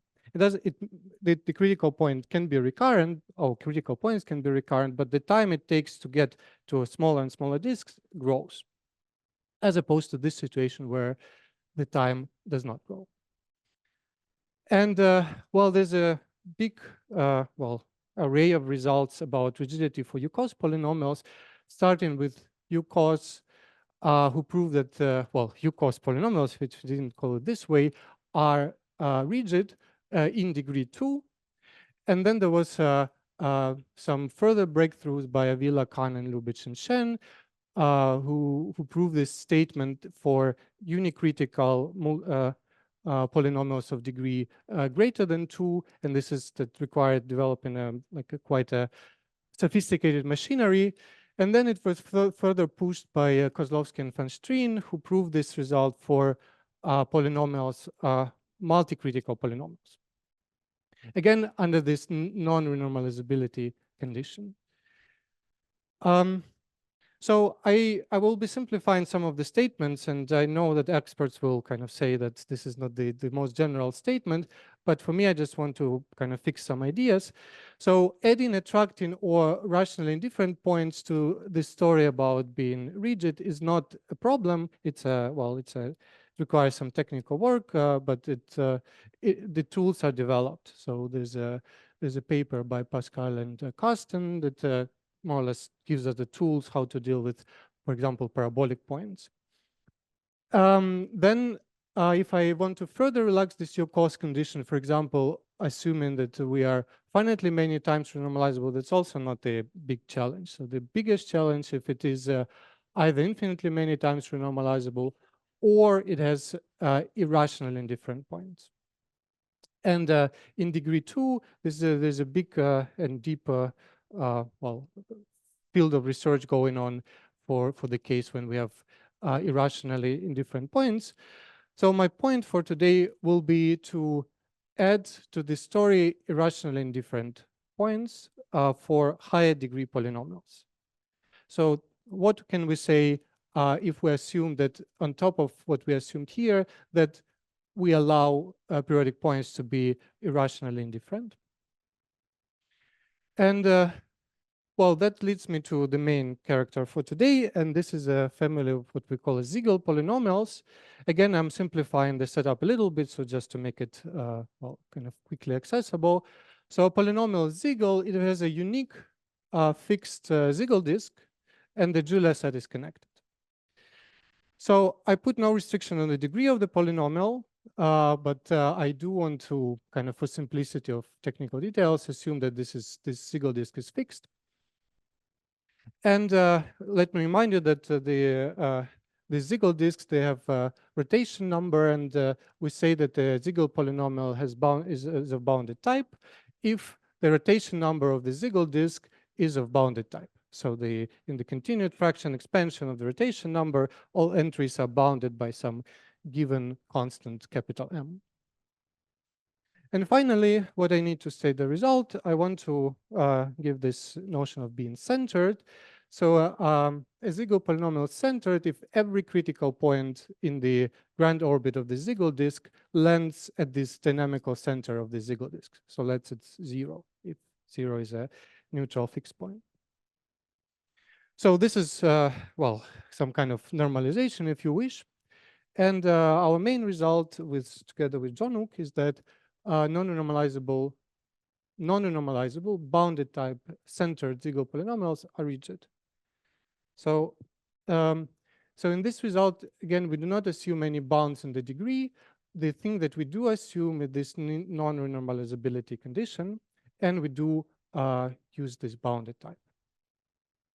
So this is the result that comes together with a recent work by John Hook and Ruja Jang, who is in the room. And they proved this result for degree 3 cubic polynomials, for cubic polynomials. And in their work, they prove this rigidity part. And since if you restrict the rotation number, like if you fix the rotation number, then your parameter space becomes effectively one-dimensional. So you can use one-dimensional tool to transfer the results in dynamical plane to the parameter space. So they were able to answer more sophisticated questions for the structure of these one-dimensional parameter spaces. And this is, well, this is tools that are available if the space is one-dimensional, and unfortunately, they're not yet, or not available, or not developed in the higher dimensional case. Well, we can prove it for arbitrary number, but for this talk, for me, the Siegel polynomial means that there's a unique, yeah. So, yeah. Okay, so how do you prove rigidity? So one of the maybe fundamental or tools for proving rigidity are the notion of puzzles, again, due to Jean-Christophe Youkos. So I like to separate it like in somehow categories. So to prove rigidity for Youkos polynomials, you need this combinatorial tool, which is Youkos puzzles, right? And this is the tool that comes with the fact that there's a basin of infinity for polynomials, which is super attracting. The infinity is super attracting points, so there are rays, and they can land together. So this machinery of Youkos puzzles heavily use the fact that there are rays that collen together, periodic rays collen together, and provide you, well, a dynamically meaningful partition of the plane. So once you develop this combinatorial tool, you can try to attack rigidity. And again, this is just the beginning of a big and beautiful story. So the analytic tools is this generalized renormalization scheme that is adapted to the situation when you are not renormalizable in the Doherty-Hubbard sense, but you can be renormalized in a bit more general sense, which leads to this notion generalized polynomial-like maps or complex box mappings. And of course, you need some well, control of the geometry, some types of QC extension or pullback arguments. So this whole story about rigidity of Youkos polynomials, it builds on this well, deep results by this set of authors, which I think I mentioned everybody, and spent several decades. Okay, so the problem for Siegel polynomials is that you cannot do, a priori, you cannot do the first step. So how do you make your partition if, for example, there are no rays that collen together? And that is the main obstacle.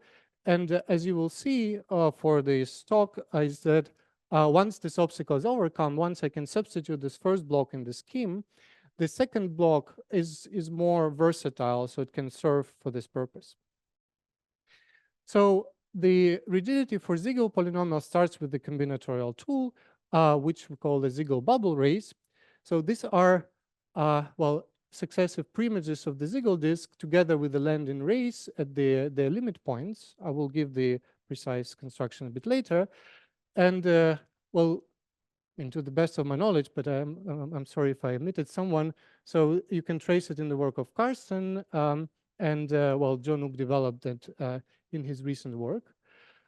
So this Siegel bubble rays, they provide your Markov partition, and they substitute the Youkos puzzles that are built solely by using external rays.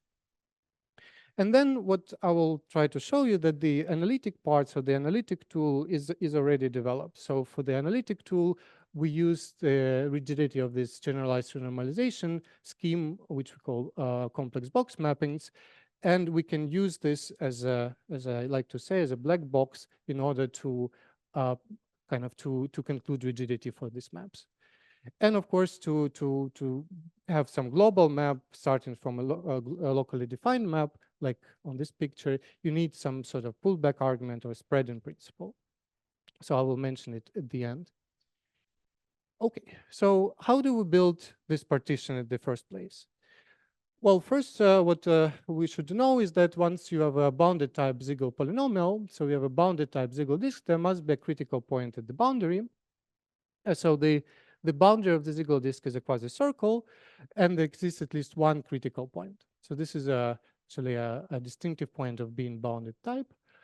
And what you can do now, so suppose you have a Siegel disk, and suppose you have a critical point, which I assume is of degree 2.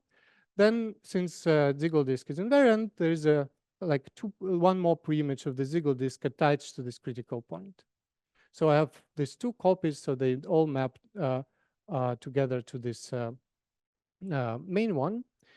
And then, well, I can do the same procedure. So I can take the pullback of this guy, and it will be attached to its copy, and so forth. So I can take successive pullbacks of this of the Siegel disk, creating this bubble.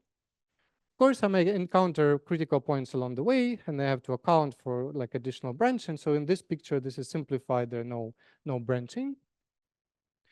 And then we say that so this bubble ray, it kind of accumulates at the it actually lands at a fixed point, and we say the bubble ray is periodic if well, if I apply my map p times, I will get my bubble ray back, and well, it is pre-periodic if some iterative of this bubble ray is periodic. And what John proved in his well, sort of recent work, that every periodic Siegel bubble ray lands at a repelling periodic point in the Julia set.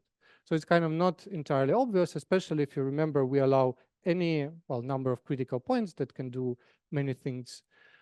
So it lands, and every pre-periodic bubble ray lands at a pre-periodic point. So there's this landing theorem that Tunuk provided, and once we have this, we can start building our puzzles. So what we can do, we can take this Siegel bubble ray together with the landing point, take the external ray landing at this repelling fixed point, and cut it with some equipotential.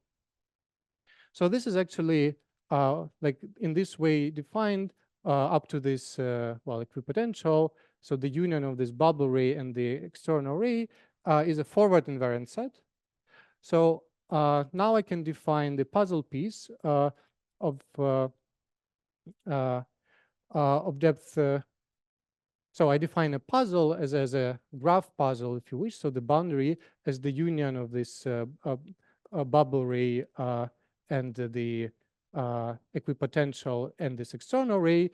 I can start taking pre-images, so it will start to grow. And what I can define now is the connected component of the complement. So in this picture, this white region here is the Siegel puzzle piece. And as I promised you in the beginning, this is the main character. So this yellow part is a level 0 puzzle piece. So once you take a pullback of this guy, then the equipotential will shrink. There will be a further preimage of this fixed ray somewhere here. So there will be like one puzzle piece on top, one puzzle piece on bottom. If you take it further, they will start to subdivide. So in this way, we obtain an honest Markov partition, and we can verify the Markov property. So basically, because the set that we use to define this Siegel bubble ray plus the landing ray is forward invariant, the Markov property is almost automatic. So what we can show is that this Siegel, the puzzle pieces will be Jordan disks, at least for well, after certain number of pullbacks. Then two puzzle pieces are either disjoint or nested, and if they are nested, one with the larger depth is inside the one with the shallower depth. And every time I take a puzzle piece, if I map it to another puzzle piece, then, well, if I apply my map, then I land in another puzzle piece, right? So this is kind of this Markov property. So I have a collection of topological disks that tile some points in the Julia set. Okay. Questions?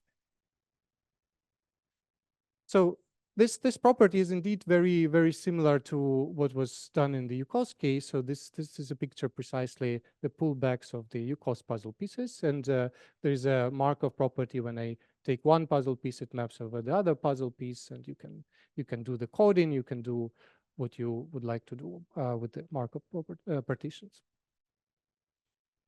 Okay, so we do have this partition, and now we can actually start building now, start to understand the rigidity of maps. So it comes in several steps. So the first step is to understand the rigidity properties of individual maps, and then we'll move to like families of maps. So it turns out that it is crucial, at least for this scheme to work, is to understand the rigidity at the Julia boundary. And this is in many of the schemes when you prove rigidity is really the first step. So what Donuk proved, and it was his main result in this paper, is that the Siegel puzzle pieces are dynamically rigid at their boundaries, which means that if I take an intersection of puzzle pieces of point X that is on the boundary of some puzzle piece, so think of this as say a point on the boundary of the Siegel disk. So if I take this intersection, then the nested intersection will be just one point. And you can deduce from here this is that the Siegel disk, the boundary of the Siegel disk is locally connected within the Julia set. So that was kind of the main result of Donuk here, and the actual proof is about dynamical rigidity.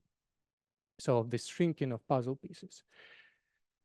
And this is, again, this is not a cheap result. So it uses the near degenerate regime and Kahn-Lubitsch-Cavern lemma. So it is an involved result. But once we have this, then we can actually upgrade it to a global result for the polynomial. So what we proved as the first step, we proved the Siegel dynamical rigidity, as we call it.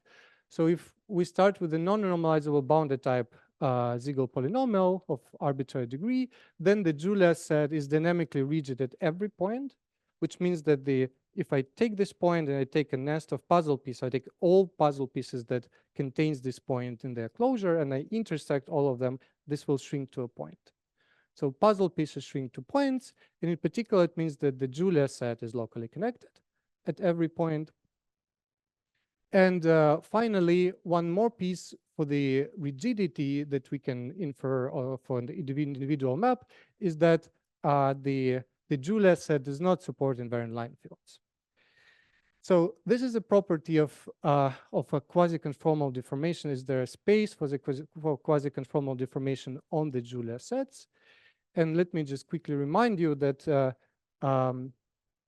we say that the Julia set supports invariant line field if there's a measurable assignment of lines through each point such that the differential maps one line to another line for almost all points, right? So you have a fields of lines such that they're invariant under your dynamics almost everywhere.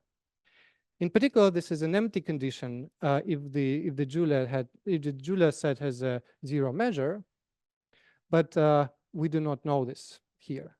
And the actual question whether Yuko's polynomials have zero measure, which is still open in arbitrary degree.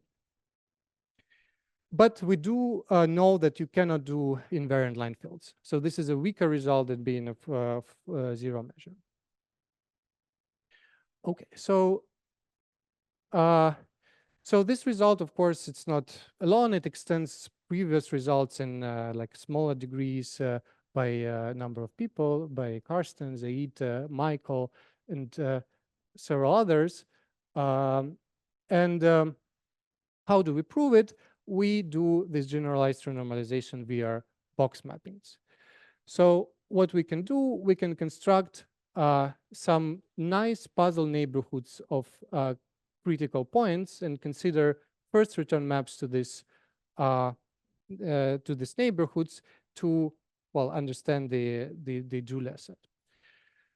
So let me elaborate a little bit.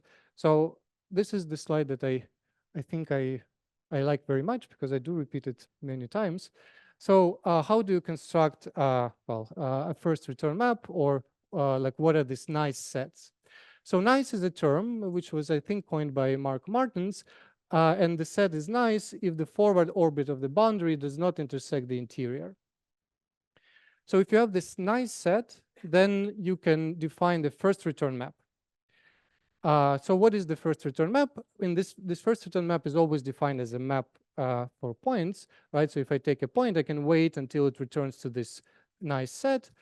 But what I can also show that if the set is nice, then it's not only this point returns to the set, but in neighborhood of this point returns to the set. Why it is so? So if there exists, if I take this component of my set and pull it back by this by these branches, if the pre-image overlaps in this way, then I can find a point on the boundary that under forward iterates map somewhere in the interior. And this is the contradiction, right? That means that this is a wrong picture to draw. And the right picture is that if I take the third folded pre-image under this inverse branch, it will be inside, right? So that means that not only points return, but they return with neighborhoods. Of course, these sets can touch, so I'm not saying that they should be compactly contained. But in this way, once we have a nice set, we can consider the first return to this nice set. And that will give me some partially defined map. So that will be a map defined on some subsets of my set, with the branches being iterates of my starting branch. And one property that is kind of crucial for this construction, so if the orbit under my original map intersects my my nice set infinitely many times, then so this first return map will be defined for infinitely many iterates, and I'm kind of essentially capture this orbit. So if I'm able to cover orbits or parts of the orbits that I'm interested in by nice sets, then I can study the orbits, because somehow I capture most of the points in the orbit. And well, with some luck, this picture can be justified. And what I mean by luck, meaning that they can really be compactly contained. So the components can be compactly contained, the small one and the bigger one, as we, for instance, require for polynomial-like maps. And as many of you know, if there is no compact containment, then you should do something, well, it is a source of problems. Okay, so, and that gives me the structure of what we call a complex box mapping. So the moral from the slide is that complements of forward invariant sets are nice. So remember that we constructed our partition by taking this bubble ray and the landing ray, Siegel bubble ray and the landing external ray, and that was a forward invariant set. And the complement was our puzzle pieces, right? So what I'm saying is that puzzle pieces are intrinsically nice in this sense. And so what is the formal definition? So the type of maps we're talking about are this one. So more or less, I'm just describing in formulas what I see on this picture. So I'm working with a map which defined on two open sets, U and V. U is contained in V. This map has only finitely many critical points. Then V, the range is a finite union of topological disks. And the components of the image of any, well, you take a component in the domain, the image is a, well, component in the range, and this restriction is a proper map, so we are working with proper maps. And the smaller components, so the components of U, they're either compactly contained, as here, or they coincide with the components of V. Right, so for, like compared to this more classical picture of polynomial-like maps or generalized polynomial-like maps, I allow for this extra components. Well, essentially not to think about how to set it up. I just want to make it as versatile as possible. So, of course, again, as many things in this talk, this is not kind of in vacuum. So there was a previous, well, development. There's a clash of notion. So there's a notion of a box map that comes from a real interval maps, which is something that was done in the 80s, 90s by well, these people that are listed here. And they construct their maps differently using some kind of scheme of inducing, where they don't consider just first return branches, but they subdivide first return branches into kind of smaller branches. And this is not what we do. So what we want to do, we want to apply this renormalization philosophy. So we want considered sets and first return to the sets, and then we take components and then consider further first returns. So we always work with the first return branches. And this is the idea that was put forward by Misha in the, well, 90s, early 90s. And this is actually our setup, just to clarify this, confusion. Okay, so we have this versatile notion of box mapping. We can, again, since it is partially defined, define the non-escaping set as a set of points where I can iterate infinitely many often. Then I can define a puzzle piece as a connected component of the, well, full preimage of my range. And this n measures depth. So these puzzle pieces, they do provide you a Markov partition of the non-escaping set, and you should think of this as more like a counter set, and the partition of this sort of a counter set. And then for a point, I can define a fiber, which is an intersection of puzzle pieces that contains this point. And so this is a dynamical object, and we say that the fiber is trivial if this set phi of x is just a point. So that means that with respect to this dynamically defined partition, my point x has a unique itinerary, and no other points has the same itinerary as x. So proving that the fibers are trivial is actually proving that you have a dynamical rigidity. So if I give you an itinerary, then I can find a unique point with this itinerary with my map. So this shrinking of puzzle pieces, or proving that fibers are points, this is actually the dynamical concept. And so what we can expect, so we give this big definition, and in fact, this is a well, sufficiently general definition, so, and unfortunately, it allows for some things that you would not expect for maps coming from for box mapping coming from globally defined maps, because there's no a priori guarantee that we have a global extension for our box mapping. So things can be quite interesting for general box mappings. But in many applications, like when you start with the globally defined maps, you can kind of get rid of all these problems. And this is the next step, what we do. So we want to define a box map that captures most of the critical points. So what are the critical points that I want to capture? So I want to consider this set crits with the star, and these are critical points such that the omega limit set of these points, it's not in the puzzle partition graph, right? So from the point of view of my partition, if a point accumulates only at the boundary of the partition, I don't see it, right? So this is kind of infinity for me. And therefore, I should do something else with these points. So it's either I should take a union of puzzle pieces, but with this partition, if I'm lost at the boundary, then I'm lost. But I can define the critical points that are not lost. And it can be actually, there can be many critical points that are not accumulating only at the puzzle boundary. And what we can do, we can actually take care of them by constructing these box mappings. So what we prove, and this is the step sort of number 2, that there exists a non-normalizable complex box mapping such that, well, first of all, it is related to our starting puzzle pieces, so that the puzzle pieces of F, capital F, are the puzzle pieces of my Siegel polynomial F. Then the set of critical points is precisely this set. So I can capture everything that is not accumulating at the boundary of my puzzle pieces. And these points are in the non-escaping set. So I can see them from a point of view of my box mapping.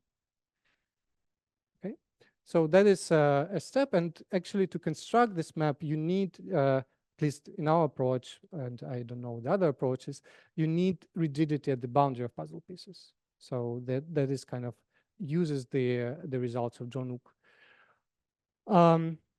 So this is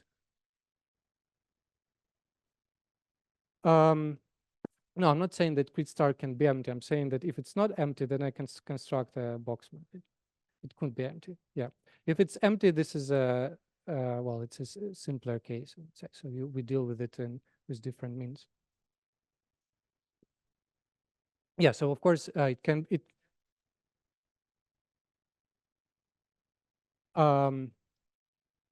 well, if it's empty, the second condition says that there's no critical points in my box mapping. So essentially, there will be like, well, actually the expanding maps, right? So from smaller to bigger.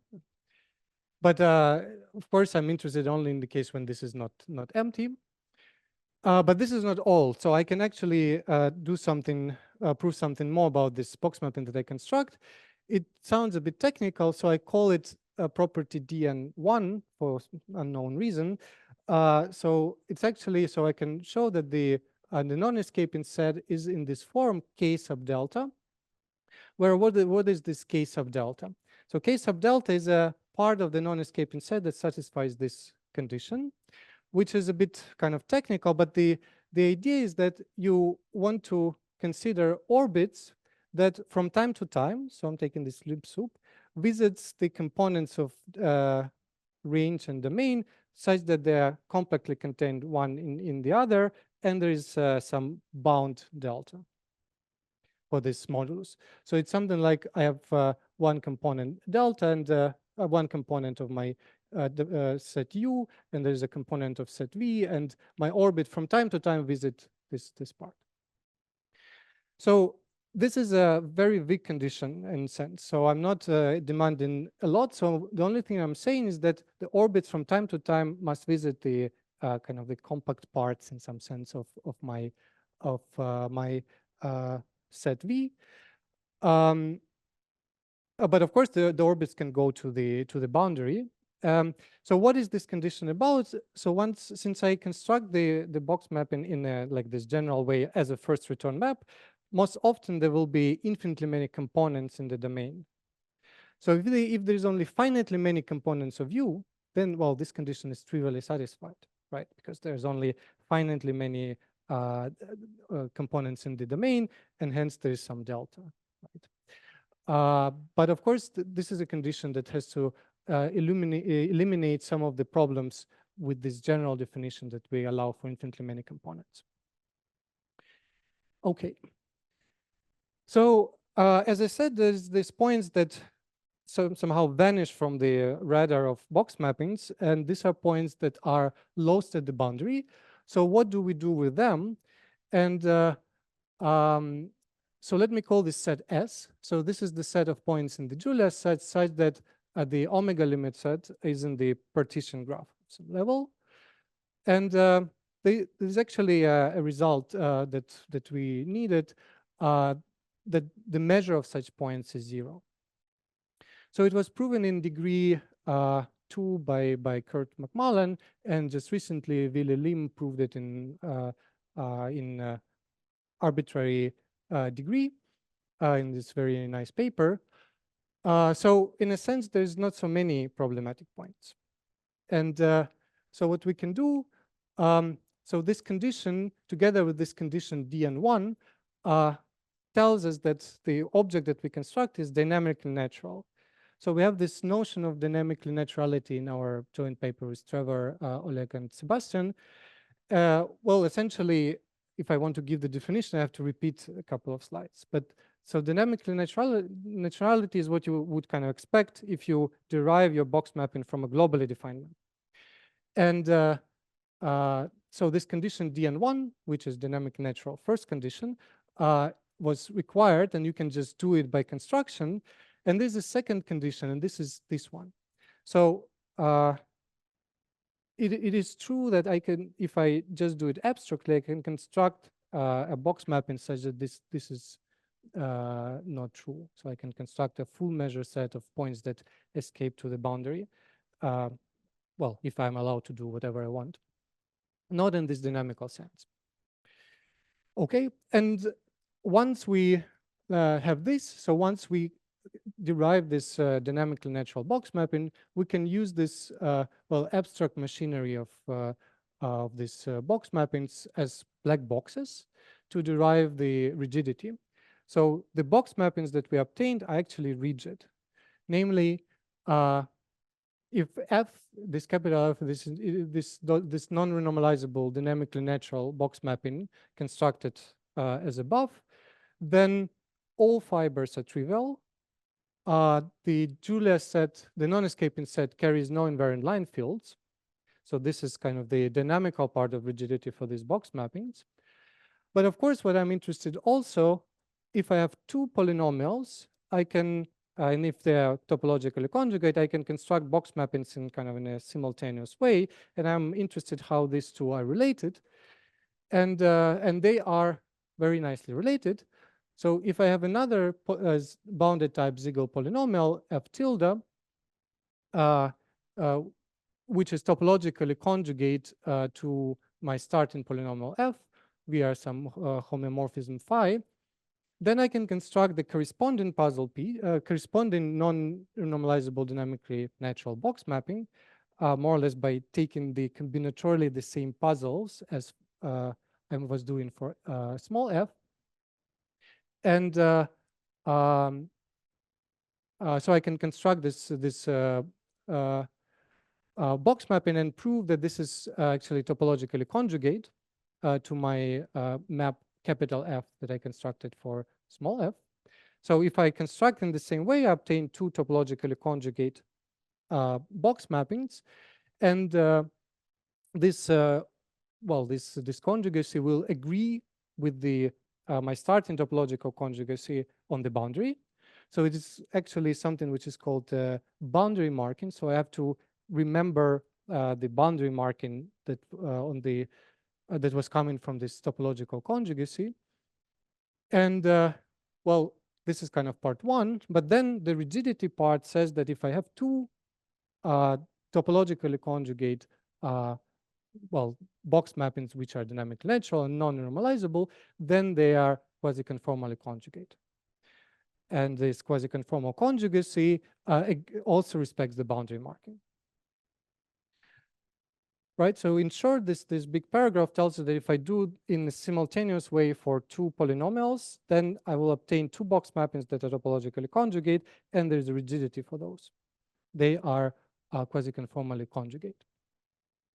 And that's actually, this is just a citation of the general theory of all these box mappings. Okay, so now how do we get to the end? So remember that we dealt quite efficiently with the critical set, the set of critical points that is not lost. And so there's first the set can be empty, but assume that it's not empty, and assume that in the complement for the whole critical set, all other points just land at the Siegel boundary. I mean, this is just for simplicity of the talk, but this is not well, a crucial point. So if I do that, then so the rigidity of my box mappings, they gives me the following. So it gives the sequence of uniformly QC homeomorphisms between nice neighborhoods U and curly U, sorry, U tilde of this critical set with the stars of arbitrary large depth, and that respect the boundary marking. So you should think of well, you have a set of critical points, and I can start drawing ever smaller puzzle pieces around those critical points, and there is a uniform QC map that maps this set to the corresponding set for the tilde. So the key part is that, of course, this uniformity, that the dilatation doesn't blow up as I move deeper in my puzzle nest. And well, remember that if I kind of go to infinity, then this neighborhood, since the puzzle pieces shrink, they will just shrink to this set, right? So this rigidity actually allows us to control the QC geometry of this these sets. And now what I can do, I can globalize this. So I can use something which, I like Weishao and Sebastian called the spreading principle, which is a version of a pullback argument, right? So it says that if I have this map psi, which is a map between this nice neighborhoods U and U tilde, sorry, Y and Y tilde, and this is KQC, and it respects the boundary marking. So my starting marking coming from a topological conjugacy. Then I can construct a global QC map such that it will be extension of my starting map. It will be a conjugacy everywhere except for points in these neighborhoods. And it will be, well, the d bar derivative will vanish everywhere in the complement of the domain of the first landing to U. So that means that I can construct, I can kind of spread it around so that the only problem where it doesn't occur is this set U. So it is indeed kind of one way to look at the pullback, if you wish. But now what do I do next? So remember that I had not only just one neighborhood of my critical set, U and U tilde, but I have a sequence. So I shrink in neighborhoods YK and YK tilde. So the depth go to infinity as well as K goes to infinity. So what I can do the spreading principle repeatedly. So I can take for every K, I can construct this global psi now sub K map. And since the map was uniformly QC, this sequence of maps will be also uniformly QC. And well, this is a sequence of uniformly QC maps, and I can, it actually stabilizes on larger and larger sets, so it actually has a limit. And this limit gives me a desired conjugacy.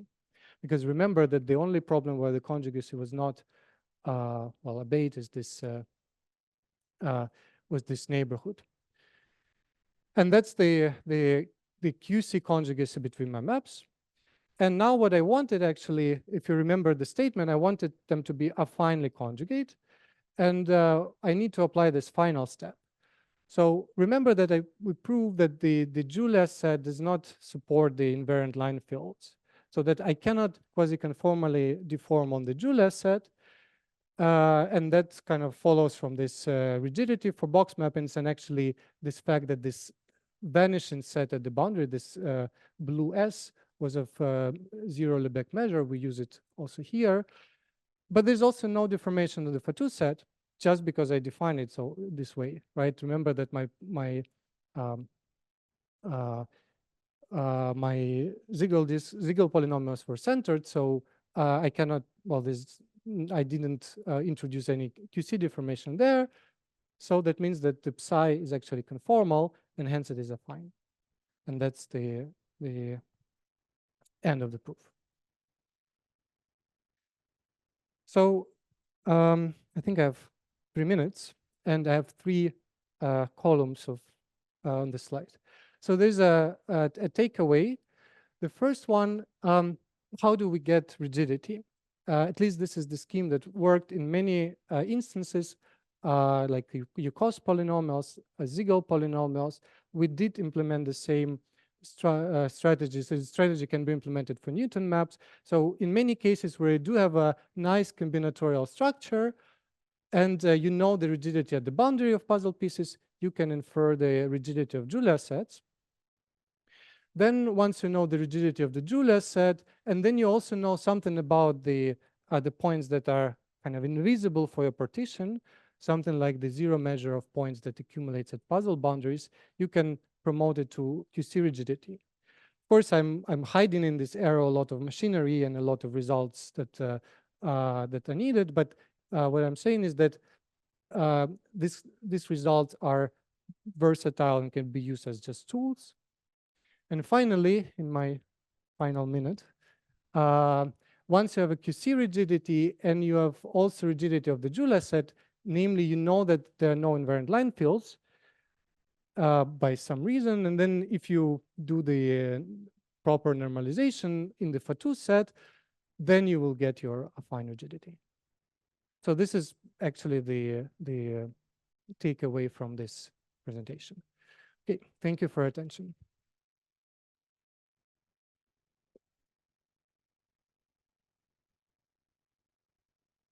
Are there any questions or comments?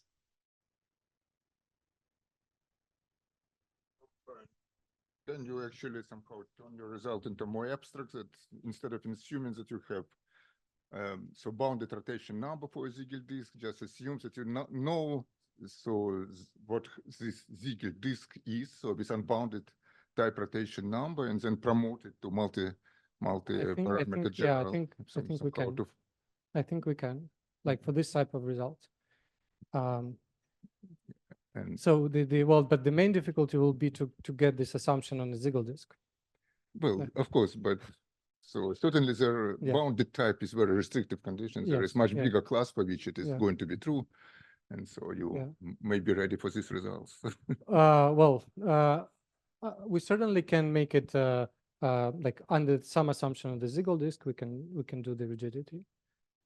And what is the problem with zero measures? So why with all this machinery cannot just prove that the whole Julia set has measure zero under your conditions?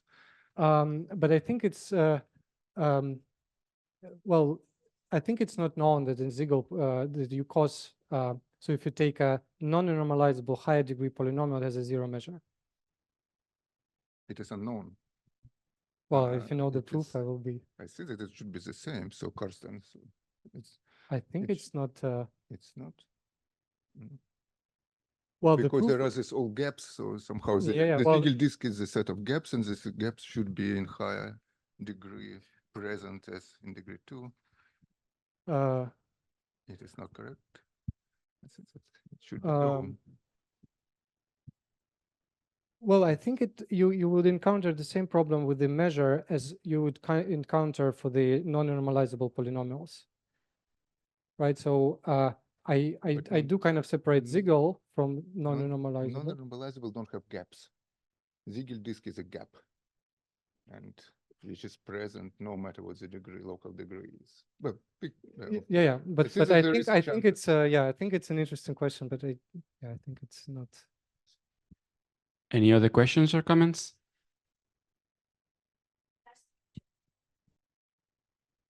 Well, that's I think this is well, some transcendental family, right?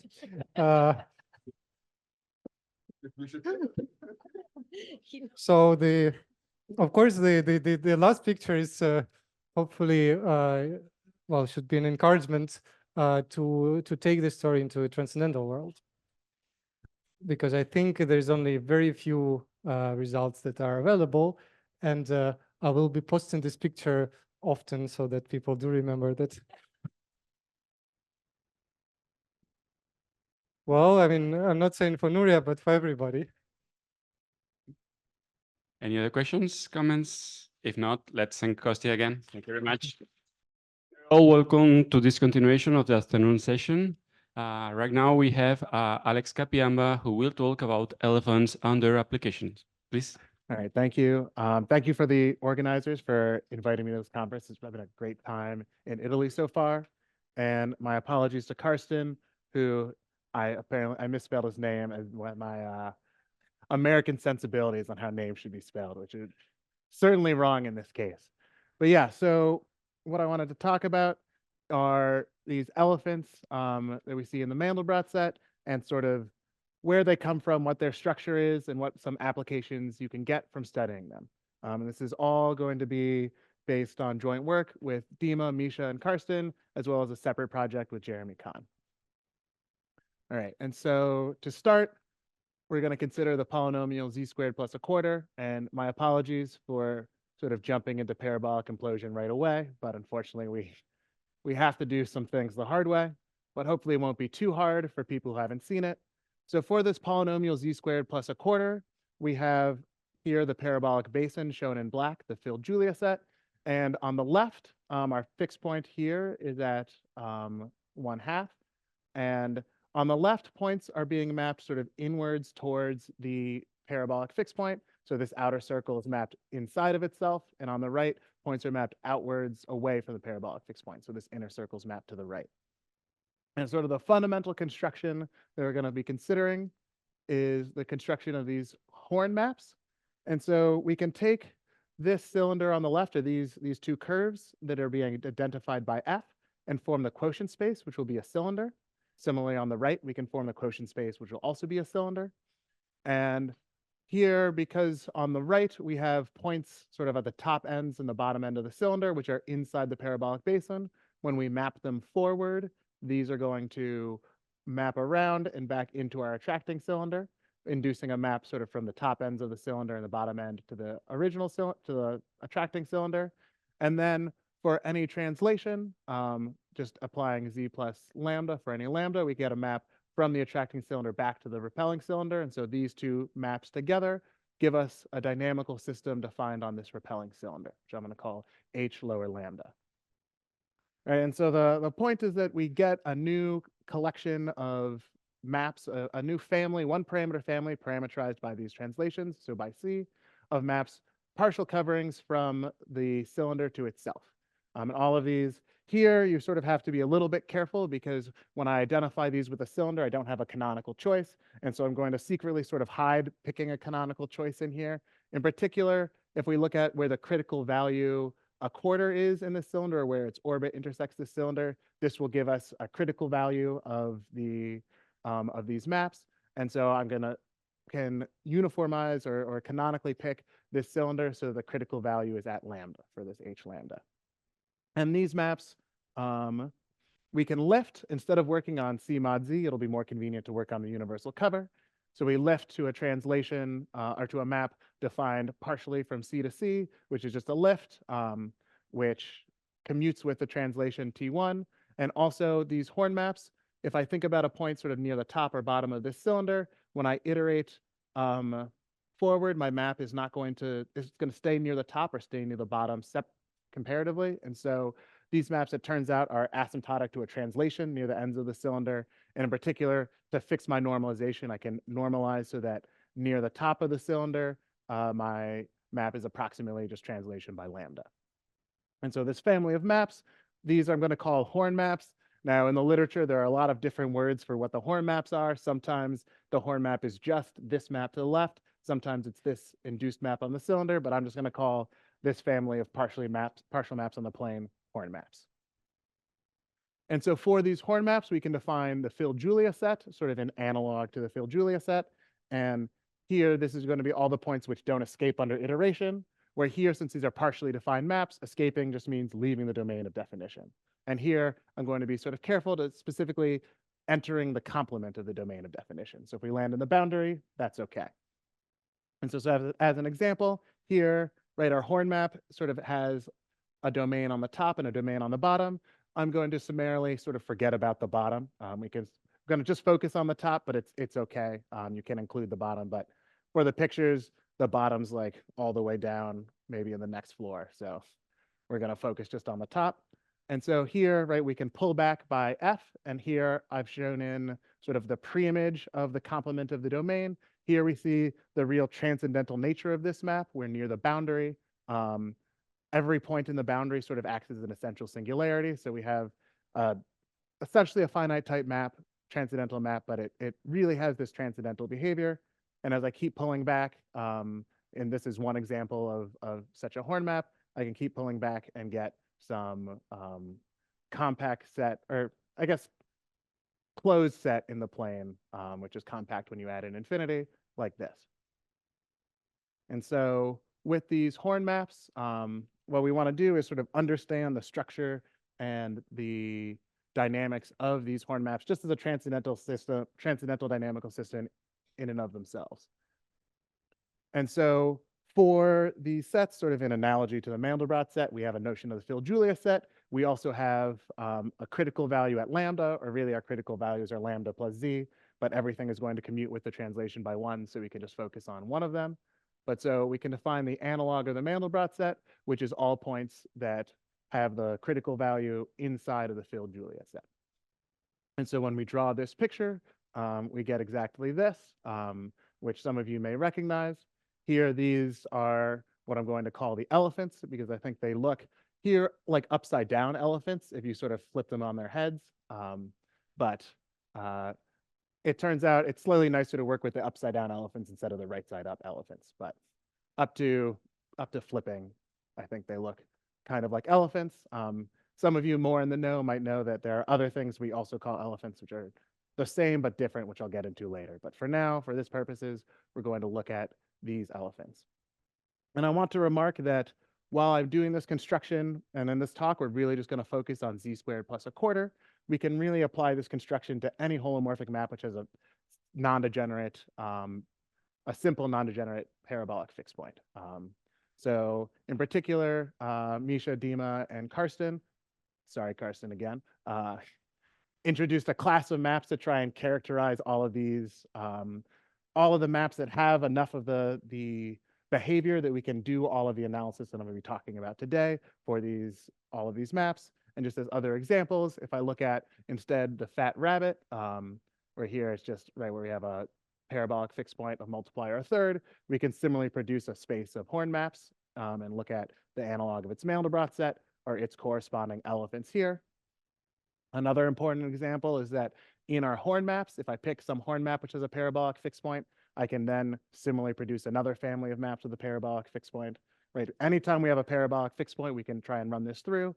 But an important non-example that I think would be interesting to understand is if we have something which is, say, exponential. So if I look at I think this should just be, I don't know, I think this should be e to the z.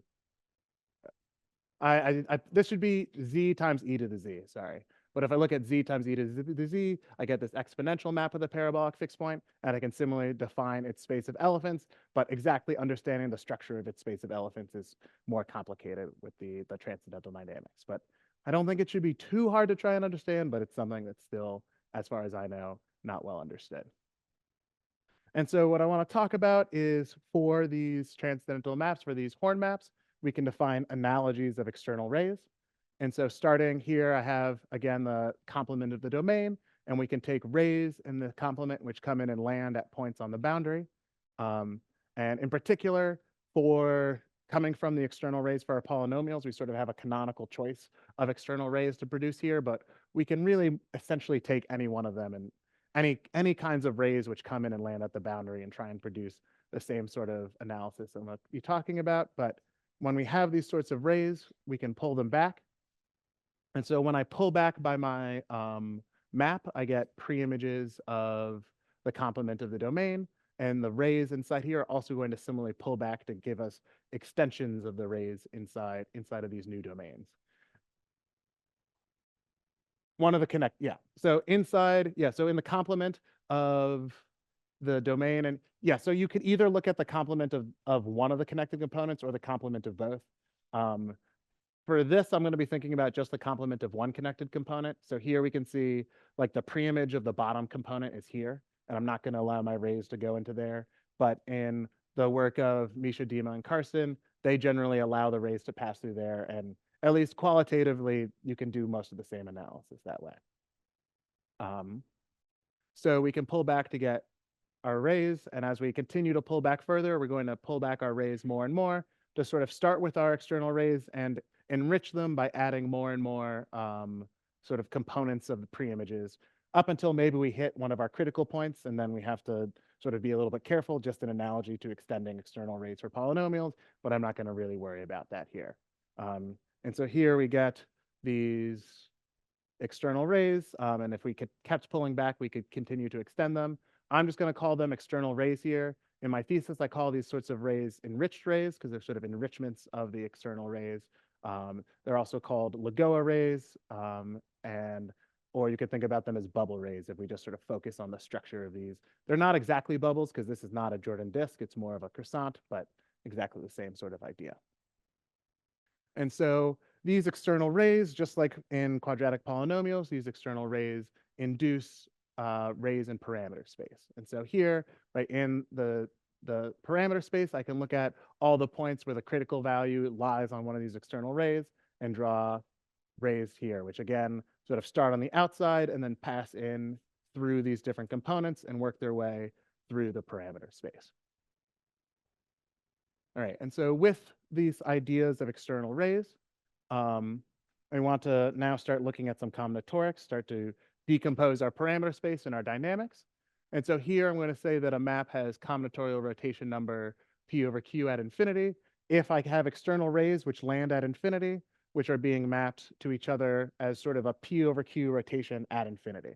And so here what I mean is that if I look at, right, remember that our map is translationally, is invariant of the translation by 1. So I want there to be sort of Q external rays, which are, the Q external rays are sort of one apart from each other, or the Qth external ray is just the translation of the ray before it after Q steps.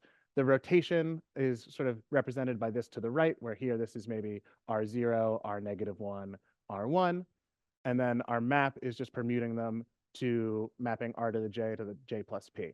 Where here we have to be a little bit careful because our rays are not totally contained inside the domain of the map, but at least the intersection of the ray with the domain of the map is being mapped to the next ray. So for example, here this ray is being mapped to this ray, which is being mapped to this ray. So this is a combinatorial rotation number 1 over 1.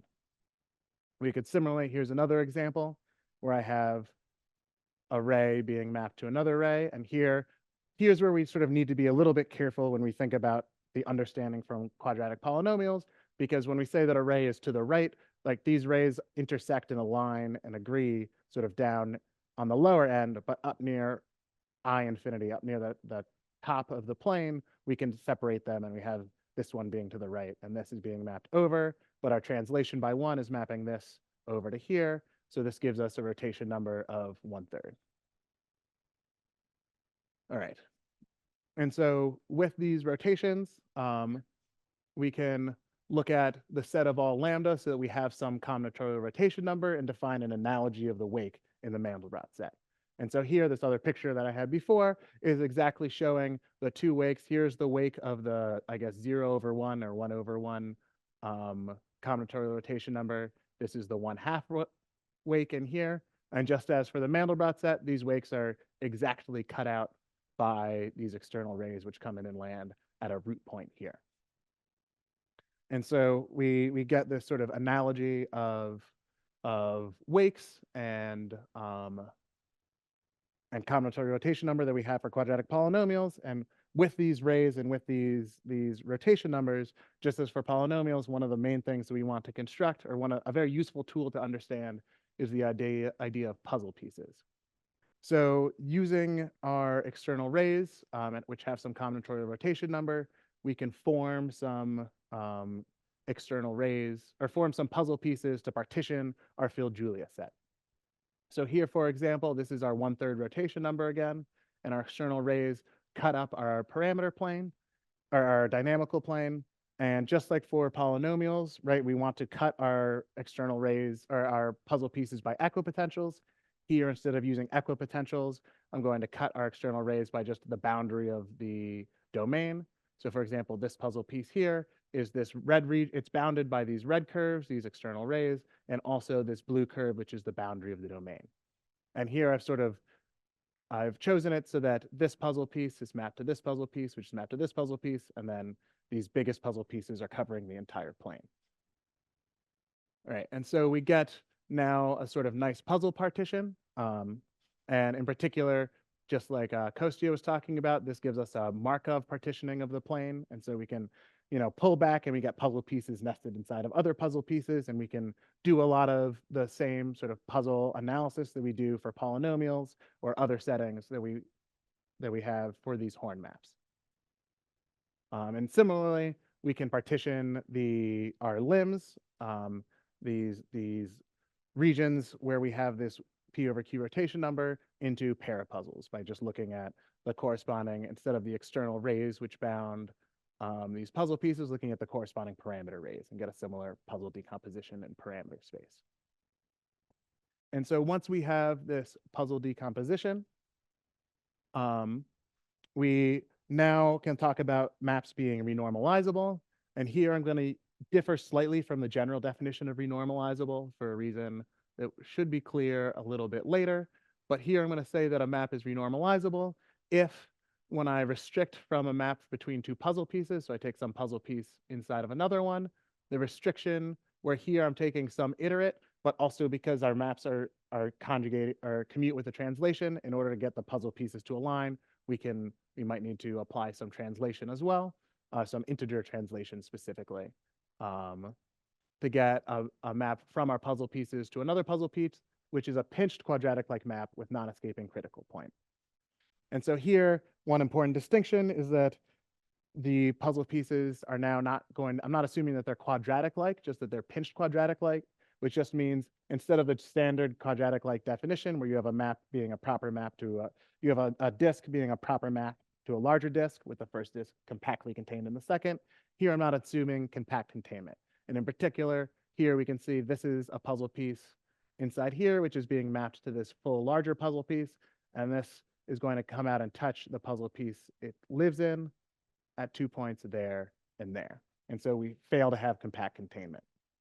And sort of the very frustrating thing is that for these maps, we are always going to see these puzzle pieces touching each other. We sort of, because of our transcendental dynamics, we really can't avoid having puzzle pieces intersecting the boundaries of other puzzle pieces. But one thing I want to point out is that the filled Julia set of this renormalization here is this disk here, which is invariant. And we can see that this disk, this filled Julia set of this restriction doesn't touch the boundary. And not touching the boundary means that actually we can find a restriction of this pinched quadratic-like map, which is actually a quadratic-like map.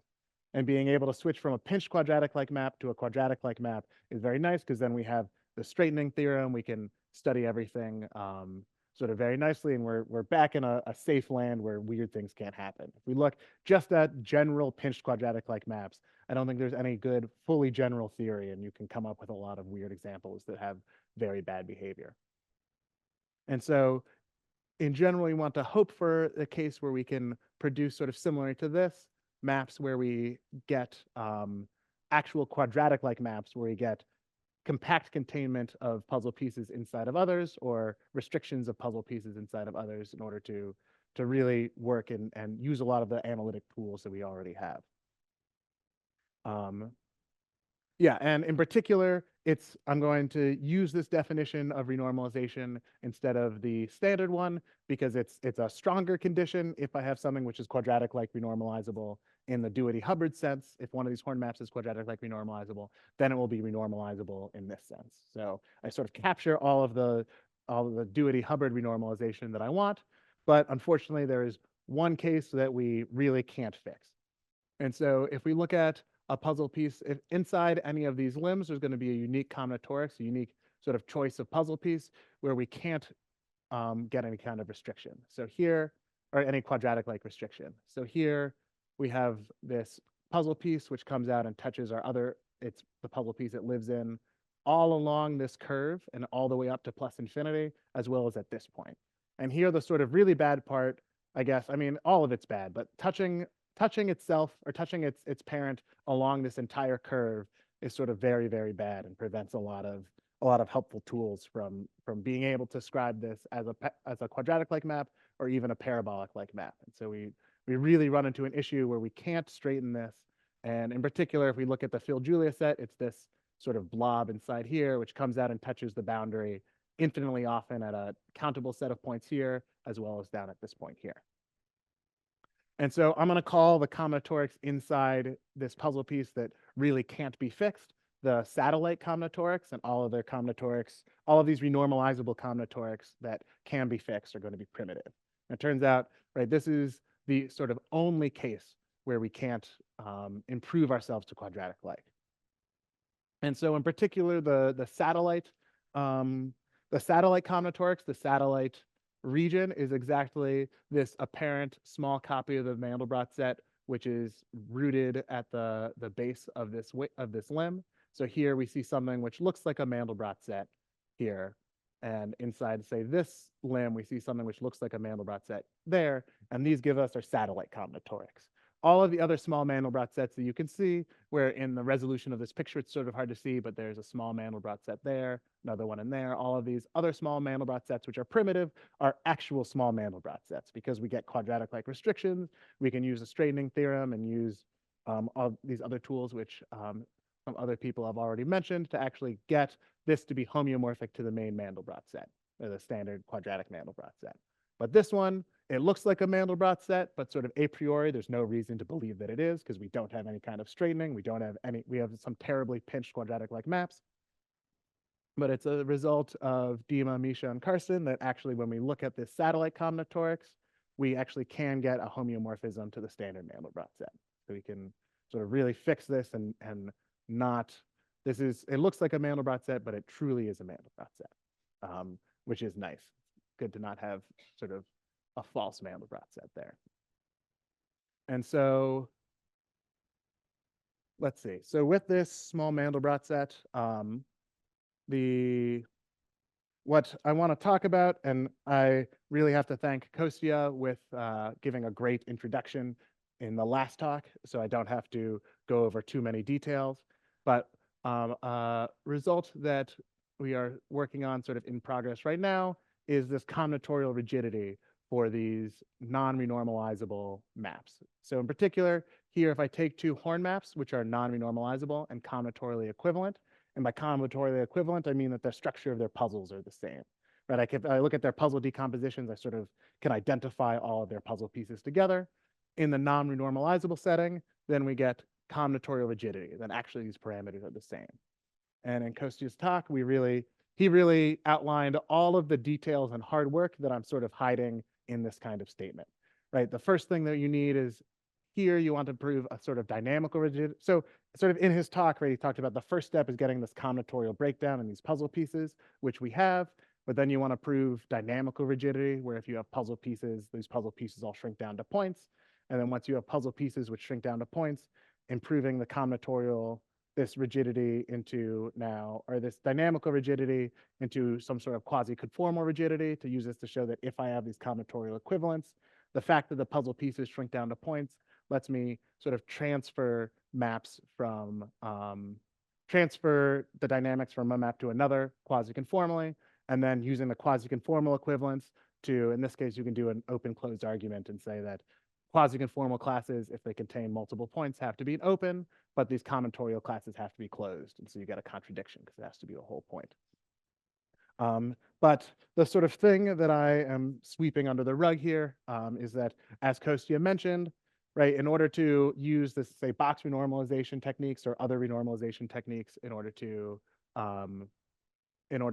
produce this sort of combinatorial rigidity, there's one thing you really don't want, and it is exactly this, having your puzzle pieces touch each other. And so this is sort of a bad thing because this is exactly the thing that we want to avoid. But as we've sort of already observed in this case, because in this case, we actually can sort of go to deeper levels to produce puzzle pieces which give us some amount of space in between, and to sort of work a little bit harder to improve this sort of pinched case where these are touching to recover something where we have enough space to be able to still work. And so even though we're in the sort of terribly pinched quadratic-like maps, you can work a little bit harder to sort of push all the theory through, even though everything is touching itself in sort of a bad way. Here, this case is still absolutely terrible, but luckily this is all renormalizable, so we can ignore this case. But and you also have some other extra considerations to work through, like, for example, if we have points, we can have points which aren't on the boundary of any puzzle piece, sort of at infinity here on the boundary, but the transcendental dynamics, the fact that we look like essential singularities near the boundary, force all of our puzzle pieces to be very, very small near the boundary, so this is okay. And another thing is that, right, this setting is very, very bad, and it turns out that sort of the worst thing that can happen, or that we could imagine happening, is that some point its orbit is going into this puzzle piece and spending a lot of time in this puzzle piece, because here we get sort of really unfixable dynamics. But then we're in this sort of reluctantly recurrent case, or as Sebastian sort of talked about, you're sort of getting very close to something that hates you, where you're getting very close to infinity here and then being forced away from infinity, but then mapping yourself back in. And in that case, we can get force puzzle pieces near infinity to be small and still produce some sort of control. And so there's sort of extra considerations and extra work that you need to do in order to understand this case, but you can sort of working through the outline that Kostya talked about in the general box mapping case for his Siegel renormalization, or other examples like the Avila, Shen, Lubitsch, and Kahn, we can recover this sort of result. Another statement that we can make, which I'm pretty sure, but I'm going to call a theorem question mark because I only figured it out a week ago, and I'm pretty sure that it's right, but I feel like I want to let it marinate a little bit more before I'm totally comfortable with it. But it seems that we can show that there are, if we have something which belongs to a non-hyperbolic component, then it has to lie in a small Mandelbrot set. So we get some version of density of hyperbolicity, but in particular, right, this is just showing that the non-hyperbolicity, the worst that can happen is all that comes from quadratic polynomials. So in particular, right here, if we look, the combinatorial rigidity sort of ensures that inside of this limb, we don't get any non-hyperbolic components except for the ones that are renormalizable that live in these small Mandelbrot sets. Inside here for this sort of satellite small Mandelbrot set, the fact that it's homeomorphic to the original Mandelbrot set sort of ensures that we don't get any terrible non-hyperbolic components sort of lurking around in here. And so the only place where non-hyperbolic components could sort of crop up is that if, right, inside of these limbs, we have all of these limbs where we show that we can't get any bad non-hyperbolic components, but there could be non-hyperbolic components that are lurking sort of outside of any limb. So we could have these so-called ghost limbs, which live sort of at the boundary, at sort of irrational points on the boundary here that are lurking. But we can already sort of see that it seems like these limbs are shrinking down as we tend towards the boundary. And you can get a version of the Yoko's inequality for these limbs here to show that they shrink down to points. And then working a little bit hard, you can use Yoko's proof to get that there are no ghost limbs in the boundary of the main cardioid to show that there are no ghost limbs sort of lurking up at the boundary here to give this sort of result. And so this, I would say, I'm probably 90% sure is true. So I'm going to leave it with a question mark. And another result, which I'm just going to talk about briefly, Jeremy and I have been studying this parameter space. And what we show is that you can get a priori bounds for these primitive renormalizations. So in particular, right, what this means is that if I have some map in one of these small Mandelbrot sets, and I look at the corresponding renormalization, I get some uniform lower bound on the modulus of that renormalization, which just sort of depends on the period. And so here, right, if we have some renormalization, the modulus of that renormalization is bounded below by some epsilon, which just depends on an upper bound for the period. And in particular, right here, this is not just for this family of maps, but for, if you look at sort of more general, if you look at other maps in this Horn class that Misha, Dima, and Karsten have introduced, you can sort of get uniformity for other examples, so you have to be a little bit careful. But in particular, right, these epsilon really sort of just depends very, very loosely on the really just on this period P and the fact that we're in one of these Horn type maps. All right, and so these are sort of some interesting things that you can prove just about this family. But the reason that really I want to understand this family isn't for its own sake, but for understanding how it relates to quadratic polynomials. And so here, these Horn maps we constructed just looking at starting at a family of quadratic polynomials, and we want to now sort of start at a quadratic polynomial to produce this family, and now we want to take this family and sort of push it back down to understand the quadratic polynomials. And so here, in order to get their applications, we're going to look at the family z squared plus c, and this change of coordinates, where here, all I'm doing is sort of blowing up near a quarter. So the 0.1 quarter is going to infinity, and I'm sort of picking some special change of coordinates near a quarter that's sending a quarter to infinity and transforming the Mandelbrot set. And with this sort of very special change of coordinates, it's an old theorem due to Duity and Lavours that when you have these conditions. If you look at a parameter which under this transformation is converging to some lambda and ends tending towards infinity, then the boundary of the filled Julia set here on the right of the limit, you get this sort of inclusion, where here these limits and lim sups, all of this is in the Hausdorff topology on closed subsets of C. And here, in particular, I'm going to pick some conformal rescaling, which I could write down for you, but it isn't particularly illuminating. But if I sort of here, I have a zoom of some part of the filled Julia set of some polynomial, Cn, with the transformation of Cn being very close to some lambda, and we see that we are approximating the corresponding filled Julia set of this limiting horn map. And as a consequence of this dynamical convergence, Doherty and Lavoie also showed we have this convergence in parameter space, again in the Hausdorff topology. So if we look at these, if we look at here, this is a zoom near the Mandelbrot set near a quarter, where here we see sort of the more traditional elephants separated here. We see that they are very well approximating the structure of the dynamic of the parameter space of horn maps here. And so it's a conjecture of Doherty and Lavoie's. We get this containment and this lim inf, but it's conjecture that actually we have equality here. And at one point I was talking with Adam Epstein, and he said that he thinks these equalities will never be proven, and this conjecture will never be resolved. Because I mean, it seems very difficult, because the issue is that you could have non-hyperbolic components inside of this parameter space, which are not being approximated by non-hyperbolic components here. So just sort of as an example, you could have your Mandelbrot sets forming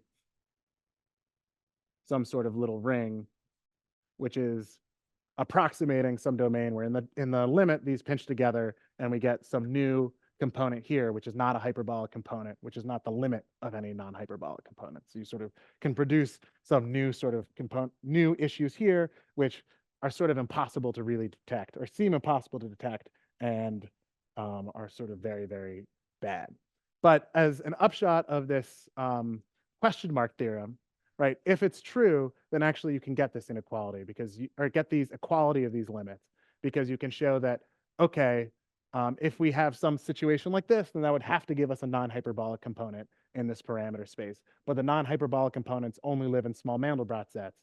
And when we have small Mandelbrot sets, if we look at families of small Mandelbrot sets, it's much easier to show convergence even of the non-hyperbolic components. So you can really rule out anything like this from happening to get this sort of equality of these limits, to really, at least in the Hausdorff sense, get a complete description of what the limit of the Mandelbrot set looks like near these parameters. And so to look at some other consequences, I need to bring up sort of the main result of my theorem, of my thesis, which is that in the original Doherty-Hubbard or Doherty-Lavoie's proof, they prove that you have convergence in this Hausdorff sense, looking at the Hausdorff topology, but this doesn't really respect combinatorics at all. If you look at the Hausdorff limits of a set, right, the Hausdorff limit of any set could really look like anything, and it could be like Cantor dust or something sort of really terrible. And so what I do to sort of improve this is to show that when we look at rescaled external rays, these converge to the external rays of our horn map. And so here we can imagine external rays living inside of this dynamical plane. And inside here, we can really see what should be the external rays that are living inside here. And the point is that when we take the actual external rays of this polynomial, we really do converge towards these external rays. And having this convergence of external rays allows us to really understand the convergence of combinatorics and really sort of refine these results of Doherty and Lavoie's. And so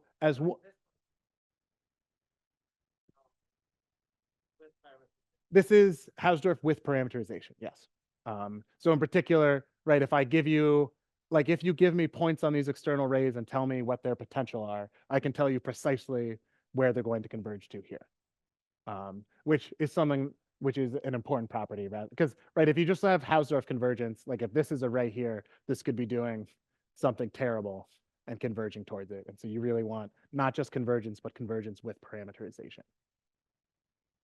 And so with this sort of convergence, you can get a lot of combinatorial consequences. So you can, in particular, look at puzzle pieces converging to puzzle pieces. So here, because our puzzle pieces are defined sort of by these external rays, and then also an equipotential, it's not too hard to show the equipotentials. You can pick the equipotentials so they converge to the boundary here. So you have nice convergence of the puzzle pieces. And even more than this, for this convergence of external rays, I study the control how the angles converge to sort of a corresponding labeling of these external rays. So you can really describe explicitly how the combinatorics here converge to the combinatorics here.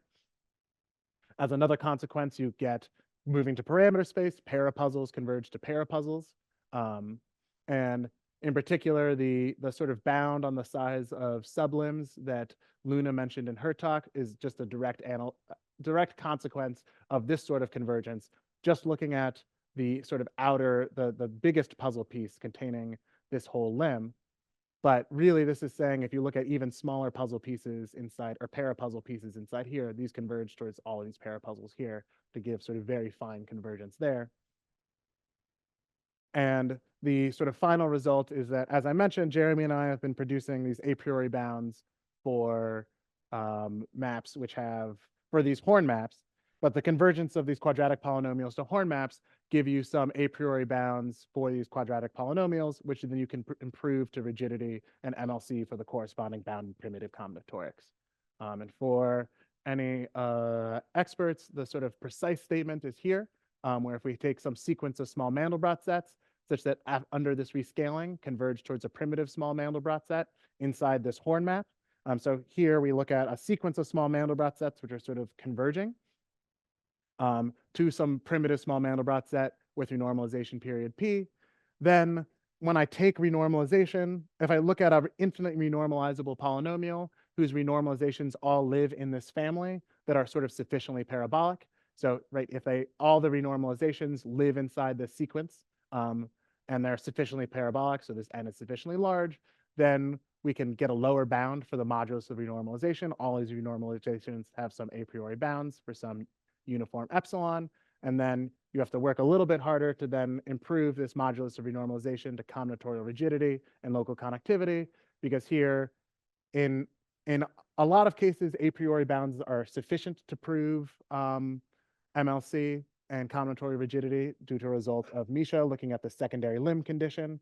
Here we don't have the secondary limb condition, so you need to do something else, which Jeremy has worked out in order to use what we have to get from a priori bounds to these results.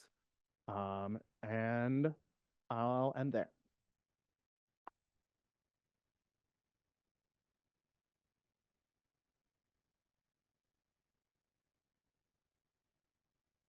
So are there any questions or comments?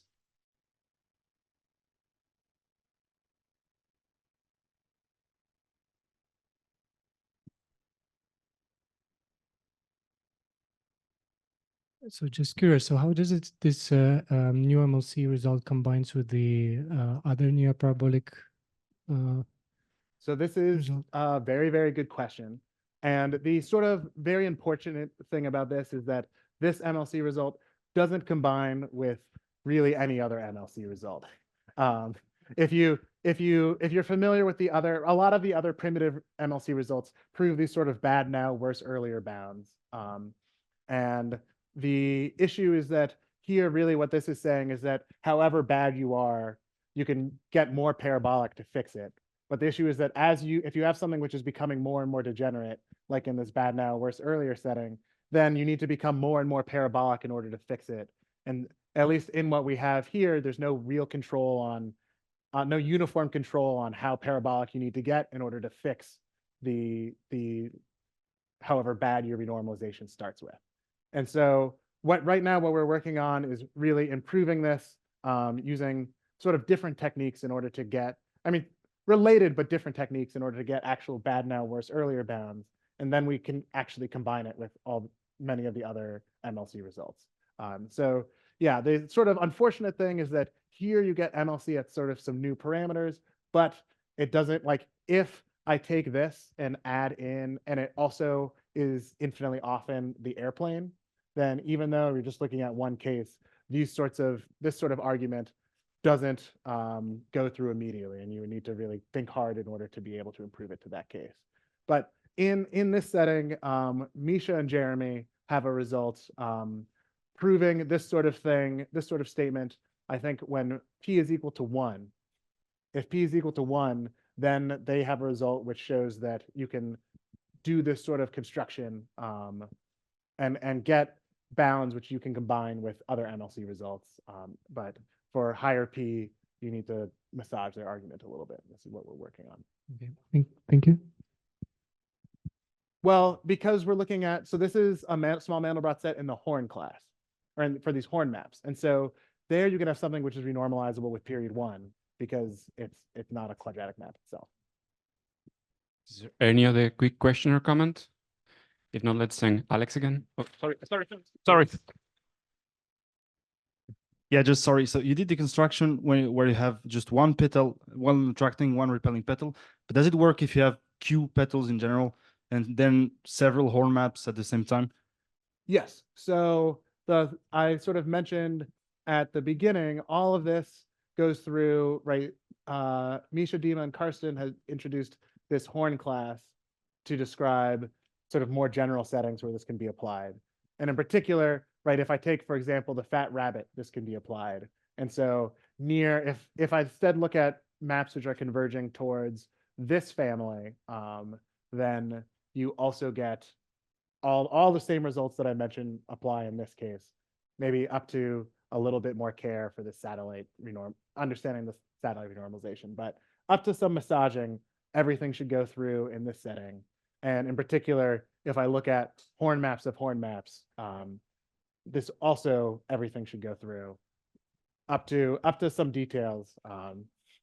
But at least all of the external ray and puzzle piece construction sort of should go through for this, up to applying finitely many horn maps. But this construction of taking a map and extracting a horn map, you can do infinitely often, and then you converge towards potentially some sort of fixed point like the Inu-Shishikura fixed point. And there you can at least study the parameter space. The parameter space is in the Horn class. You can study that parameter space, but at least right now, relating that parameter space back to the quadratic family seems too difficult. Welcome to this last session of the afternoon. We have now Caroline Davis, who will talk about global combinatorics of the Pern curves. Please. Yeah, thank you so much. And thanks so much for inviting me. I am really grateful to be here and happy to see everyone. Yeah, so today I wanted to talk about these Pern curves. In particular, I want to talk about the combinatorial structures that you'll see inside of them. That involves not just thinking about, this one is Pern 5-0. So all of the quadratic rational maps that have a 5 cycle, that's a super attracting 5 cycle. But that's just a torus, okay? When we look at the pictures, we see more fine combinatorial structure, like in this non-escaping set. So this is the stuff that I really want to explore today and sort of going forward. So let me just sort of talk about the goals. So if you can get one thing from this talk, you know, maybe this isn't your exact field, then maybe this can get one of the things. I want to at least introduce the Pern curves, and maybe you'll have a little bit better idea what they are or their non-escaping sets. And in particular, highlight this irreducibility problem that Laura mentioned on Monday. From there, I want to talk about polynomially induced combinatorics. This is just sort of like jargon, I guess. I don't think this is standard for these two kinds of operations, matings and captures.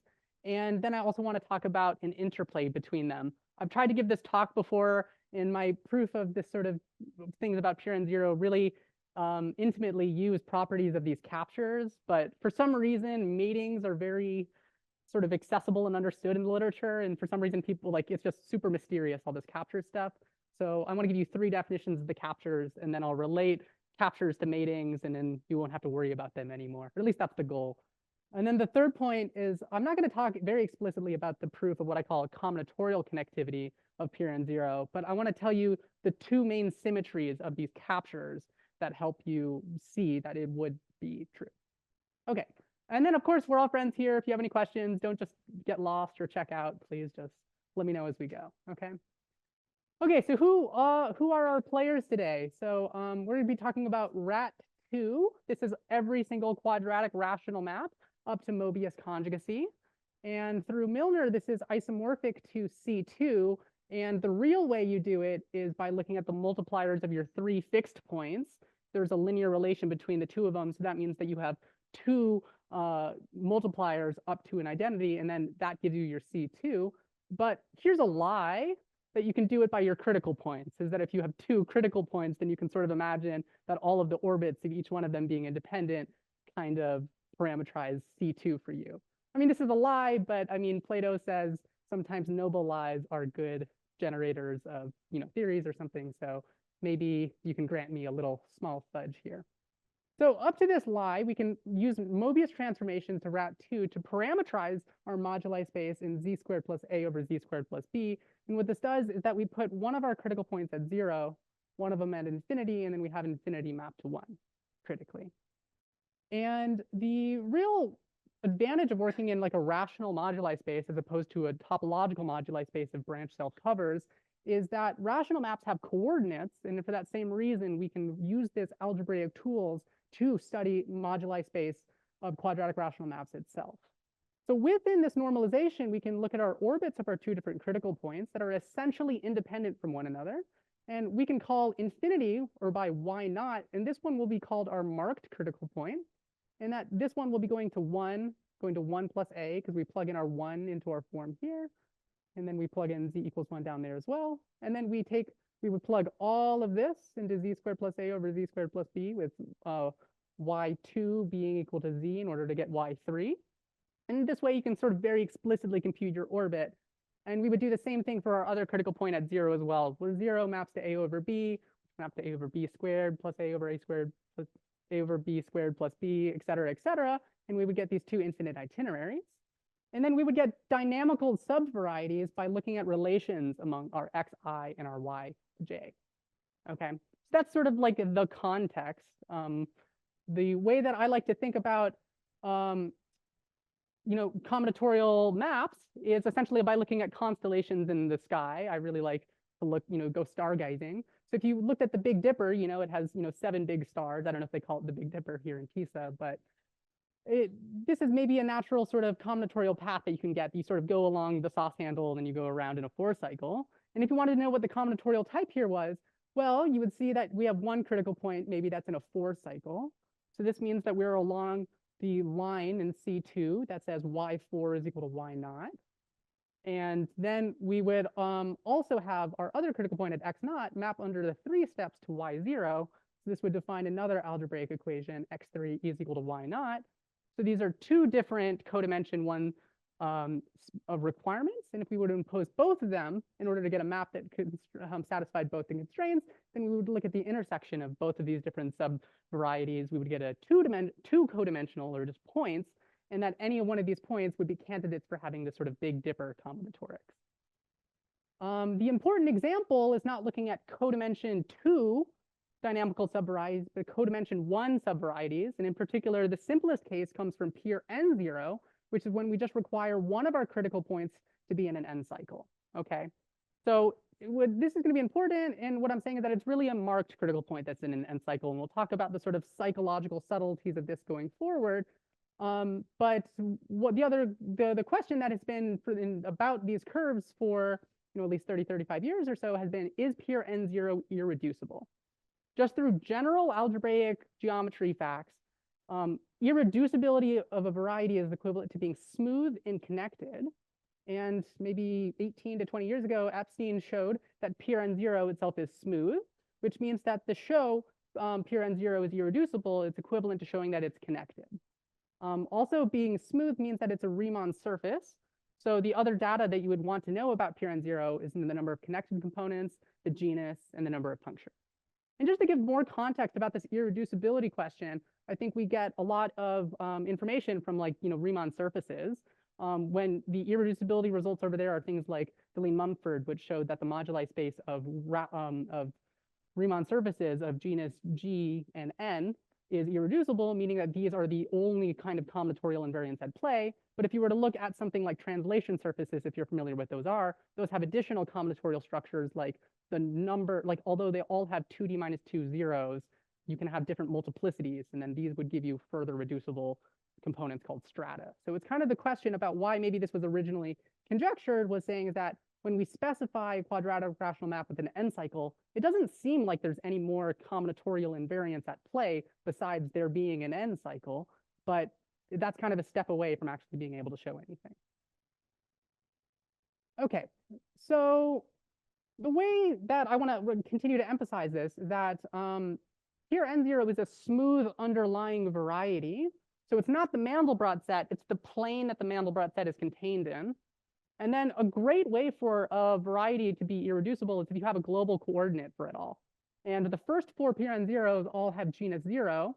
And what I really want to emphasize is that we see this really complicated combinatorial structure inside of it, what I'll call MN, like generalizing, like M1 would be the Mandelbrot set. And this is all of the maps in Pern0 such that the free critical point, which I guess I labeled on this slide, it's itinerary by xi, such that all of these don't tend towards infinity. So it's just like saying, you get a Cantor set in the Julia set of a quadratic polynomial when you have a critical point that escapes to infinity. That's, you can understand as a connectedness locus, but it turns out every map in Pern0 for n bigger than or equal to 2 is connected. So you need to use the generalization about escape versus not in order to understand this. So the perspective I really want to take is by looking at Pern0 not just as smooth curves, but also the sort of fine combinatorial structure we get in the hyperbolic components throughout. And then just as a little note, Pr40, it's the sphere minus 4 points. And just as a fun fact, you might want to know like which one is that. And it just happens to be the standard square pillow, which I don't know, I just find that a fun fact. Okay. So with n equals 1, this is the simplest one of these Pern0 curves. And I guess the philosophy that I want to say, and that we've seen a lot throughout the last day and yesterday, is that polynomials are nice. And the reason that polynomials are nice is because that they have this global coordinate coming in from infinity. Infinity is not special just because it's far away from all of our finite points. It's infinity because it's a fixed critical point that's maximally critical.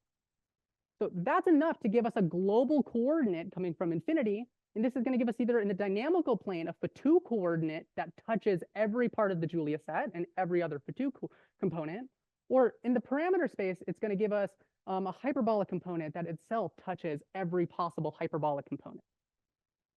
I don't know, maybe I required MLC there. I don't think so. But the point is that this global coordinate from infinity both regulates our Julia sets for polynomials and it regulates our parameter spaces.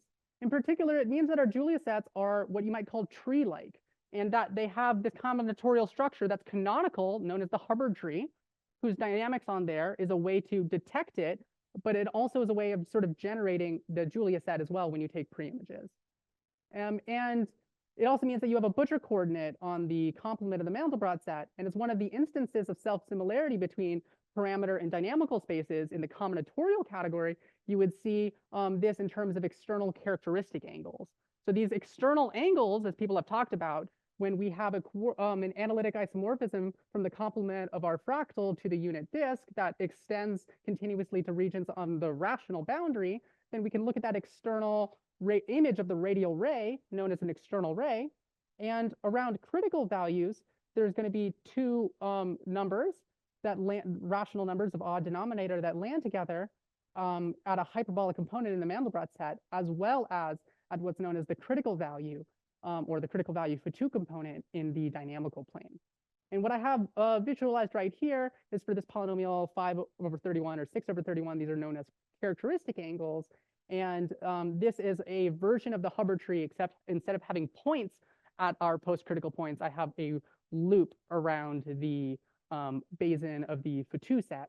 And this is the reason I say tree-like instead of a tree, because trees don't even have these kinds of Fatou boundaries. But permitting these, then all of our polynomials are essentially given by trees. So if polynomials are nice, rational maps are hard. What's happening is that we're losing all notion of canon. We've sort of moved into the multiverse. Is that many tools that we've seen over the last few days in order to understand particular kinds of combinatorics require things like touching Fatou components. We saw this when we talked about Siegel disks and bubble rays, and we saw this when we talked about Newton maps. All of these have touching Fatou components that you can use to import parameter space, dynamical space correspondences. But in some expectations we have that maps in RAT2 are carpets. These are maps that have no touching Fatou components. So this is like one reason that we have little ability to have like really explicit tools so far. And then just one case about this kind of conjecture about two maps being a carpet, at least for pure Q with Q prime. One thing that I was able to just do last year that I just want to really briefly mention, it was generalizing some work of Nuria here, I don't know where she is, about her paper in pure 3. We can extend this to other prime numbers in order to show that you really do get mostly carpets in pure Q if you look sort of, okay, we'll talk about this in later. But I guess the point is that wouldn't it be nice if we could recover some notion of canonicity, canon, for rational maps? And in order to do that, you need to associate it to a polynomial somehow. And there are 2 ways that we can do this, coming from matings and captures. Okay. Am I speaking too fast? Have I lost anyone yet? No? Okay. Okay, so let's talk about the first operation, which seems to be more well known than the other one. This one is mating, and this one takes 2 polynomials. I'm going to be considering, because I want to get something that has a marked n cycle, I'm going to be considering the first coordinate going to be the one that I'm marking, and f is going to be in g of n. G of n is my notation. I don't think I actually spelled this out. G of n throughout this talk is going to be the set of critical n cycle polynomials.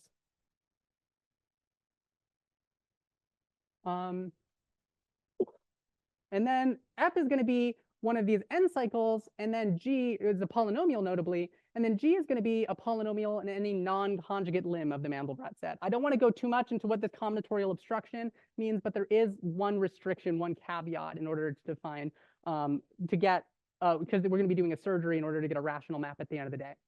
So what's happening is that if we take one polynomial, this is maybe f, and this guy down here is g, that they each have a global coordinate coming from infinity.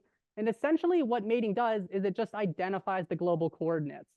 So we've identified our global coordinates, and we do that explicitly by combining the ray of angle theta for f with the ray of angle minus theta for g. And then we get a whole bunch of equivalences, and we quotient out by all of them, we get a rational map. And I guess I chose this one because I really want to emphasize that you really should expect most maps to be carpets. Okay, so as a treat for hanging in so far in this talk, I'm going to run into some technical difficulties trying to show you guys a movie that Arnaud made. And I really appreciate Arnaud for these movies, because these are really the reason I think I got into this stuff in the first place. Okay, let's see, will this work?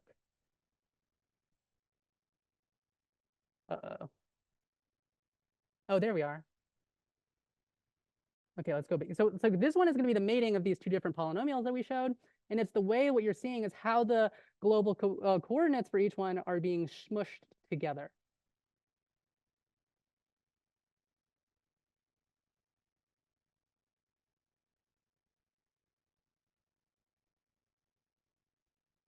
Right. So if you were to just look at this rational map right now, you would have no idea if this came from 2 polynomials or not, I guess is the point. You would have no idea if you looked at a traffic cone whether or not. Okay, and then I'm supposed to take Control L. L for Berkovich space. Okay. So we would get this guy, and it's not clear that it would come from a mating. So this is why it's special to have this structure, that this guy doesn't look like it has like a subdynamical system that has or comes from global coordinates, because we got rid of them. But in some sense, it's sort of semi-conjugate or conjugate to it, at least on some dynamical subparts. Okay, so that's mating. And that's at least somewhat, oops, nope. Okay, so thank you. So that's mating, and at least that's somewhat clear. You know, you're just kind of smushing together 2 fractals. The next operation, which is much less, I think, well understood, but it's like exactly the same level of complexity, is that of capturing. This was first defined by Ben Whitner in his thesis, and then later developed by Mary Rees as well. And the data that capturing starts off with is not immediately another polynomial. It's just starting off with a single n cycle, an actual polynomial. And then instead of another polynomial, it starts with an angle that lands at the boundary of a Fatou component for this polynomial f. And in particular, I want to note which xi, so there's a periodic cycle, x1, x2, x3, x4, x5. I want to note which xi that this angle theta lands at. Okay, is that clear? Is that okay? At least to set up the kind of information that we're having? Yeah? I mean, all the ones that I'll talk about in this talk do land at the root. It just has to be anywhere. Thank you. So I'm going to give you 3 definitions for captures, and you can use any one of the 3 that you like. I like the third one. The first one is very moral, which I also like moral things. But the first one is just saying, what is theta specifying? It's specifying this xi, but the reason that we're caring about the theta rather than the point is because this guy is not the same homotopy class as the other theta. So it's important for that sidedness. So we're specifying a point in the post-critical set up to side. And then f theta is the rational map that has an n cycle like f, except instead of infinity being critical, xi is critical. Or sorry, the critical value is the critical value. So infinity is sort of being captured into xi. Yeah?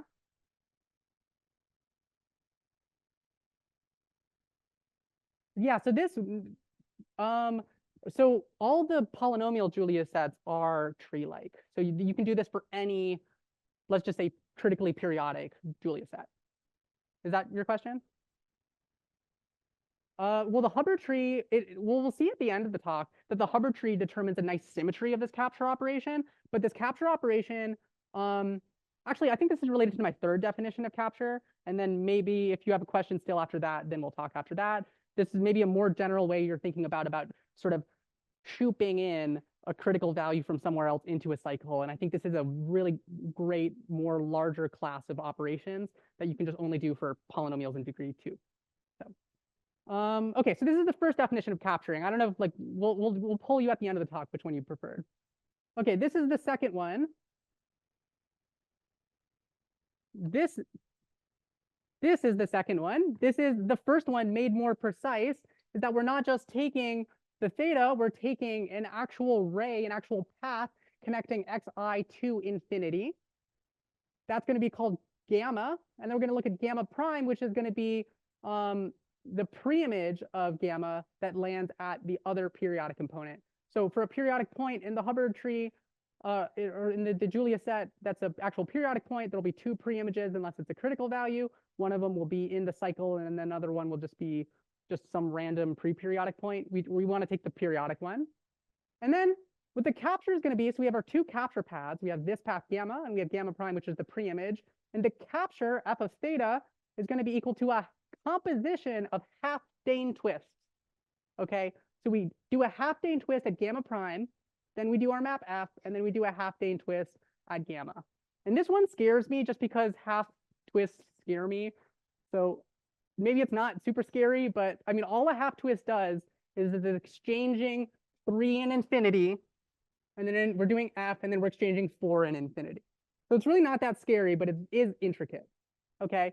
And then here's an example of it done to this particular point, is that first we do our Dane twist at infinity and 3. So all of this does is exchange infinity and x3. But otherwise, every other point is fixed. This is a degree 1 map, right? There's no criticalities going on. We're just moving around points. This is a surgery. We're getting a topological branch self-cover. So we apply our first half-Dane twist. Then we apply f. Under f, infinity is still critical because it's a polynomial. So infinity gets sent to infinity critically. But then once we apply our second Dane twist, now under the whole composition, we see that x3 maps to x4 critically. And when we look at infinity, infinity maps to itself as a regular point. So this is the sort of precise sense in which infinity had its criticality stolen or captured from it by a finite critical point. Yeah, there are paths. This is a path. Yeah. It only crosses the Julia set once at the boundary of the Fatou component of the external ray that this lands on. Particularly take the external ray of angle theta. This lands at the boundary of the Fatou component somewhere, and then take the internal ray that continues to xi. Yeah. Yeah, so on the sphere, this is a closed curve, and then you can just take a little tubular neighborhood of it and do a twist. So I'll show you a picture after. I have some really nice pictures of like this implemented, but I also am bringing this up to be precise, but I also want to bring up the third way. Yeah. Sorry, I'm twisting along the curve gamma. So the curve gamma goes from infinity to x4. that's on the sphere, right? So that's just a closed curve on the sphere. I'm sorry? Yeah, it's just an arc. Isn't that, oh, was I saying loop? Oops, sorry, I shouldn't say closed curve. It's a closed path. Sorry. Okay, let's talk about this later. The point is that I'm bringing this up to be precise, but this was supposed to be the isn't this complicated, let's not worry about it. So I think you guys are doing a great job at proving why captures are not really well understood in the literature, I guess. So let's talk about the other way that we can understand captures, way 3. And this is what I call the interplay theorem. Oh yeah, before I want to go back, I want to talk about good notation. So far we've said that we had f and we had an angle theta. Let's have a lot of things that'll follow from proof by good notation if we just choose good notation. So instead of calling this f captured at theta, let's call this f captured at g for the specific g that has the characteristic angle minus theta. The motivation for the minus theta was on the mating slide. If I landed at the Fatou component, this is theta, then this is going to be minus theta on the other side. Okay. And then I'll have a movie this will resolve a lot of curiosity for what these hypotheses are saying. So let's say that we have a theta that lands directly on the boundary of a Fatou component for f. That's theta. This specifies a map G whose characteristic angle is minus theta. The characteristic angle lands on the Fatou component containing the critical value for G, right? So now when we do this mating, we have a ray connection between the critical value Fatou component for G and xi's Fatou component in f. So at the end of the day, these hypotheses guarantee that we're going to have 2 touching Fatou components in the mating. And what the interplay theorem says is that we can do mating and then pinch and implode, and that's the same thing as if we did capturing. Okay, so set in parameter space, I'm going to show you a video in just 1 second. But shown in parameter space, this is saying that the hyperbolic component of a mating, which is well understood, if you pinch along the root ray and then you implode, you get to the capture map f capture G. Okay, so it's saying that you never have to think about capturing in any way but saying you do mating and then you implode in. Let me show you a video, okay? Sorry, I was hoping that this would resolve confusions, but maybe, there's an XKCD about trying to have a 12th different standard that's universal, and then it just becomes, okay, you need to close this. So this is the hypothesis of what mating looks like when we have f and g for a g that satisfies the capture hypothesis. And you're going to see what that buys us at the end of this video. Thank you again, Arnaud. So when this mating happens, we're going to see a very curious thing happen to this blue Fatou component right here, and then this red periodic Fatou component there, is that the capture hypothesis tells us, and I'm going to pause it before it goes to a cone, is that the capture hypothesis tells us that we have the 2 touching Fatou components in the mating. And then once we have 2 touching Fatou components, we can do one of 2 things. We can either collapse the red into the blue, or we can collapse the blue into the red, right? These are just ways that we can resolve touching and hyperbolic components. Okay. So this is the hypothesis of so this is mating, and then I'm saying is that the okay, and then Control L. And then if that was the mating here, yeah, thank you. Oh, nope. If this was the mating, if we collapse the red, the G components into the F component, we'll get the capture of F, captured at G. And if we collapse F's components into G's components, then we'll get the G captured at F. Okay. So the point is that what these diagrams are, these really horribly complicated diagrams, these are just combinatorial encodings of our maps. And it's saying here, the primes are the guides for G and the non-primes are the guides for F, is that if we have 2 touching generators that represents the Fatou components, if we choose to keep the generator that encodes G, then we're going to get the capture for G. And if we choose to keep the one for F, then we're going to get the capture for F. Okay, I was hoping this would be more simple, but I fear I have just created a new standard that is not reconcilable with the other standards. Yeah. Yeah, so again, okay, so let me go back to this slide. So what do I mean when I say pinch and implode? is that if I have two components, I can represent the deformation in parameter space by doing a hyperbolic parabolic deformation where I change, and this is all worked out in the generality of Swayantan, that changes the attracting n cycle for G, say, into a parabolic n cycle for that has the same combinatorics as G, but now it's on the boundary of the two components for F. And then whenever I have like a super attracting cycle with a parabolic cycle on the boundary, then I can do a parabolic implosion and then move that parabolic point on the inside. And now I have captured that critical value into the cycle of the n periodic components. And that's what I mean when we visualize first this pinching, and then we do an implosion into here. And then we get that capture. Okay, so hopefully this was at least maybe more clear than twisting, but to be fair, I also didn't explain the twisting very well. Okay, are there any questions on this?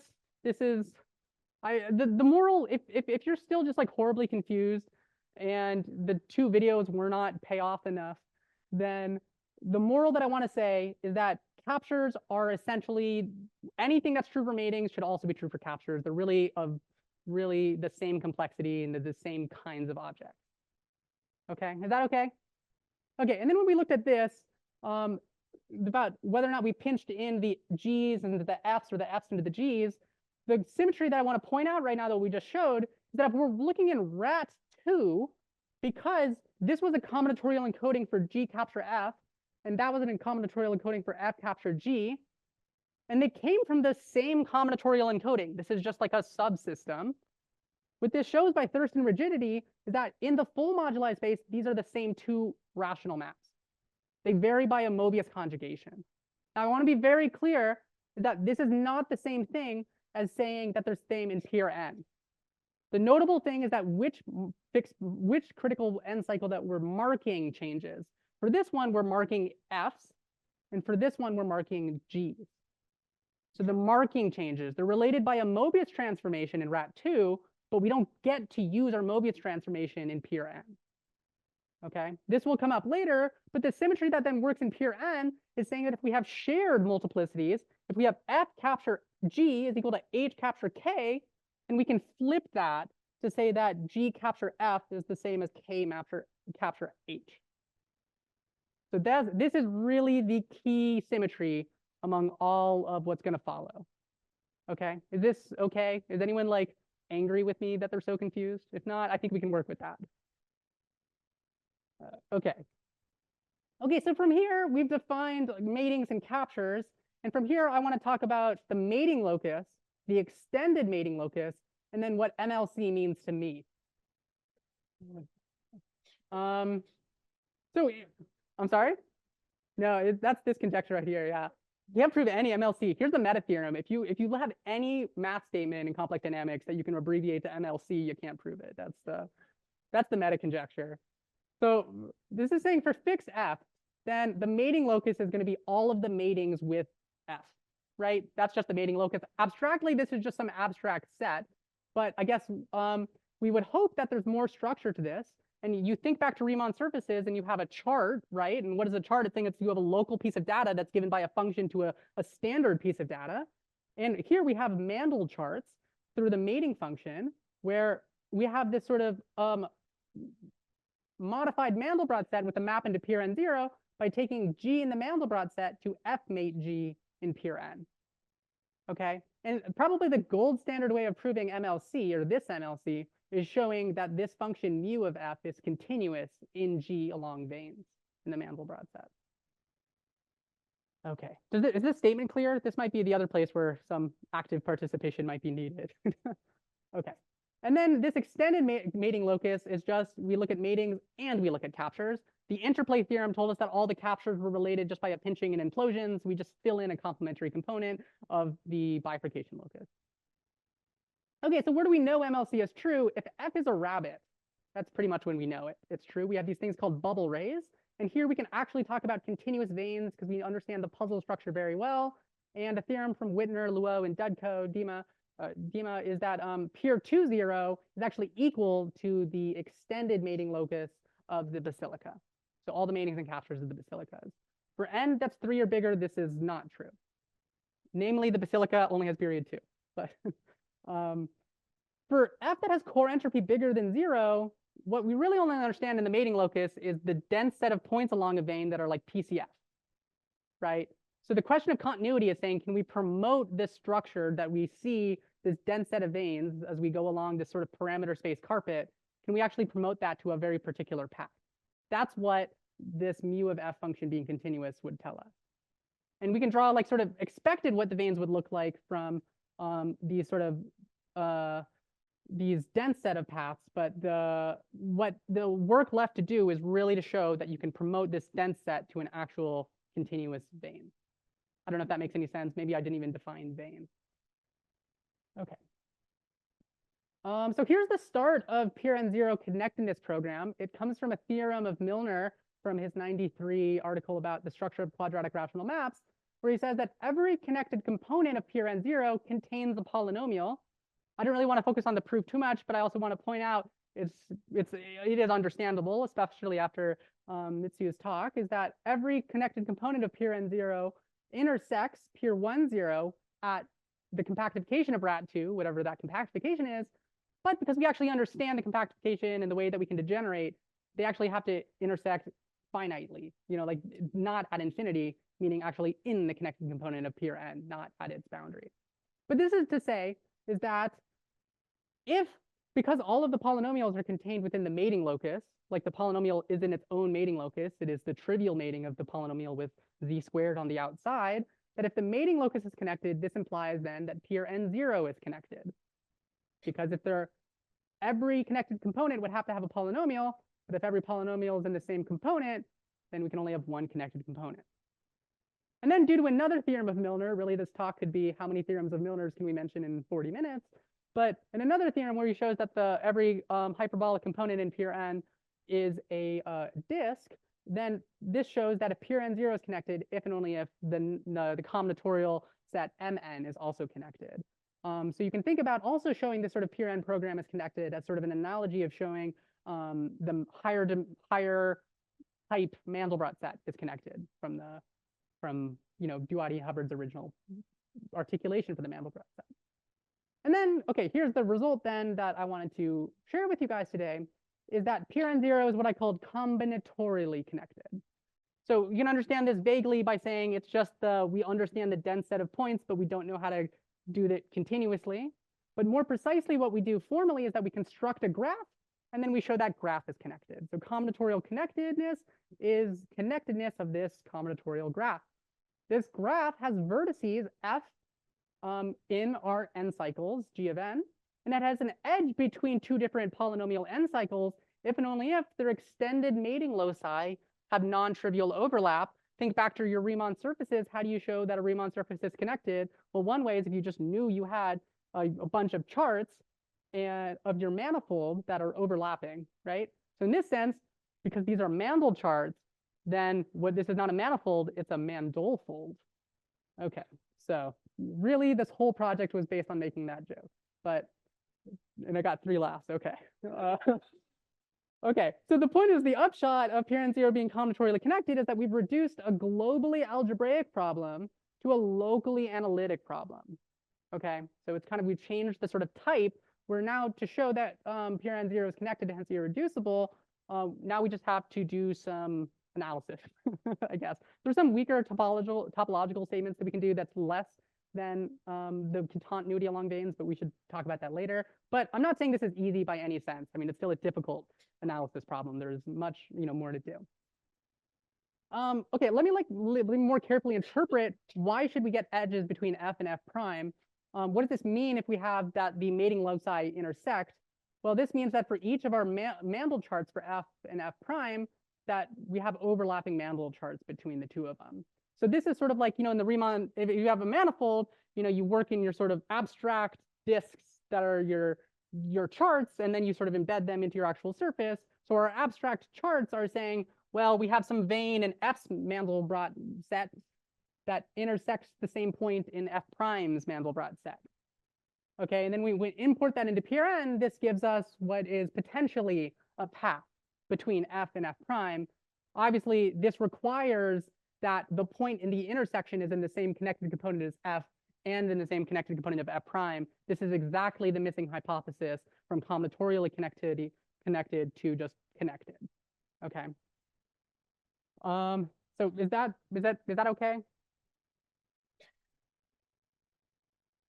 Well, I drew for you some path. Like what you need is that the point in the intersection is if the extended mating loci of F and F prime intersect, this tells you that there's a point that's in, let's say a point X in the extended mating locus of F. So you need to know that the mating locus of F is connected in itself. So the fact that that's the local problem, is the local analytic problem, is to show that the mating locus of F is connected for each F. Because if that's true, that's what MLC is, mating locus connected. That means that you can get from here to here, presumably by following a vein, but maybe not. And then you can get from here to here, and then you can just sort of reverse the path. But the cool thing is that we can do this. This is sort of reading off the global combinatorics of all of Pern0. And then so here's the other symmetry that I want to point out. The first one was that reversal symmetry, the reversal of mark point symmetry. This one is coming from the dynamics of Hubbard trees. It's a little bit more complicated, but if you bear with me for a second, it's saying that if F is an n cycle, then suppose that Z is a tip of the Hubbard tree. So this guy's a tip, that guy's a tip, this guy is not a tip, right? The two angles that would land would be on this side and then this side.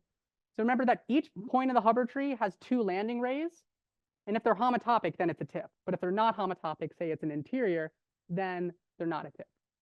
The whole point of these capture constructions, so if we let X and Y be the angles that land at our tip, okay, and then we do our proof by notation. So we do G is equal to G of minus X. Minus X was this angle, and H is equal to H of minus Y. Kevin, these ones are actual root angles here.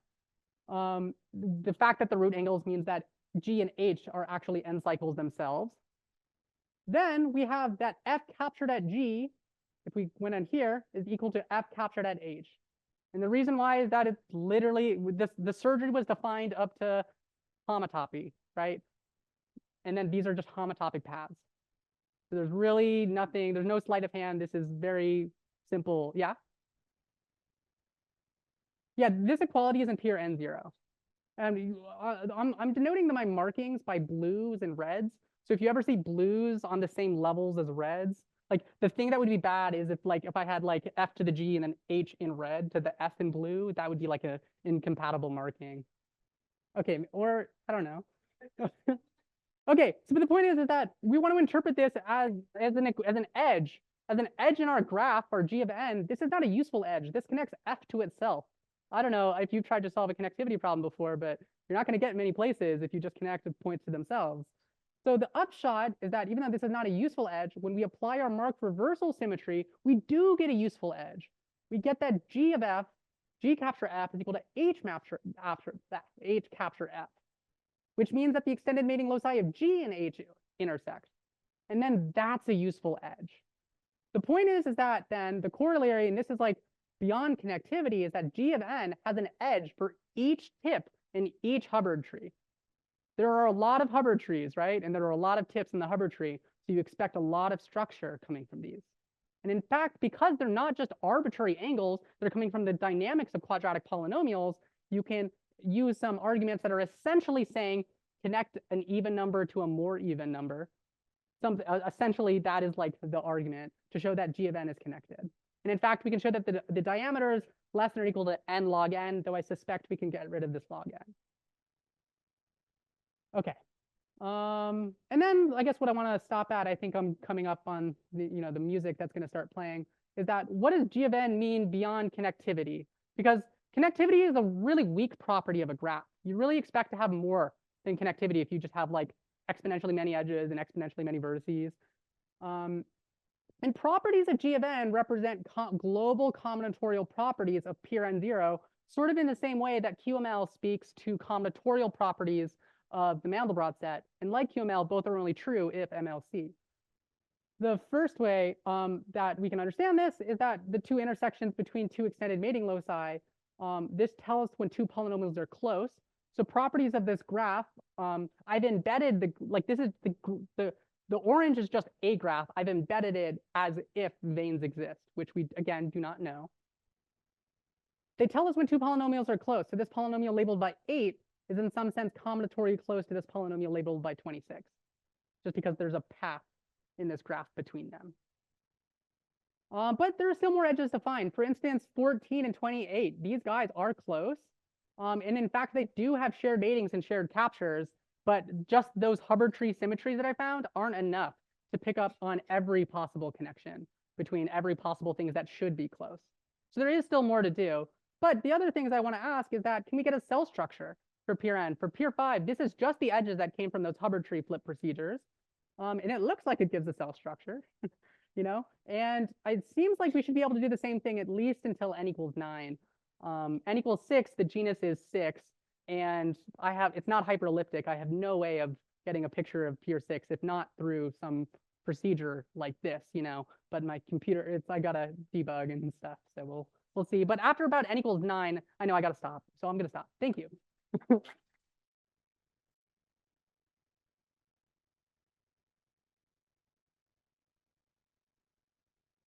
So are there any questions, comments?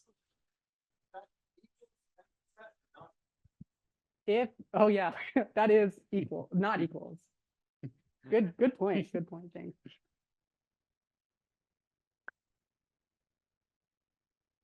So how does the shared mating come into this picture? Great. So honestly, not much. I mean, you can it's like all of the symmetries are most useful in terms of shared captures. Did I have did I skip this picture? I think I skipped this slide. Oh, bummer. Okay, so the point is that if you see a shared mating, that's reflected by, say, 4 mate 16 is equal to 26 mate 24. And those are at literally the same type B component. This is a shared mating. Now, through the interplay theorem, they also have a shared capture. But these type B components really are triangles. They have 3 type Bs that are matings on the boundary of them. So the whole beauty of the shared capture stuff over shared mating is that 14 mate 6 is on the same boundary of the same type B by transitive, and it has the same shared capture as either one of these guys, but there's no shared mating between them. So this blue component is a capture component? Yes, this is the capture component that can be described as 14 capture 6, 4 capture 20, 4 capture 16, or 26 capture 24. So where did you say that there are shared matings in this picture? So the shared mating comes from the fact that 26 mate 24 is the same component as 4 mate 16. So they are also interpreted as shared matings. Yeah, so you still do pick up shared matings here. But the point is because that the bitransitives or the hyperbolic components of the capture maps are sort of triangles.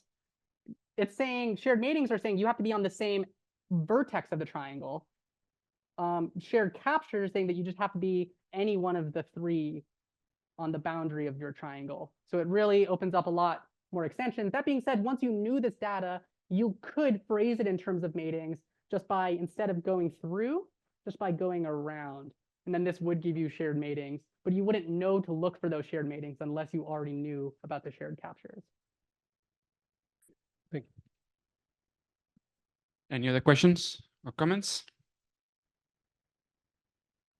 Yeah. So for these cardioids, do you have explicit equations like the normal usual one? Because they look more deformed and. Oh yeah. Do you have? No, I don't. It's just what it is. Yeah. It's like you have these Mandelbrot charts, right? And then I have no idea what those are. If you want to help me work on that and we can find out what it is, we should do that. Nice. Maybe we can draw some pictures of Pier 6. Okay. So, any questions, comments? Well, if not, let's thank Caroline again.